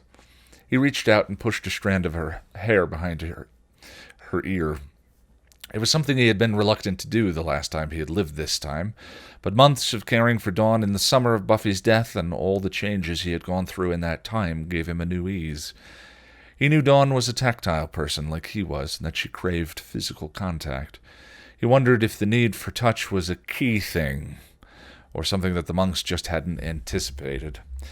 "You're never a nuisance, sweet bit. You're the apple of everyone's eye. And anyone that doesn't think you're wonderful is a bloody pillock." She giggled at his words and smiled. "Thanks, Spike." He sat back and patted his thigh. "So, what are they teaching you in school these days?" Dawn retrieved her book bag and pulled it onto her lap. "I have a test in World War I in history on Friday." "World War I, eh?" "You do know who really started that war, right?" "The Austrians, who wanted revenge for the murder of Archduke Franz Ferdinand, and Germany gave them the blank check to do what they wanted and sent troops." Spike shook his head vigorously. "No, that's not what happened, Bit. Yeah, the Duke got killed, and the Austrians were madder than hell. And since Germany and Austria are practically the same country as far as the royal family goes, old Kaiser Wilhelm felt obligated to lend a hand. No, but if you read between the lines, you'll learn France was the one who pushed for the declaration of war against Germany." Dawn's brow creased. "Well, yeah, because Yugoslavia was afraid Germany would attack them." "Bollocks," he argued, pointing a finger at her. "You mark my words, it was the French that started World War I, not the Germans. If the French had kept their noses out of it, Austria would have gotten revenge for Franz Ferdinand's murder, and that would have been it. She pulled out the history textbook. "That's not what my book says." "Sod the book. Don't they tell you that history is written by the victors?" "Of course they wouldn't tell you the truth. Believe me, Bit, take it from someone who was there. It was the French." She laughed. "If you say so." "Oh, I say so. In fact, if you look at history, the French are responsible for the whole lot of evil things they never got called on."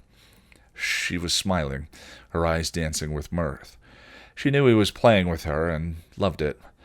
No one ever gives this poor girl anything but grief." "Oh, really?" she said teasingly. "Hell yeah. I mean, French fashion is the worst. And the food? They eat snails, for God's sake, and frog legs. They have absolutely no concept of real food. Pâté and crepes. Disgusting. Give me a juicy London sausage or a leg of mutton any day." Dawn laughed outright, her joy filling the room. He pressed on, grinning at her. "And café au lait, and croissant, and Frillin champagne, wine with bubbles. A true sign of a weak mind, I tell you." She was laughing so hard that tears were leaking from her eyes, and she was gasping for breath. "And they're dogs, useless mongrels, they are.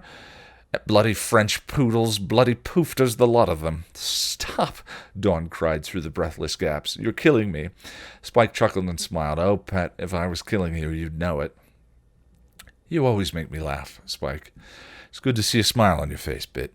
Can't stand to see a Summers woman frown. And speaking of frowning, your mum know you're here?" Dawn looked guilty, and he scowled at her. "Now, Bit, you can't be having her worried about you. She'll send big sis, and things will get ugly. You use that phone over there and call her, before Buffy comes blazing in here and stakes are drawn." "Okay." She unfolded herself from the couch and did as he asked. A few moments later, she came back. "Mom needs me home, so I have to go. She was glad I called. She was getting worried, but when I said I was over here with you, she was cool. She told me to tell you to come over sometime." "I'd like that." "Tell her I'll be by." "I will," she promised, shouldering her book bag and heading for the door. "Bye, Spike. I'm glad you're feeling better." "Bye, Bit. I'll be seeing you."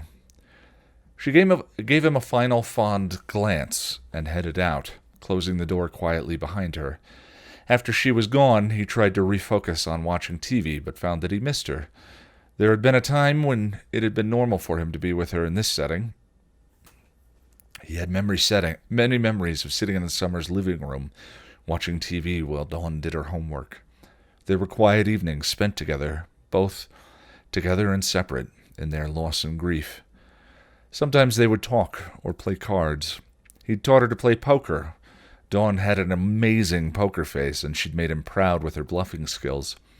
Sometimes he would help her with her homework, telling her about his recollection of history and his classic English training. Oh, how William would come out to play on those nights. Only Dawn ever saw, of course, but he would read poetry and recite Shakespeare and make her laugh with his antics. It seemed that he was the only one who could get a smile out of her in those early days. Then there were the times when the loss got to be too much, and she would crawl into his arms and he would hold her Her head would rest against his chest, her hair tickling his chin. He would lose himself in her scent and heartbeat. 2 orphans they were, clinging to each other in a world that brought them so much pain and so little understanding. Buffy's friends had discouraged Dawn after a while, thinking it unhealthy for her to be so attached to him, to a soulless vampire, and their times together became more and more infrequent, relegated to the outside again like a dog that was supposed to be mean but only wanted to be loved. He hung on the fringes, looking in, missing his brief moments of acceptance. Moments of splendor in the grass, he thought, wincing at the way the verse came back to him with such ease.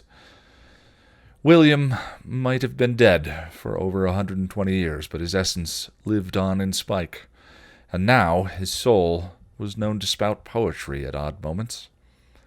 He was kicked to the curb completely, of course, after said friends ripped Buffy out of heaven. No longer needed, he was all but abandoned, tossed away like so much garbage. The undead evil thing who was incapable of feeling, whose broken heart could only find solace at the bottom of a bottle.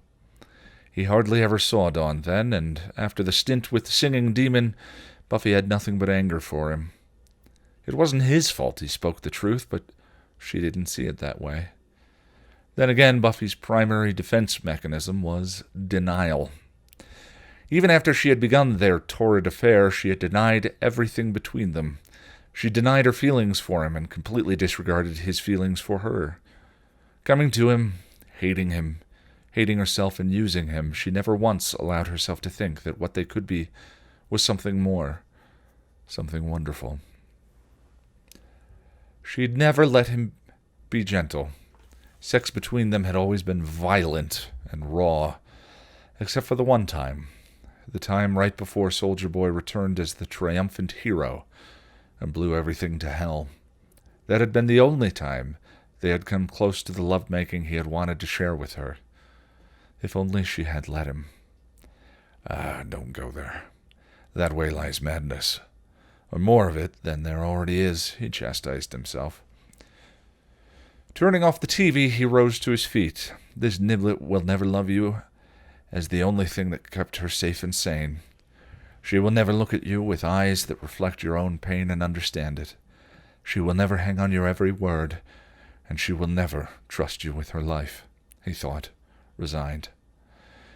But this Dawn will also never lose her mother, or see her sister sacrifice herself for her. She will never know grief, or pain, or terror, because I will stop it. Joyce will not die, and Buffy will not jump to her death to save her sister, and no one but Giles will ever be the wiser that it had ever been any different. And no one will know what I sacrificed to make it all possible. He sighed and looked at the clock. Olaf will be making his appearance soon. Best get ready. He forced one foot in front of the other until he got to the bathroom. Wash your face, comb your hair. Don't think anything beyond that. Part of him wished for a Polaroid camera so he could see how bad the bruises were on his face. It had been a week, and the swelling and most of the soreness was gone. Still, Dawn had winced when she saw him, so there must be some discoloration left. Not to be done for it. He sniffed his shirt to make sure it smelled okay, splashed some water on his face. Then he combed back his hair and walked to the living room to put on his coat. His duster was his shield against the world, and he donned it like his armor, protecting him from harm. He stood a little taller, his shoulders a little straighter, his heart a little braver. Once more onto the brink. He opened the door and walked out into the night. Spike was at the Bronze when Xander bumped into him just as he had before, and from there the timeline was pretty much the same. He pushed Xander's buttons by stealing peanuts, and eventually he and Xander struck up a game of pool. He listened to Xander bemoan his situation with Anya and Willow, knowing full well that Olaf would be coming in any minute. Still, he tried to pretend that he was paying attention and made appropriate comments where necessary. The biggest difference, of course, was that he wasn't carrying the guilt of telling Buffy about Riley's bad habit. In this timeline, Giles had broken the news to the Slayer, and he had not had to bear the brunt of Buffy's ire. This, in and of itself, was a relief. He hated having Buffy angry at him, because an angry Slayer was a violent Slayer, much more apt to break his nose than listen to him. In this timeline, he might have more of a chance of actually talking to her. It would also be the first time since the beating that he would see her, and he knew that she was carrying at least some guilt and remorse over her behavior. They get in these fights, and then they're both looking at me like I'm a referee. Also, sometimes I'll say something about Anya, and Willow will get this look. This, what the hell do you see in her look, Xander was saying as they played pool. Spike nodded sympathetically. I know that look. A lot of people never really got Drew, you know. Well, she was insane, he commented offhandedly, ignoring Spike's irritated glance. And then it's like I get all torn, because Willow's my best friend, and I really value her opinion. But Anya's my girlfriend, you know. Nothing like split loyalties. I know all about that, Spike said with a sigh. This caught Xander's attention. What do you mean? Spike shrugged. The whole Catholic thing with Angelus and Drew. Odom as my family. Didn't want to turn against Drew, but they're going to destroy the world, you know. I had to do something. Truce with Slayer seemed like the right thing to do. How was I to know Drew would never forgive me? Buffy told me how you helped her. Even if you were only doing it for selfish reasons, I don't know if she could have beaten them both if you hadn't taken care of Drusilla. You really helped. Spike was taken aback. Harris, are you thanking me? Xander made another shot. Don't ever tell anyone, or you are so dust. Spike smirked, feeling something bloom in his chest. My lips are sealed forever, whelp. Just then he was bumped from behind, and he knew immediately who it was. Showtime. Hey, watch it, mate, he groused, turning to see the troll. Second, do whatever you like. Ale, the troll yelled happily, grabbing a keg from a hand truck. Yes, fragrant ale. I've been trapped for many centuries, and along with my taste of freedom, I would appreciate the taste of a fine grain-based beverage. He tucked his hammer into its holder, raised the keg with one hand, and bit into it, draining it while Spike and Xander watched. So, I think I should run and get Buffy, Xander whispered. Spike shrugged as Olaf threw the empty keg to the ground. Barmaid, fetch me a stronger ale and some succulent babies to eat, the troll ordered. I'm going to go get Buffy, Xander said, then turned to Spike. Or you could fight him. Spike sized up the troll. Yeah, I could do that if I had a death wish. Xander moved to head for the exit, but before he could take a single step, the troll noticed them. You there! Do you know where there are babies? He asked. Spike decided that he liked teasing Xander and turned on him as he had before, a mischievous glint in his eye. What do you think? Hospital, maybe? The comment worked, and Xander bristled. What? Shut up! Spike smiled to himself. Gotta get my kicks in somehow. Listen, Xander was saying to the troll. I find myself very hungry, and when I'm hungry, I get short of patience. Hey, we can take care of hungry. How about you just sit down on one of the sturdier chairs, and we can talk calmly and have some food? Can it be babies? I don't have any information about that. Apparently Google thought that I was talking to her. Sorry about that. Can it be I don't understand. Cancel. Can it be babies? The troll asked hopefully. Well, not so much, but maybe roast pigs and stags and much hearty grog. They have this onion thing, Spike offered helpfully. You cannot appease me. Do not try, the troll yelled, and then turned to the bar and grabbed another keg. More ale! Spike and Xander backed away from the distracted troll and ran into Willow and Anya, who had just entered. Willow was carrying a book. Your work, Red? Spike said innocently. While the young witch was tongue-tied, Anya noticed Xander. Xander, you shouldn't be here. There's a troll, she exclaimed. Big guy, hammer. Think I noticed him. I wish Buffy was here, Willow bemoaned as the troll drank another keg. Just then Buffy and Terra entered and came running over. I'm here, said Buffy, restless. I wish for $1 million, Willow said, surprised at Buffy's timely appearance. Then Xander saw the look. Just checking. Terra immediately hugged Willow. I'm so glad you're okay. What's going on? Buffy demanded. Where'd he come from? Knowing she hadn't seen him yet, he stepped forward tentatively, face slightly down as to not display the bruises too much. "Hello, Buffy," he said carefully. She saw him, and her jaw dropped. Then her face filled with shame, and she looked away. "Spike, I was here when he showed up. Easily ticked off. Likes beer. Could put something in a keg, maybe, knock him out," he suggested. Shocked that he was trying to be helpful, she raised her eyes to stare at him. That seems like a good idea," she stammered. "Yeah." He looked at her, his vision condensing until she was the only thing that existed. "Her Joyce is doing well, Niblet told me," he said suddenly, not wanting to lose her attention. A smile cracked her face and she beamed. "Yeah, she's doing great. We're really happy." He smiled back. "I'm glad. She's a great woman, your mum." Buffy looked away. "Yeah, she is. You look good, too. Better." She looked back up, and he saw the thin line of tears in her eyes. "Yeah, well, I gotta, She pointed a thumb at Olaf. "Troll." He nodded and leaned close. "Get his hammer. All his power's in his hammer." Buffy's eyes opened wide. "Oh."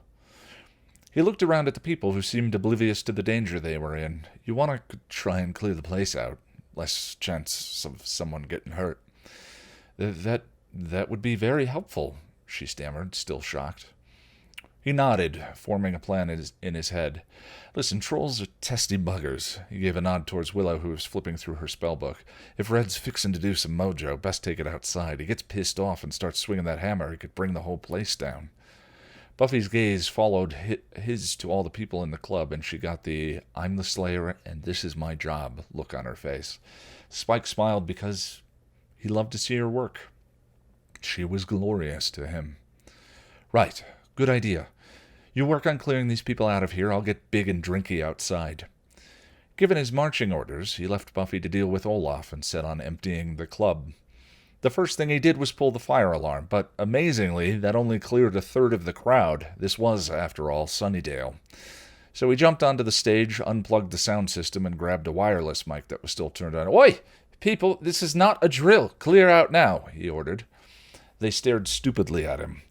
"What are you all of you seriously stoned? There's a bloody alarm going off. Find the nearest exit and bugger off." They still stared, not comprehending at all. Spike raised his eyes to the ceiling, counted to 10, then gave up. "Oh, bugger it." He shifted into game face and roared, "Get out." That did it. The residents of Sunnydale might be too daft to pay any attention to a fire alarm, but give them a bloodthirsty killer, and they reacted. Screams echoed off the club walls, and the crowd made a mass stampede for the exits. The scent of fear gave him a head rush, and he grinned, still in demon face. "Yeah, that's it, you blighters. I'm the big bad. Run, you sods. Get out of here." He gave a few more growls for good measure as the last of the patrons ran squealing out, then took stock of his work. The place was empty. Buffy and the Scoobies were gone, so was the troll, and the club was intact. He grinned, realizing he had averted disaster that had closed down the club, raised the prices, and axed the blooming onion. Not bad for a day's work. Still in game face, he sauntered up to the deserted bar, walked behind it, and perused the selection of liquor. He knew that his job was done for the day. Buffy and Red would send Olaf packing off to Troll's Paradise and get the hammer in trade. Xander would get beat up, but at least it wasn't him for once, and the whelp wouldn't be too badly damaged. All would end well, and for his part in the whole thing, he deserved a beer. Pete's Wicked Ale. Didn't know they had this. Wankers keep it hidden. He snagged a bottle, opened it with his teeth, and took a deep swig. Pulling it back, he shook off his demon. Nothing like a fang to get in the way of a good beer. He was just finishing his third when Giles came staggering in, holding what was left of a statue. Seeing the look on the watcher's face, he pulled another beer from behind the bar and slammed it on the counter. Giles came over and sat on a stool. "Back early, Roops." You didn't tell me it was quite that bad," Giles said, stunned even as he reached for the beer. Spike shrugged. "Tried to warn you. But hey, look, I saved the bloomin' onion." Giles gave a disinterested glance at the empty club. "Well, yes, bully for you." He took a swig of the beer Spike had given him and shook his head. God, this is hard. Why do you think I spent most of my time drunk, Roops? It's either that or go stark raving mad. Yes, well, I would argue that it might be too late for that, the Watcher commented. Spike shrugged and raised his bottle. So Buffy beats the troll. Spike nodded. Yep, with Red's help. They get the hammer, Olaf gets shipped off to Troll's Paradise, and all is well in Sunnyhell for another week. Giles was still dazed. How very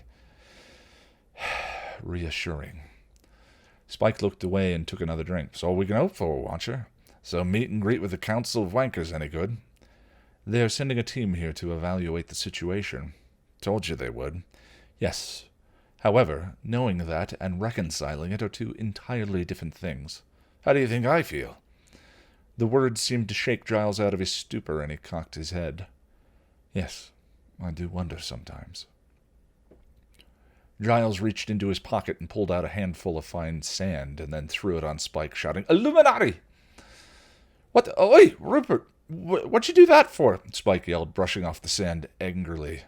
Oh, and you even got it in my beer, you wanker. He looked over at Giles, who was staring at him dumbfounded. What? He demanded. You have a soul, came the monotone answer. Well, duh! I told you I had a soul.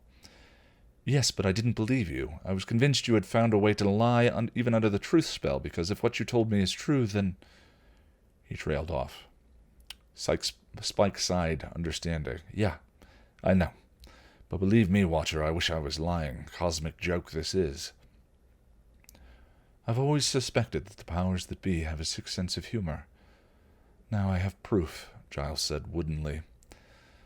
The words stung more than they should have, and he couldn't help feeling hurt. Giles was his only confidant in this mess, the only one who shared the heavy burden with him, and now it had been revealed that the Watcher hadn't believed him all along. It cut him, bringing all his feelings of betrayal and inadequacy to the forefront. Well, yeah. Unlikely hero here, making the world safe for puppies, Christmas, and bloomin' onions. About all I'm good for. If I hadn't colossally screwed up when I had the chance, none of it would have happened. Giles looked apologetic. I didn't mean it that way, Spike. You're doing the best that you can. Yeah, but it's not good enough, he replied, then shrugged. It never will be. Look, I have a hankering to drown my sorrows in solitude. I'm pretty much healed up now, and I thank you for your hospitality, but I'm going to go back to my crypt. You look me up when you want to do another planning session over a few bottles of booze, and I'll be game. In the meantime, I'll go back to my cave, where all of us nasties belong. He began walking towards the exit. Giles tried to stop him. Spike, can it, Rupert? Can't handle it right now. He looked back at the man who was looking broken and exhausted, and knew Giles looked like he felt inside. You do what you gotta do, and I'll do what I gotta do, and we'll leave it at that. He turned away and stalked out. More beers behind the bar, Watcher. Help yourself, he called over his shoulder as he left. He did not look back. For the next couple of days, Spike sulked in his crypt. He'd gone out only once during his fit of pique, and that had been to assist Buffy with a vampire. He remembered helping her from before, remembered taunting her about her looks and her inability to keep a man, but this time he was oddly quiet. He saw the vamp slam her backwards and moved in for the kill. He dusted it and stepped back, waiting for Buffy to yell at him for getting in her way, but she hadn't. They made pleasantries just as they had the night Olaf was in the bronze. He asked her about her mother, and she replied that Joyce was recovering, but that the house was a mess. She then complained about her classes and the cutting remarks a professor had made. He had listened and confirmed her belief that Rasputin was indeed a demon.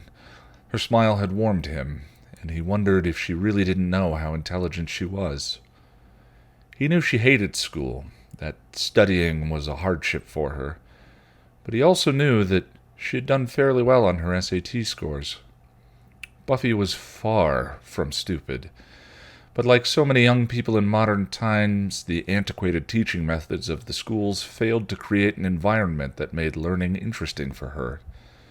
Without her mind engaged and interested, she simply didn't apply herself.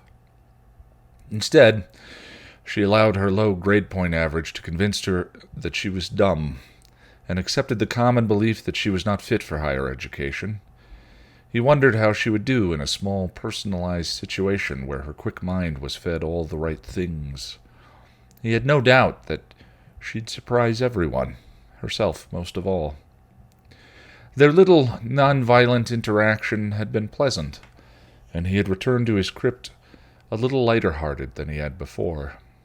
It wore off in a few hours, though, when he was left alone with his memories and nightmares, and the firm belief that nothing he could do would make any difference.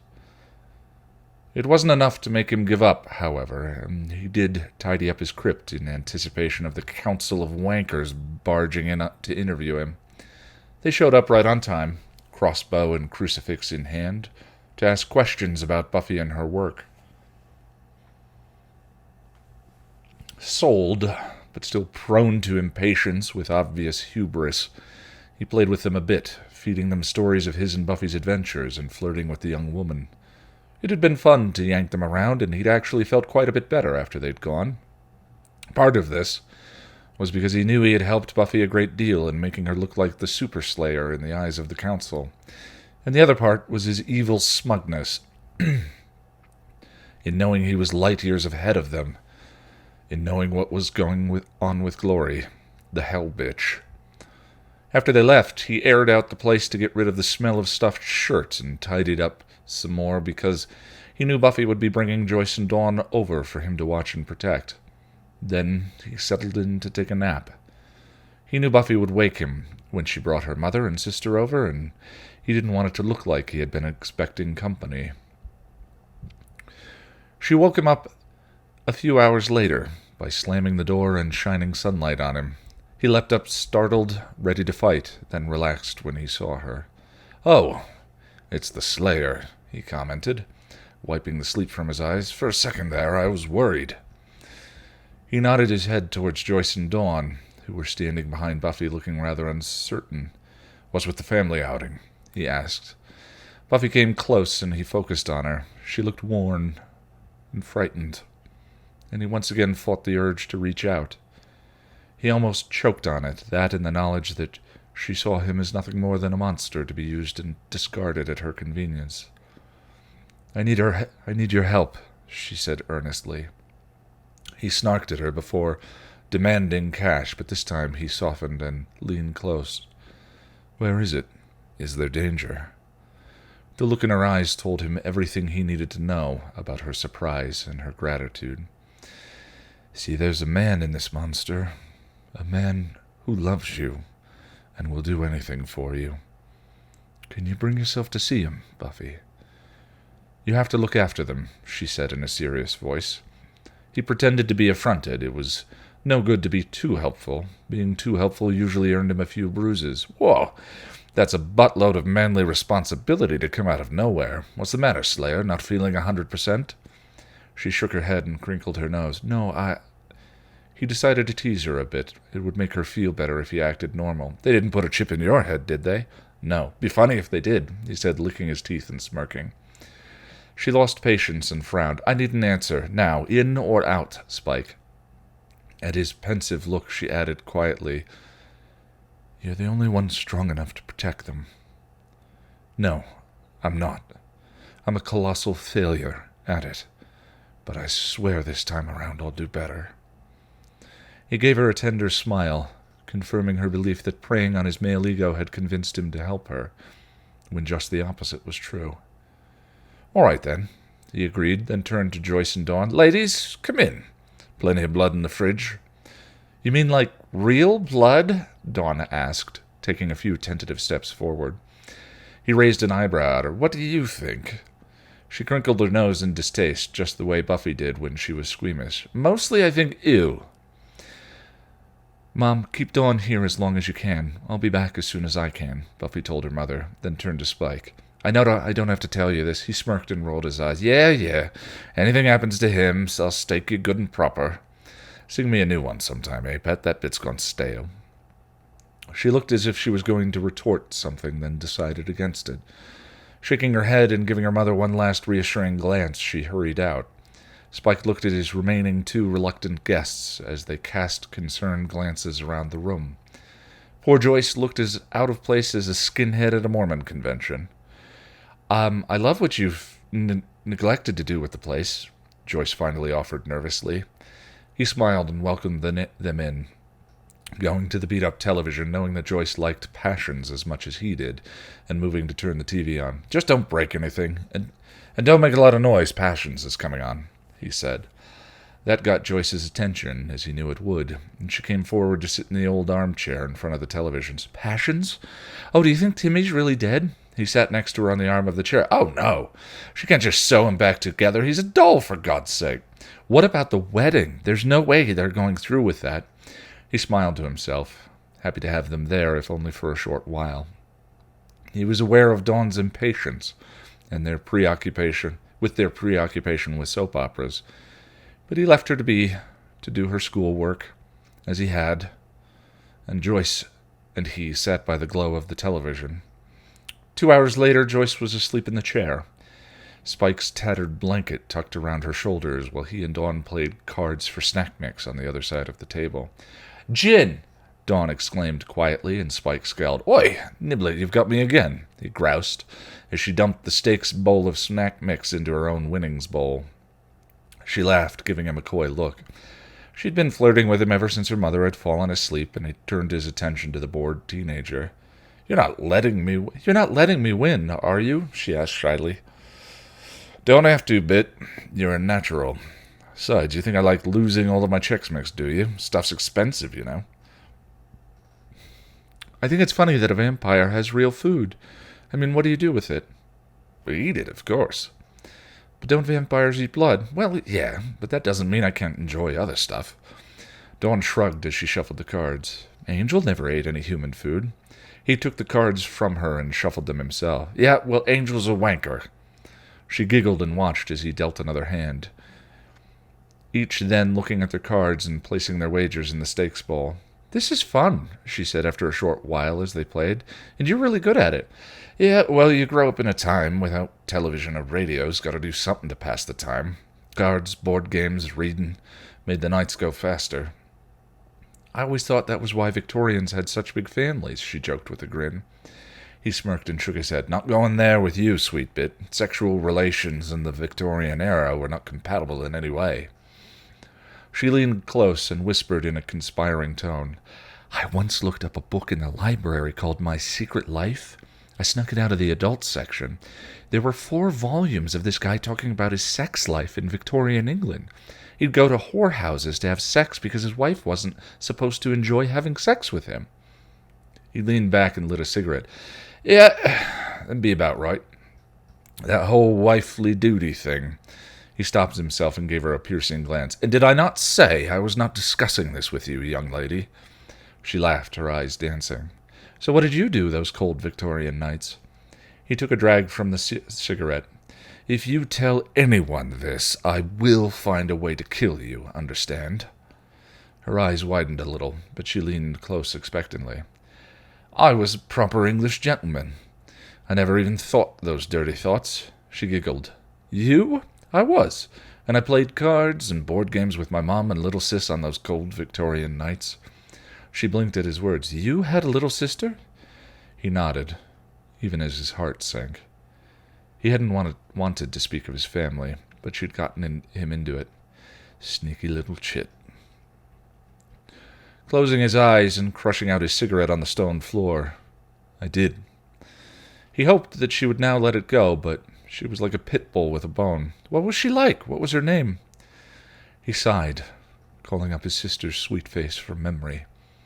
They had the same blue eyes, same nose, and the same wavy, sandy brown hair. Anne. Her name was Anne, and she was a lot like you. She was. He smiled, remembering Anne's laughter, and took a sip from the beer he'd been nursing for the past half hour. "Yeah, she was smart and pretty like you, Bit. She had a habit of asking the wrong questions at the wrong time. 2 peas in a pod we were." I adored her, and she adored me. Did you kill her? Dawn asked suddenly. He choked and spit his mouth full of beer all over the floor, startling Dawn and making her scramble back. What? He gasped, staring at her in horror and wiping his mouth. She looked guilty and ashamed. Buffy always said that when you became a vampire, you go back and kill your family. Did she now? He snapped, making Dawn flinch. I wonder where she got that idea. I don't know. Now you listen, Missy, you listen good. Just because Darling Angelus got a hankering to massacre his folks does not mean all of us go out and eat the ones who raised us after getting turned, he snarled. Oh, okay. Angelus hated his father, and from what I've heard, the feeling was mutual.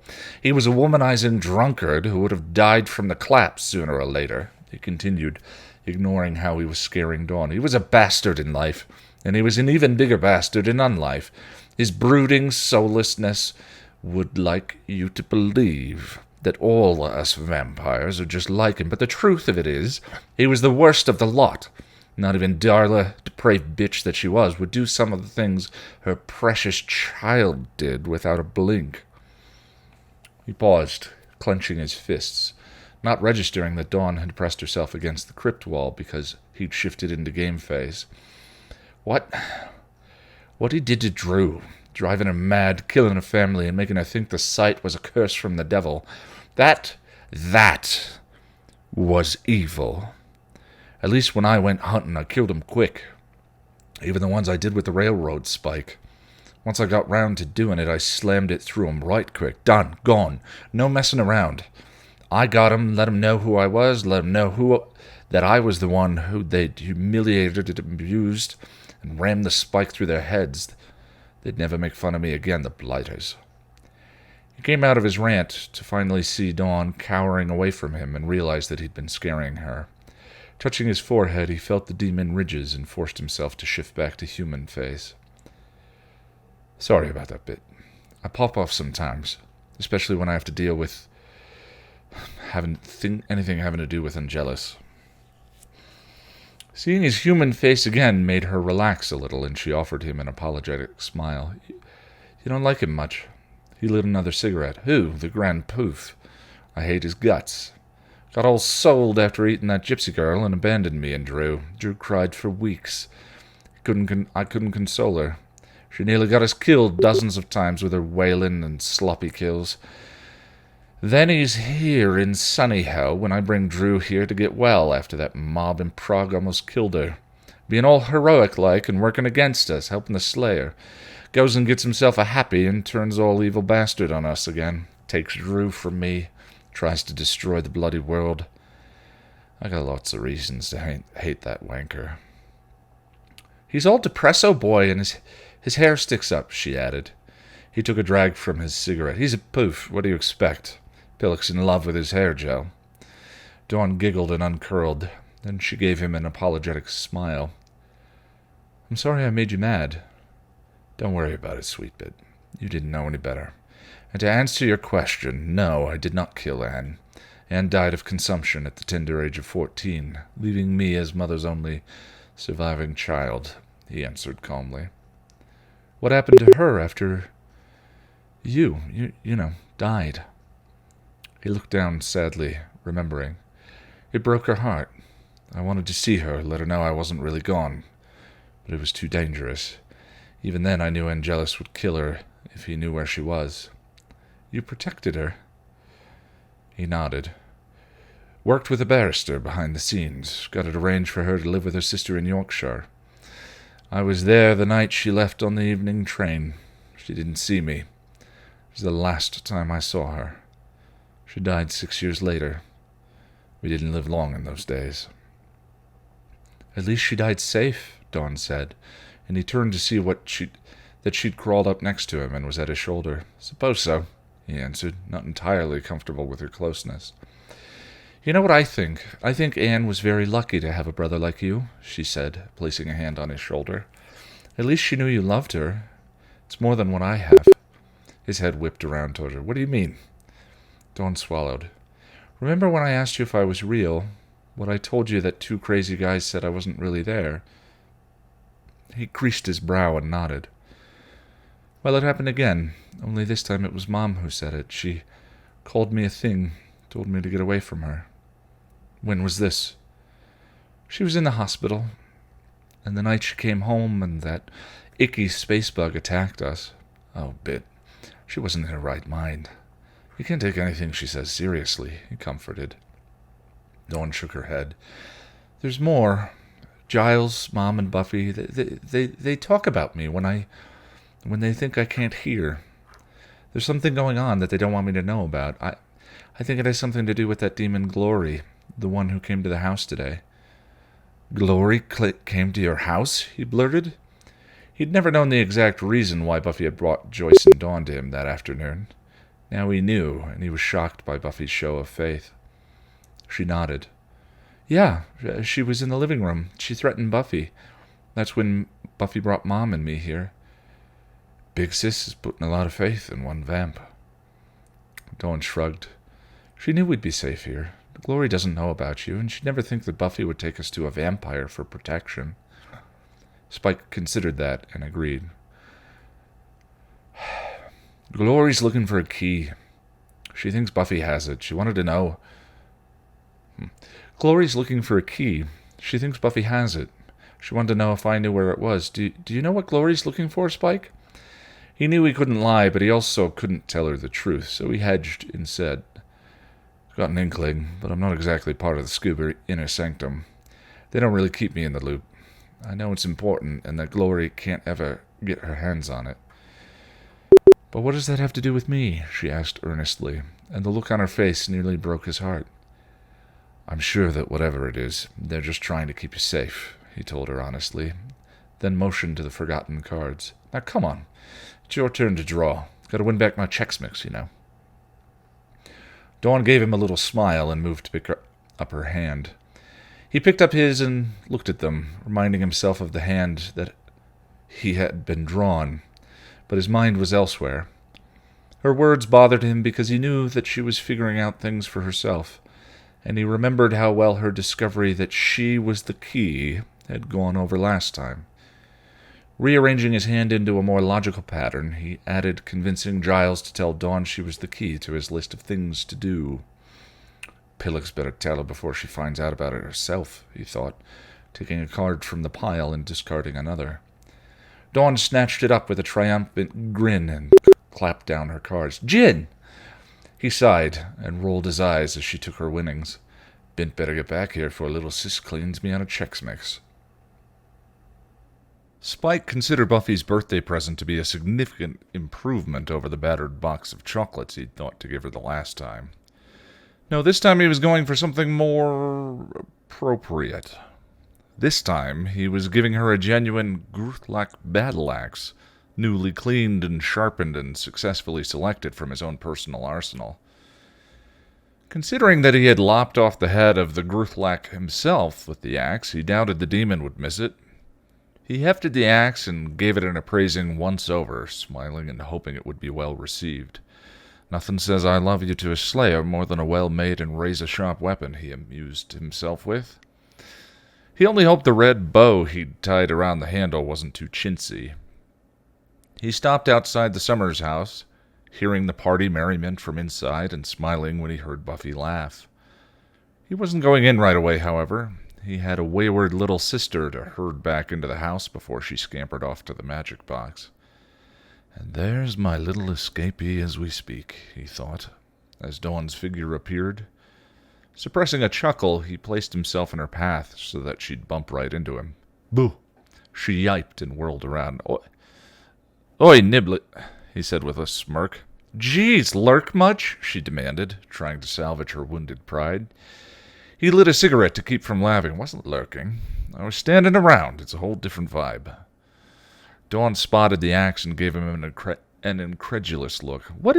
Are you giving Buffy a birthday present? Oh my god, weird. Plus an axe? With a bow? Lame. And you know she'd never touch anything from you anyway. Spike snorted, amused by her crossed arms and haughty teenage snarkiness, but he played along, pretending to be irritated. Shouldn't you be tucked away in your Betty Bye, all warm and safe, where nothing can eat you? He growled, looming close and spinning the axe. She scoffed at him. Is that supposed to scare me? He sniffed and shrugged. A little tremble wouldn't hurt. Sorry, it's just... Come in. I'm badder than you, she replied. He stepped back and scowled. Are not! Am too. You're standing in the bushes holding an axe with a bow on it. She announced. What, sneaking off to braid hair and watch the Teletubbies with your mates, he retorted.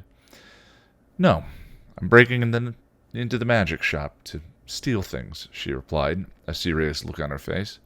Magic shop, eh? All number of beasties between here and there, but they'd really go for a little Red Riding Hood like you. He looked out at the night, then back at the house. I bet that wouldn't sit too well with Big Sister. She gave him a look of false bravado. I can take care of myself. He pursed his lips and shook his head. I don't think so, sweet bit. I let you go, you get hurt, and Big Sis hands me my dust in my own personalized urn. Dawn crossed her arms and set her jaw stubbornly. You can't stop me. You've got a chip. He shook his head and tutted. Ah, bit. If I don't intend to hurt you, I can't stop you. What are you going to do, drag me back by my hair? She snarked. Nah. I save the hair dragon for special occasions. I just sling you over one shoulder and carry you back in like a sack of potatoes, he responded with a smirk. Oh, I don't think so, she said. Besides, you'd have to catch me first. Dawn dashed off, running down the street. Spike took a moment to count to 10 and ask for forbearance, then took off after her, leaving the axe behind. She'd barely made it to the end of the neighbor's yard before he overtook her. She slammed right into him as he grabbed her and picked her up. Vampire speed, bit. She struggled and kicked out with her feet, trying to twist out of his grasp. Put me down. Not until you're back in your living room, bit, he said, walking back to the house. Ow, you're hurting me. Not sure if she was telling the truth, he set her down. Since he wasn't intending to hurt her, the chip wasn't going off, but sometimes he didn't know his own strength and he could be holding her too hard. Spinning her around, he kept a grip on her upper arms and made her look at him. She was sullen and angry, refusing to meet his gaze. Let go of me, she demanded, trying to shrug off his hold. Not until you're safe in the house. I'm not safe in there, she yelled, tears brimming in her eyes. They talk about me in whispers and get quiet when they think I can hear. Everyone's acting all weird around me. She gave him a furious glare. Even you. You know, don't you? You know what's going on. Caught, he squirmed uncomfortably, now bit. I know for a fact that they're only trying to protect you. How was he to know that it was the worst thing he could say? Dawn flew into a rage, her anger giving her strength. I'm not a baby. I can take care of myself. She ducked and he twisted, then she brought up her foot and kicked him in the groin. He gasped and doubled over, then fell to the ground as something smashed into the back of his head with brutal force. He had enough time to realize that she'd hit him with Buffy's birthday present before he blacked out. Spike, a voice came, slightly irritated and followed by a jostling of his prone body. He groaned. Spike, the voice said again, this time punctuated by a light kick. He groaned again and opened his eyes to see Buffy and Willow looking down at him. Hi, nice to see you could join us. Now tell me what you're doing outside my back door, Buffy asked. Memory came flooding back to him, along with a splitting headache, and he sat up too quickly. Dawn, he managed to get out before the wave of dizziness hit him. What about her? She was sneaking off. I tried to stop her, he said, feeling the lump on the back of his head. Bloody hell, that hurts. Buffy gave Willow a look, and the witch hurried into the house. You're telling me my little sister knocked you out? Well, it's not like I can do anything to her. Still have the chip, you know. Bloody bint kicked me in the balls. Buffy laughed until Willow came running back. Buffy, she's gone. The others joined them. Buffy, what's wrong? Joyce asked, worried. Dawn's gone. Gone? Where? Giles remarked. Magic box, Spike replied, rising slowly to his feet. Magic box? Why on earth would she go there? Spike cracked his neck and worked his jaw. Said she was going to steal things. Steal things? Anya cried. The money! She's after the money! We have to stop her! Xander, quick, get the car! Spike put up a hand. Don't think she's after the money, mates. She said something about you lot talking about her. I think she's going there to see if she can figure out what's going on. Buffy turned to Giles. What if she finds out she's the key? Wait a minute. Dawn is Glory's key? He blurted, using the opportunity to find out about the key. Buffy gave him a frightened look. How did you know about the key? Dawn told me that Glory Bint was looking for her key. Are you telling me that Dawn is what she's looking for? He locked eyes with Giles, looking for backup.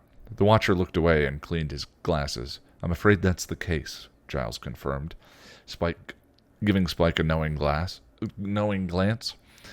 Bloody hell. We have to find her. Mom, you stay here. I'm going to the magic box. Hopefully she'll still be there, Buffy ordered. We'll go with you. We have to check on the money, Anya said.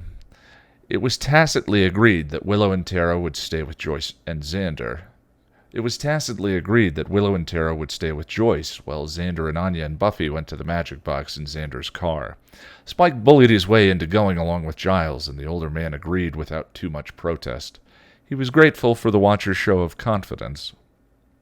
He hadn't seen Giles since the incident at the Bronze, and was glad the man appeared to have decided to keep his secrets and help him.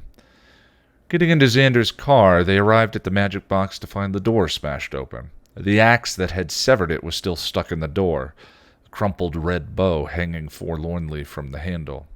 What is this? Where did this come from? Buffy demanded, yanking the axe from the door and looking at it. She took it from me, Spike admitted.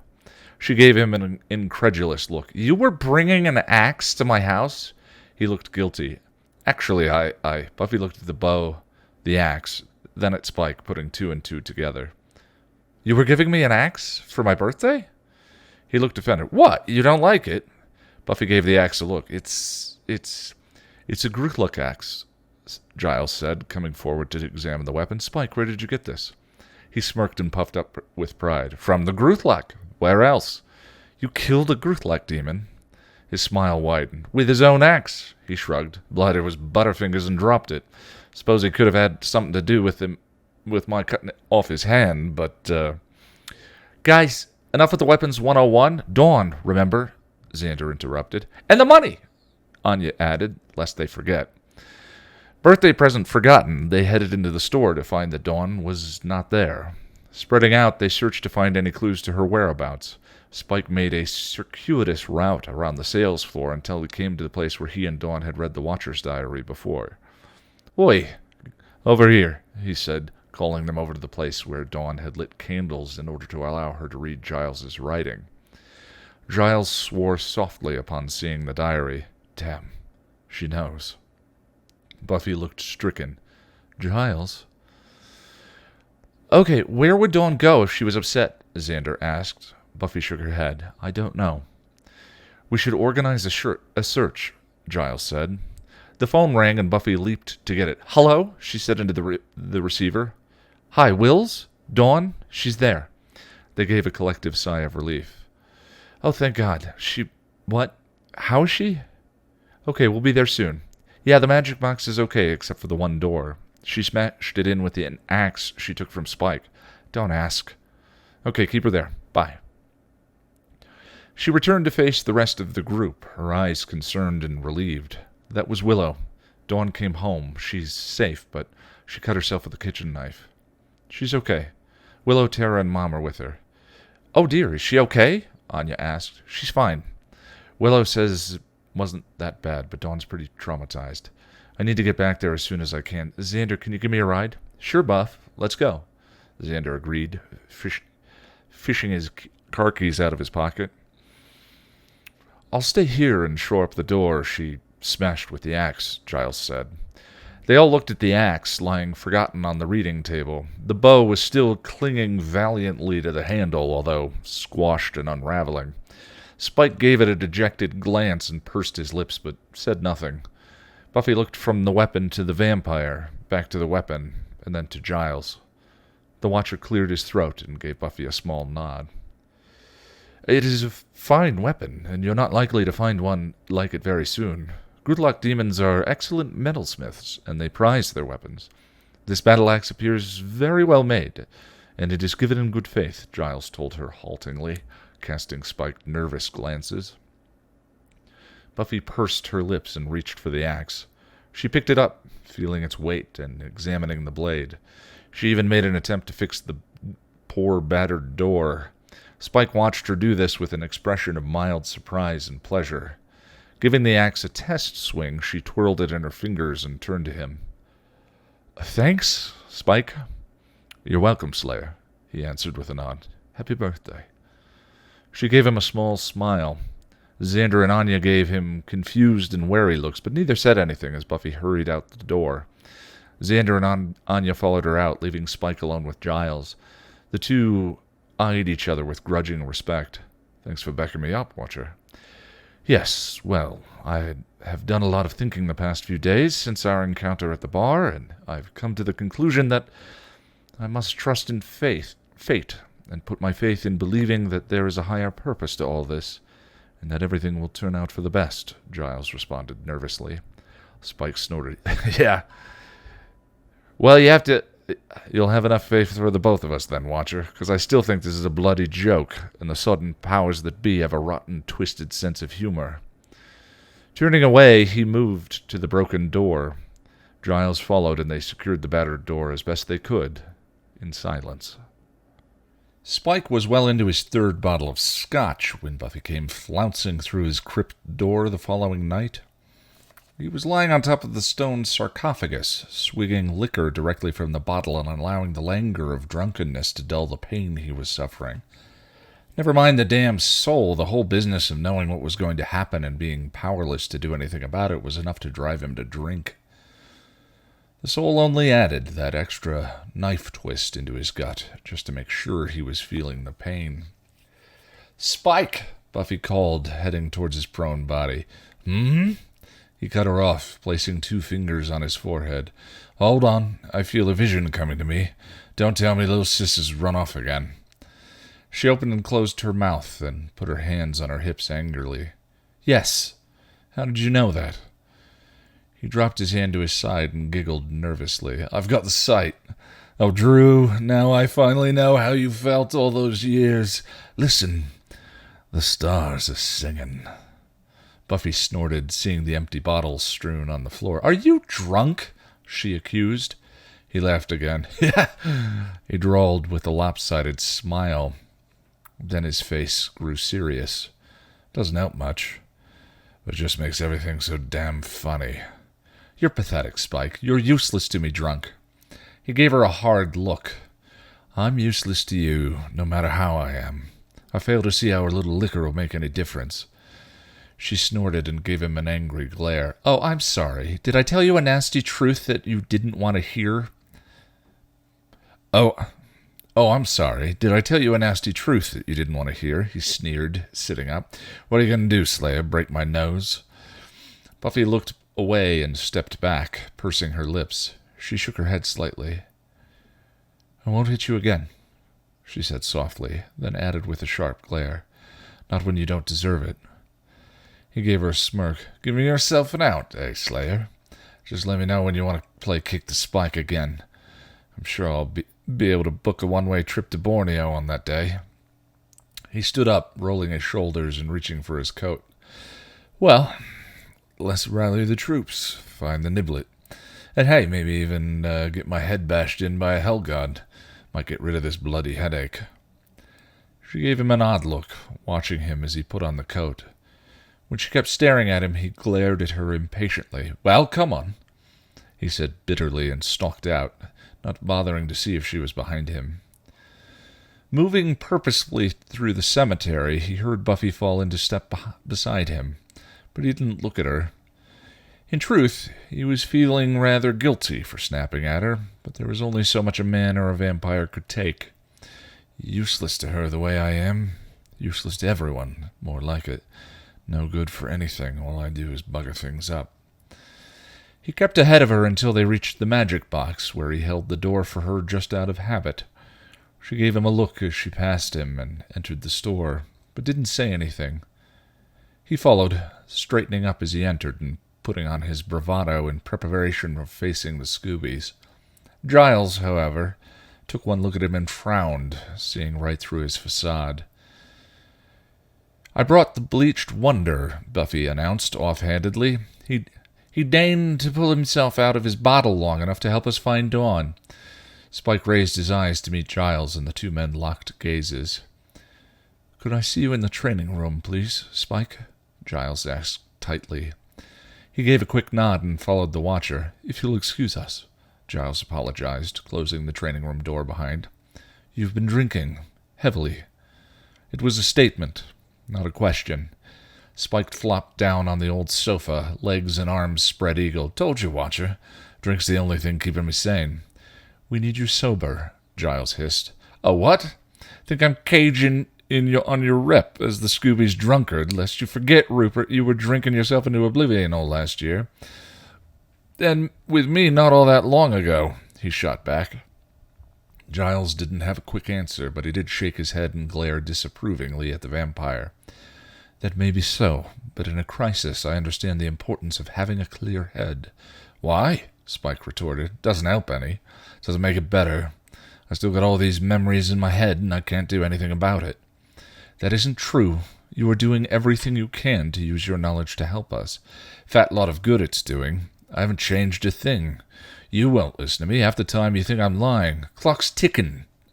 Dawn knows she's the key. Glory's going to start getting creative with us. The bloody armored medieval rejects are poking around, and Ben is still alive." Giles shook his head. "I told you, we only kill Ben if there's no other choice. And I'm telling you, offing him solves all of our problems. He is an innocent. Bollocks. Dawn's more of an innocent. At least she didn't know what she was until last night, and if you lot had told her about it, like I told you, she wouldn't have gone scampering off in the middle of the night to find out by herself and gone all slash and burn on us." "And how do you propose we should have told her?" Giles snapped back. "Anything was better than having her find out the way she did. And if you hadn't been whispering and acting all weird around her, she would have never known something was up. Bloody idiots can't keep a secret if your sorry lives depended on it." "And you, of course, are a stellar example of deference and stoicism," the man snapped. "Oi, it took a truth spell to drag it out of me, if you recall. Not even the Slayer getting creative with my body parts made me spill. Took you and your Nancy boy spell to make me tell." "Yes, and to my regret, that is true. So tell me, Watcher, how my knowing all this stuff and my being here is doing a whit of good." Giles sighed. "You've been able to effect some change, Spike. So I saved the bloody bloomin' onion. Bully for me. I haven't been able to make any big changes. I've been able to make sure that Buffy doesn't have to die to save her sister." "We don't know that. Altering history's a tricky business. There are a great deal of things that must be considered." Spike shook his head as his anger fizzled and the guilt he carried with him as a constant companion fell down on him. "No. I figured it out, you see. It's all my fault." "How do you mean?" He looked up at Giles, sorrowful and broken. "Everything. It's all my fault. If I hadn't taken Dawn to the dock, then he wouldn't have known she was the key. If I hadn't gotten that wanker Warren to make me a Buffy bot, Glory wouldn't have gotten a hold of me." "But you didn't betray Buffy and Dawn to Glory, even under torture," Giles broke in. "I know I didn't. Was still there, wasn't I? Still made her get up close and personal with the hell bitch. Still failed to stop Glory from taking Dawn in the first place. Still let the doc knock me off the bloody tower and cut Dawn. If I wasn't here, none of that would have happened," he yelled. He stopped, pulling himself back together when he felt as if everything was just coming apart at the seams. "Drew's coming back," he said suddenly. Giles looked up from cleaning his glasses. "What?" "Drew.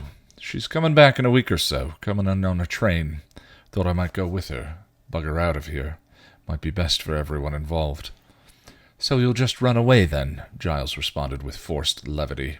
Spike's head shot up and he snarled. "Not running away, Watcher. Didn't you just hear me tell you that it's all my fault?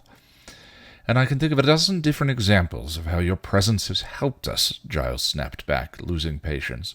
"However, if you would rather wallow in self-pity and drink, then by all means do so. If you would rather slink off with your ex-paramour and abandon us, then go ahead. I will continue to use the knowledge you have given me in the fight against Glory, and do what I can to alter history without your help. At this point, I don't really care what you do, because you are useless to me as you are. And if you can't pull yourself together long enough to function properly, then maybe it is best that you do leave." With that, Giles walked out, leaving Spike still sitting on the couch. The vampire squeezed his eyes shut and pushed his palms against his temple, willing back tears. Biting his lip, he struggled to compose himself and decided on a course of action. He was so wrapped up in his own pain that he didn't hear or see Terra enter the training room until he felt her gentle touch. Snapping his head up, startled, he stared at her with moist eyes. "Can I help?" she asked gently, her eyes soft and compassionate, and he knew her offer was genuine. Sweet Glinda, he thought, looking at her. Pretty soon Glory would brain-suck her, turning into a babbling lunatic, and he frowned. She was the only one who had ever showed him any kindness, who had ever touched him with gentleness. Even when he was at his worst, she had still looked at him with compassion and patience. She didn't deserve what Glory would do to her, or any of what would happen after. And he was in a position to stop it. The realization was a balm to his bleeding wounds, and a look of infinite tenderness came to his face. She'd given him a reason to keep fighting. All of the invective and anger and indignation hadn't touched him the way this girl's simple touch and offer of support had done. He reached up and stroked her hair with one hand, smiling with gratitude when she didn't flinch away from his cool skin. Then he slowly rose to his feet, shouldering his burdens once again, and leaned over to kiss her gently on the temple. "No, Glinda, but thank you." He gave her a final fond glance and composed himself, squaring his shoulders and walking towards the open training room door. He passed Giles on the way out. Terra watched the vampire leave, her mind and heart in turmoil. She waited as Giles approached her with questions on his face. He must have seen her come in and wanted to see what was happening. "He's in so much pain, Mr. Giles," she said softly, her eyes still focused on the open door. Giles sighed and nodded. "He carries a heavy burden." Terra looked at him, gathering courage to voice what she had suspected all along. "It's his soul, isn't it?" The shocked and guilty look on the man's face gave him away. "How?" "I can see it. It's in his aura. I just didn't say anything because it wasn't my place to give away his secrets." "Yes, well, it's okay. If you don't want to tell me about it, I understand. I'm just glad he has someone else to help him. I'm sure it's very hard for him, and it's always easier if you're not alone." She gave Giles a tender smile and followed the path Spike had taken out of the training room, leaving Giles a little more stunned and chagrined. "No, not alone," the man sighed, and walked to join the rest of the group in organizing a search for Dawn. He tried to make eye contact with Spike, but the vampire refused to look at him. Spike had wrapped himself up in his duster, a leather shield, and withdrawn into himself. There would be no reconciliation with him tonight. Giles hoped they would come to terms with each other again sometime within the next few days, but for now, there were more pressing matters.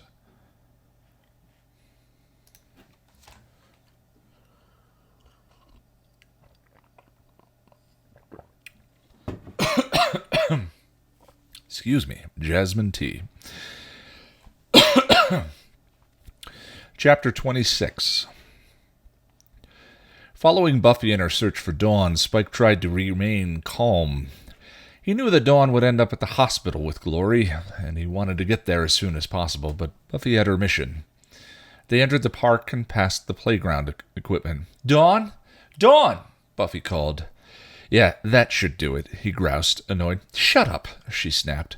"The Niblet scampered off to get away from you. She hears you bellowing. She'll pack it in the opposite direction." "Can't say I blame her," he responded. Buffy sagged, defeated, and stopped to look at him. "You were right. We should have told her." He stood there awkwardly, hating to see her in pain and helpless to do anything about it. "She probably would have skipped off anyway, even if she never found out. She's just a blob of energy. She's also a 14-year-old hormone bomb. Which one's screwing her up more right now? Spin the bloody wheel."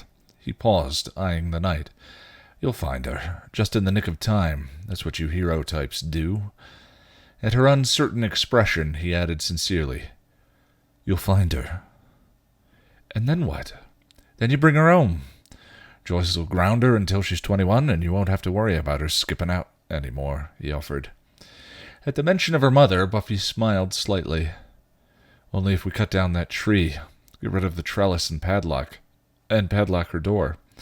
Spike shrugged. Suppose we could build a stone tower into your house and put her in it, but I think that'd give it away just a bit. Buffy laughed softly, glad for the reprieve. Just a bit. He gave her a smile and looked around. How's Joyce doing, anyway? Better. Worried about Dawn, but we all are. Thanks for asking, she answered sincerely. Like your mom. She's a good woman. Doc put her on blood thinners, he asked suddenly. There was a pause, then Buffy answered slowly. Yes. He nodded, distracted. It's good. Why? Huh? Why what? He replied, pausing to look at her. Why is it important that my mom be on blood thinners? She responded, fixing him with a knowing, expectant stare. Caught off guard, he tried to backpedal, his mind working on a glib lie that would gloss over his concern with a plausible explanation. Buffy stepped up to him, cutting him off as he began to stammer his answer. No, she said firmly. Don't you dare make something up. If it's one thing I have learned, it's that you don't do anything without a reason. What's wrong with Mom? He worked his mouth a few times and looked away from her steady stare. Do you smell something wrong? She asked suddenly, and his head shot up to look at her wide-eyed. Under his stunned look, she explained, Giles told me. You knew about Mom's illness because you smelled it on her. Do you smell something wrong now? And the lie that wasn't really a lie at all was handed to him on a silver platter, wrapped up in a big red bow. Sighing, faking defeat, he hung his head and nodded. Yeah, I smell old blood. Could just be the incision healing, but it's been a while. Could be a hematoma, a big blood clot. I know what a hematoma is, Spike. He nodded, keeping his head down so she would think she had him. It's probably nothing, but I figured it couldn't hurt for her to be on blood thinners, just in case. Thank you, Spike, she said softly, making him look up in surprise. His look made her squirm, and she had to look away. I'm sorry, she said suddenly. He had to shake his head because he wasn't certain he'd heard her correctly, and it could have been the alcohol that he'd imbibed that had him hearing things. Pardon? I said, I'm sorry, she repeated more plainly. I'm sorry I beat you up. I'm sorry I didn't listen to you when you kept telling me to take Mom for a CAT scan. I'm sorry you felt you couldn't tell me that something was wrong. Spike hung his head again, unable to process her apology. You wouldn't have believed me anyway if I had. You're right. I wouldn't have. And I'm sorry for that, too. They fell into uncomfortable silence, each not knowing what to say, until finally he looked at her and nodded. Thanks.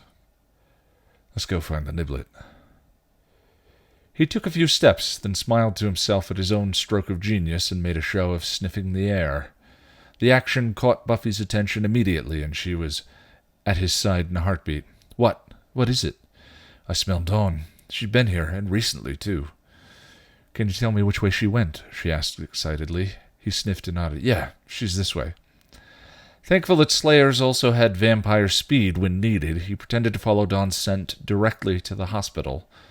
Buffy ran past him as they approached the building. You don't think she... Buffy breathed, hurrying into the ER room. Her absence, while she checked to see if Dawn had been brought into the ER, gave Spike enough time to catch Dawn's real scent trail. He sniffed it out, walking slowly around the exterior.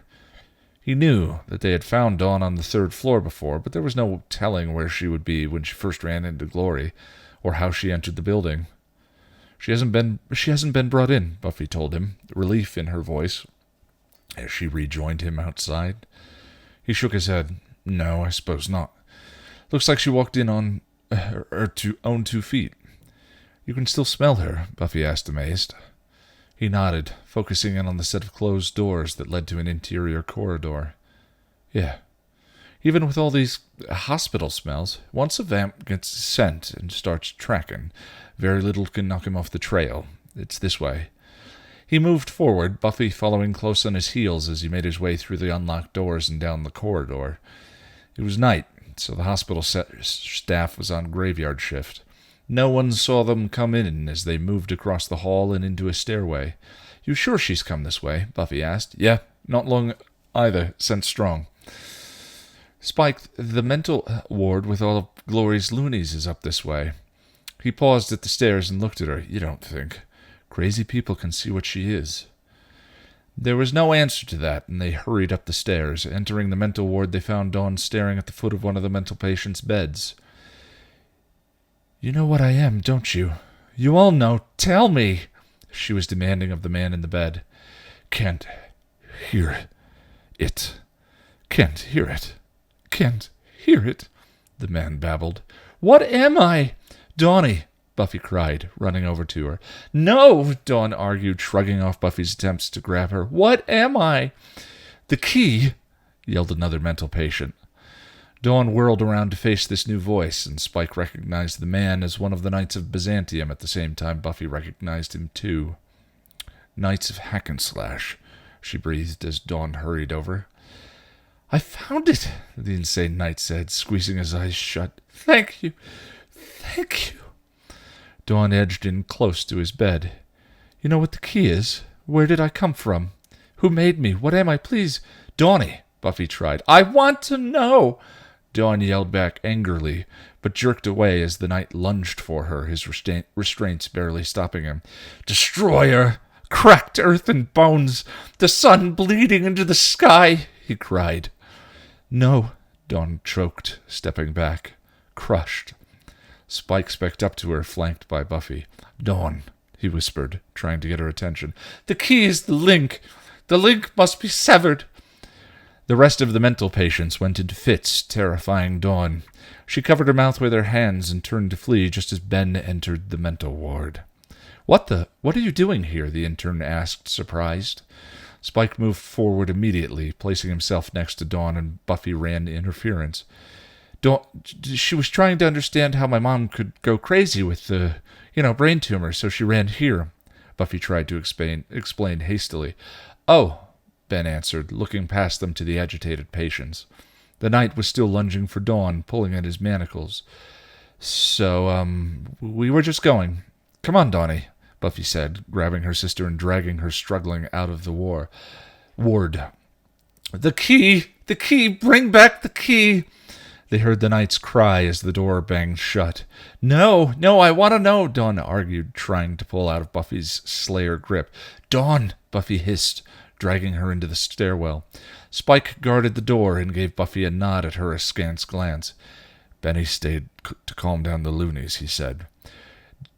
Dawn, those crazies know you're the key, Buffy scolded. I know!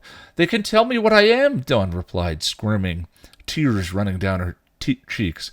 What they can tell is Glory's minions that you're the key so she can come snatch you, Spike growled. But I have to know. Dawny,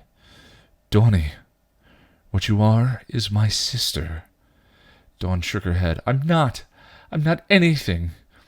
You are flesh and blood, and we love you. No, I'm not real. I'm not. The teen began to wail, growing hysterical. Spike stepped forward and slapped her, stunning her out of her hysteria and making her yowl from the chip shock. You're real, Bit, he snarled, one of the fists to his temple. Real enough to give me a migraine. And that means you're human, Buffy affirmed. But, Dawn stuttered, Buffy. She broke down, collapsing against her sister in a sobbing heap. Buffy wrapped her arms around her and held her close, rocking her as she cried. Spike stood close by, knowing that he didn't have the right to join them, but desperately wanting to. He waited, fists and teeth clenched, until Dawn settled and they pulled apart. Dawn, we need to get out of here, Buffy said softly. Dawn nodded through her sniffles, and Buffy helped her to her feet. They began making their way down the stairs, but Dawn tripped from exhaustion and emotional stress. Buffy moved to catch her, but Spike was faster, hoisting Dawn into his arms as if she weighed nothing at all. "I've got her, Slayer," he said, his voice thick with emotion. Buffy gave him a look and seemed to come to a decision. She gave him a short nod and watched from the corner of her eye as they walked down the stairs. They didn't speak again until they were out of the hospital. You want to go alert the troops while I take her home?" Spike asked, still cradling Dawn. The teen had her head resting against his leather-clad shoulder, her eyes blank and staring. Buffy looked at the darkened Sunnydale streets and frowned. "I told the gang to check at the magic box. I'll run there and leave a message, then join you." Surprised, and secretly pleased that she was trusting him with Dawn, he nodded. "Right then. See you back at your place." She gave him a final pensive look before heading off for the magic box. He waited a moment, watching her leave, before setting off for Ravello Drive. He walked quickly, purposefully, taking the shortest route possible. Dawn's fingers curled themselves into the lapels of his duster as he carried her, silent but strong, homewards. Joyce was waiting at the door when he stepped up to the porch. Somewhere along the way, Dawn had fallen asleep, and he was grateful Joyce was there to open the door, so he wouldn't jostle her awake, struggling with the knob. "Buffy called me from the magic box. She's on her way," Joyce whispered at his silent question. He nodded, crossing the threshold and following her up the stairs to Dawn's bedroom.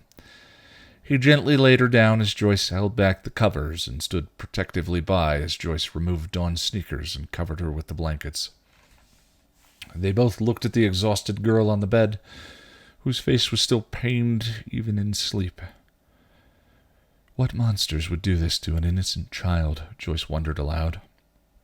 Didn't they think before doing this to her, making her sentient, turning her into a human girl? Brown Roby types rarely look at the big picture, Joyce. All they saw was a way to protect the key from glory by giving it to the Slayer. I doubt they considered the consequences of making the key human. Joyce shook her head sadly. And messing with our minds, our memories. It's like a type of rape. He grimaced, his soul constricting at the sound of the word. I don't know, Joyce. Just a vampire here. I don't have any answers for you. What I do know is that we can't make the Niblet feel less than human. We have to convince her that we love her just the same, whether she's been with us 14 years or 4 months, he replied. You love her, don't you? Joyce asked suddenly. He started and stared at her. Then he put on airs and shrugged. What's not to love? I mean, she's a great kid, even if she is a blob of energy. I didn't mean Dawn. I meant Buffy. You love Buffy. He squirmed under her piercing glance and tried to weasel out. Soulless demon here, Joyce. We can't love.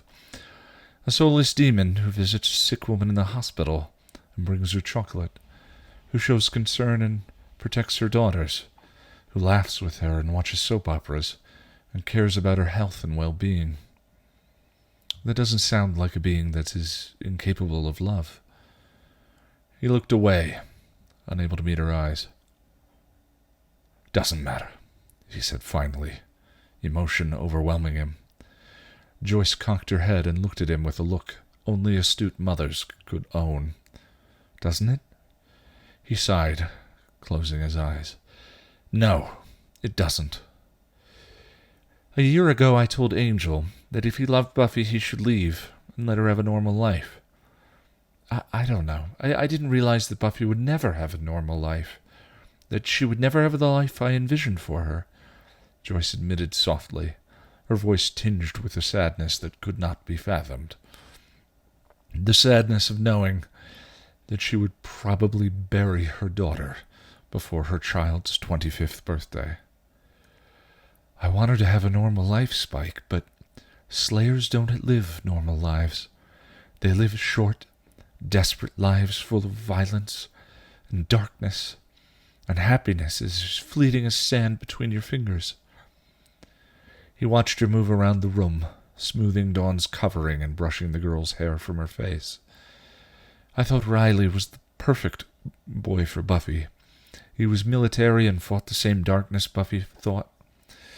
But the darkness consumed him, and he betrayed Buffy in a terrible way, she continued, walking from Dawn's room and coming to stand in the hallway. He followed, interested in hearing what she had to say.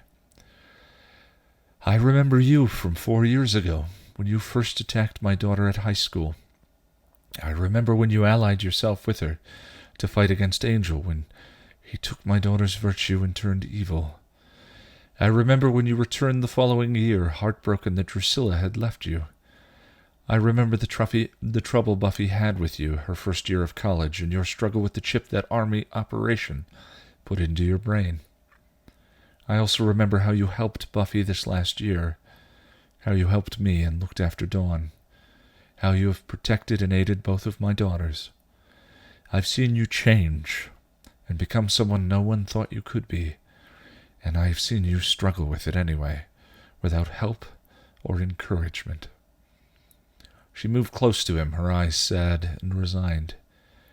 I know you are a soulless being, but you have more soul than some humans I know. You are loyal and faithful and strong, and you accept my daughter for all that she is, not just the parts of her that are attractive or pleasing to you. I don't approve, but I do understand, and I have come to terms with the reality that my daughter is a slayer, and that means she won't be with me for very long. If she can find happiness with someone who loves her so fiercely that it would change his very nature for her, I can't find any fault in that. He stared at her, unable to hold back the tears that welled in his eyes at her soft words and tacit acceptance.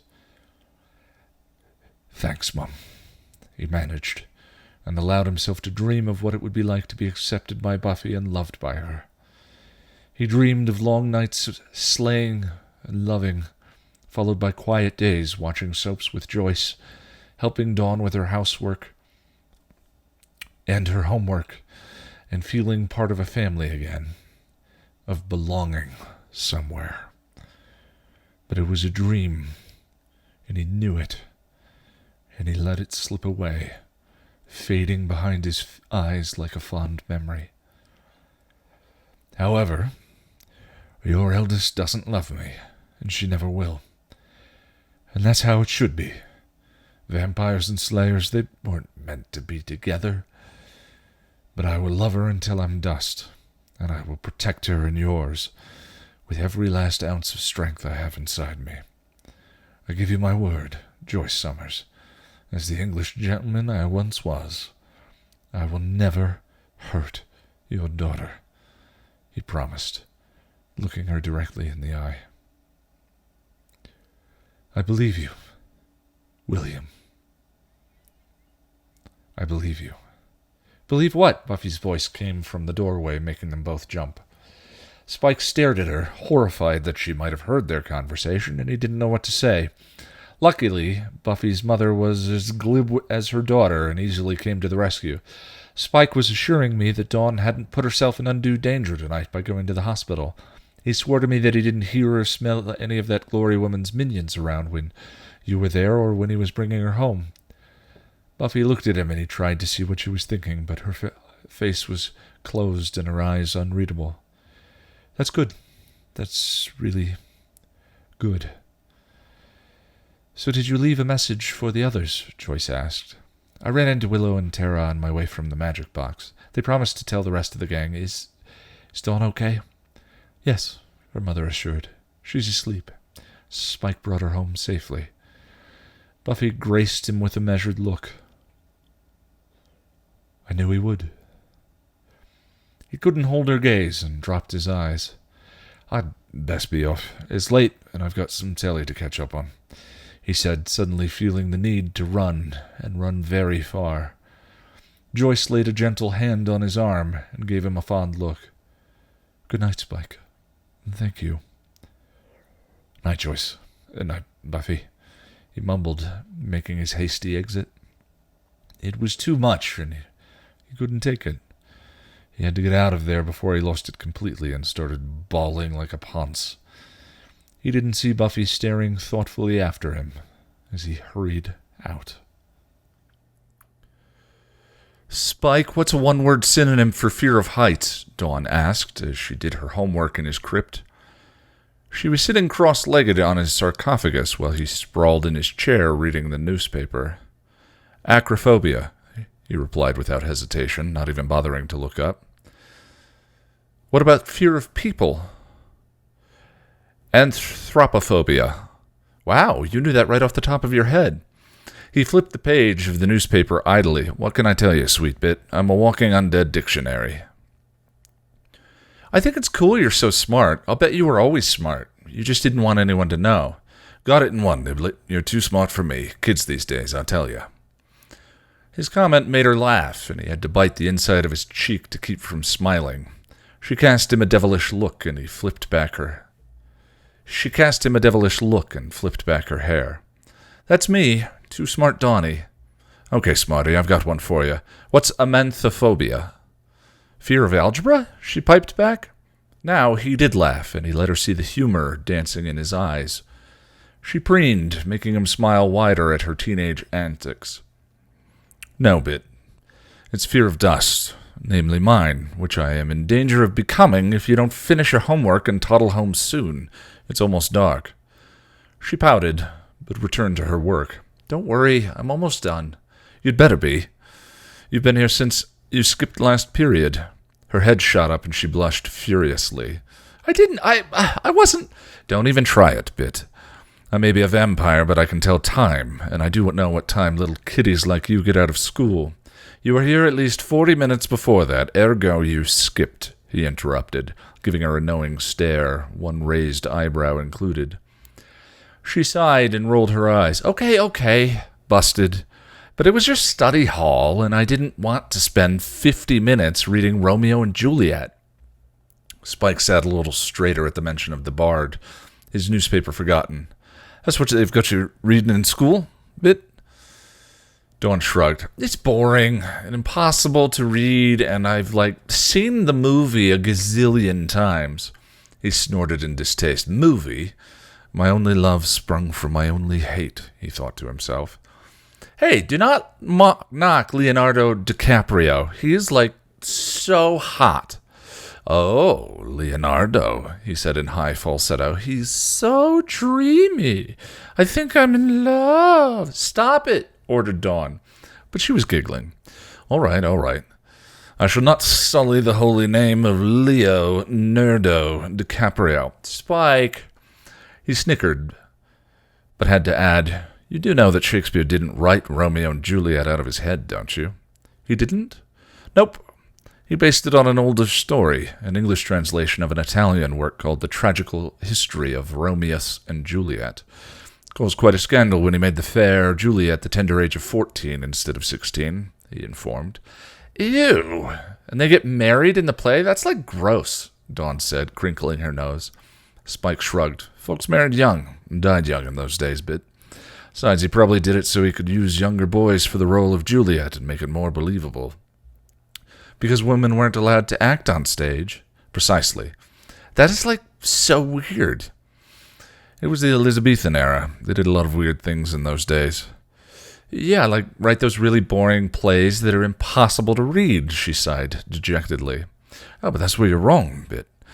Shakespeare never meant for his plays to be read. He meant for them to be heard and seen. When properly produced and read, Shakespeare's plays are some of the finest, most well-written works of art ever created.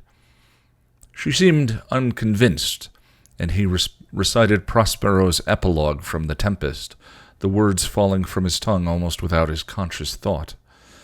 His mind was elsewhere, however, on a night set in a not-so-distant future when a sorrowful Dawn, bereft of mother and sister, had sat with him in the living room of an empty house that had once been a home. That night it had been Hamlet, and he had tried to draw a smile to her worn face by acting out the part of the Danish prince in his manic state, welcoming the players and dancing about. She'd laughed then, a thin and strained laugh, but a laugh nonetheless. So he had showered her the humor Shakespeare had written in The Murder of Polonius, and Hamlet's disposal of the body and subsequent interrogation. He was the only one who could make her smile then, and she looked to him as the only thing keeping her sane. No one but her ever saw him when he let William out to play, out to recite prose and offer insights into English literature. It was their little secret, and they had guarded it carefully. While he knew that never having to go through the death of her mother and sister would be the greatest gift he could ever give the girl, he had come to view her as a little sister. He still sometimes mourned the loss of the closeness they had shared during the summer of Buffy's death. He hadn't let William out in decades, and the freedom had awakened emotions in him he had thought as dead as his soul. He would miss it, even though he knew it was a small price to pay. William lived full bore in him now, and only Giles knew he was there, looking through Spike's eyes, who would listen to him after he had succeeded in his mission, who would look at him as something other than a monster. Could any suffering or good deed ever atone for all the evil he'd done? Perhaps Prospero's soliloquy was more fitting than he had imagined, and that was why the soul chose it to recite. Now I want spirits to enforce, art to enchant, and my ending is despair, unless I be relieved by prayer, which pierces so that it assaults mercy itself, and frees all faults. As you from crimes would pardon be, let your indulgence set me free, he finished, to Dawn's shocked stare. Wow. He bowed his head, embarrassed. Sorry. No, don't apologize. That was beautiful. Thanks, he mumbled. You know all of that by heart? He shrugged, brushing off her awe-tinged stare. Know most of them by heart. At least my favorite parts. It's not that hard when it's something you like. I get that, she said seriously. I like how you talk to me like I can understand. Everyone else is acting all twitchy and weird, and I'm glad that you told me I could come here if it got too much for me. Thank you. I'm just trying to keep you safe. I know, and I feel safe with you. Before, when she had said that, he had been offended and annoyed, but now he was pleased. You're welcome, Bit. Now finish your homework, and I'll walk you home. 2 hours later, an angry Buffy stormed into the crypt to find them sitting on top of the sarcophagus, candles illuminating the small space. There was an old, worn book in Spike's hand, and he was reading from it. Round about the cauldron go, in the poisoned entrails throw. Toad that under cold stone days and nights has 31, sweltered venom sleeping got.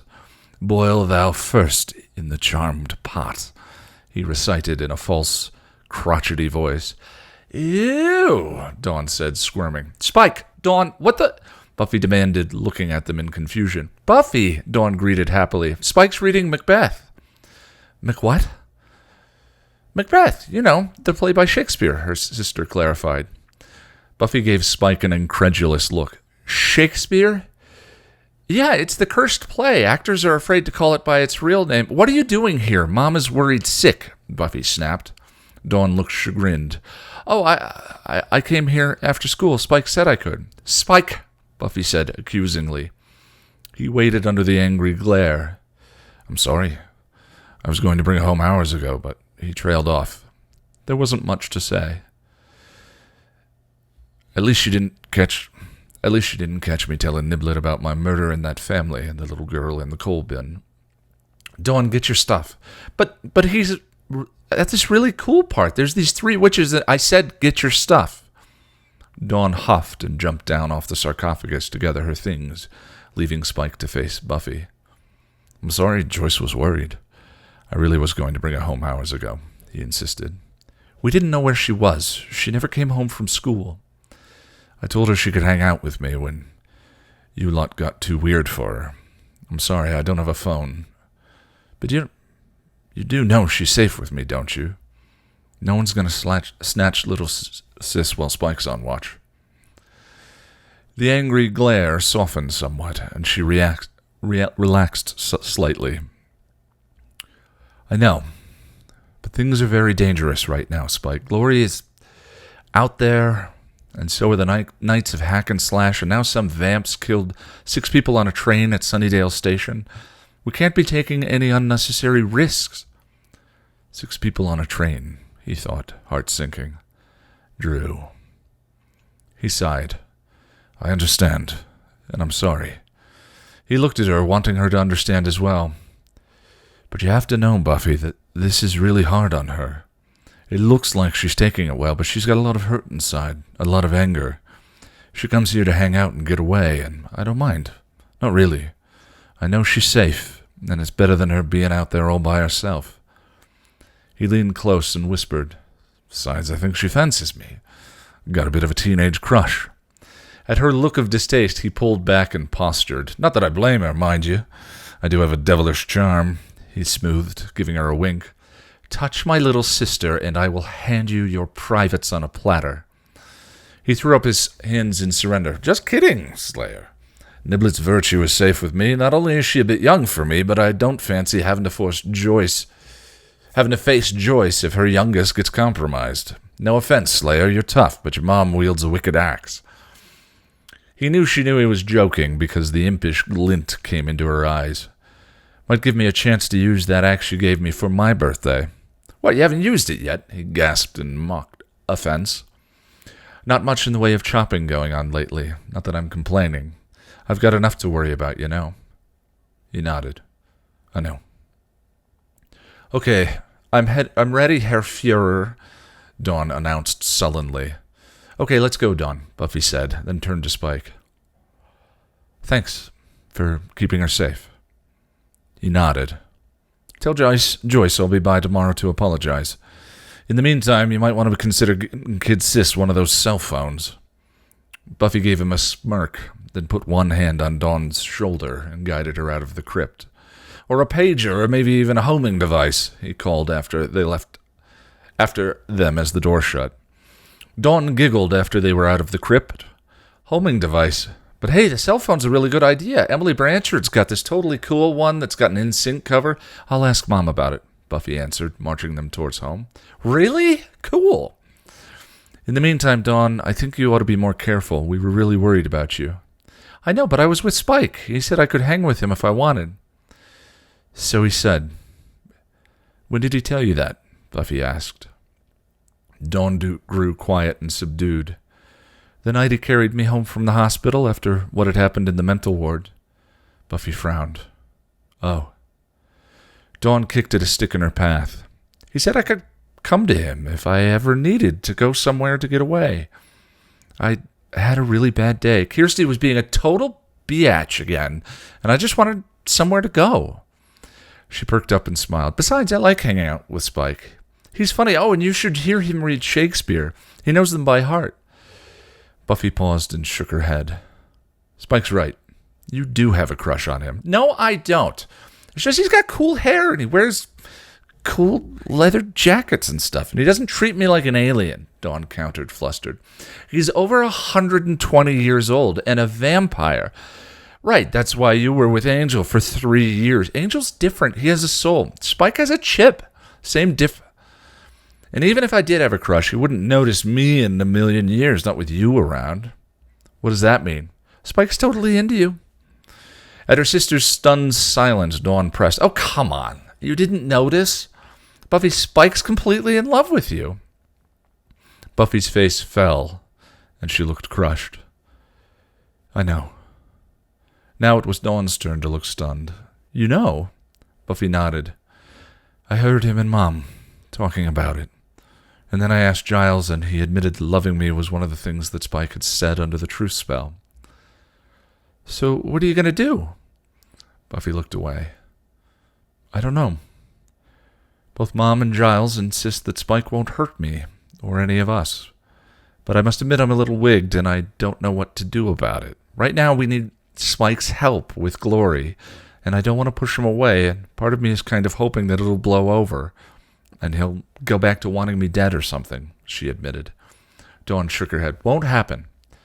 Buffy sighed and ushered them along again. Then I'll just have to wait and see what he does, and deal with it when I have to. Dawn hurried to keep up. Do you think you could, love him? Spike's a vampire, Dawn. He's a soulless killer. But he's different now. He's changed, and he has a chip. The chip just makes him a serial killer in prison. Besides, Spike said it himself. Vampires and slayers weren't meant to be together.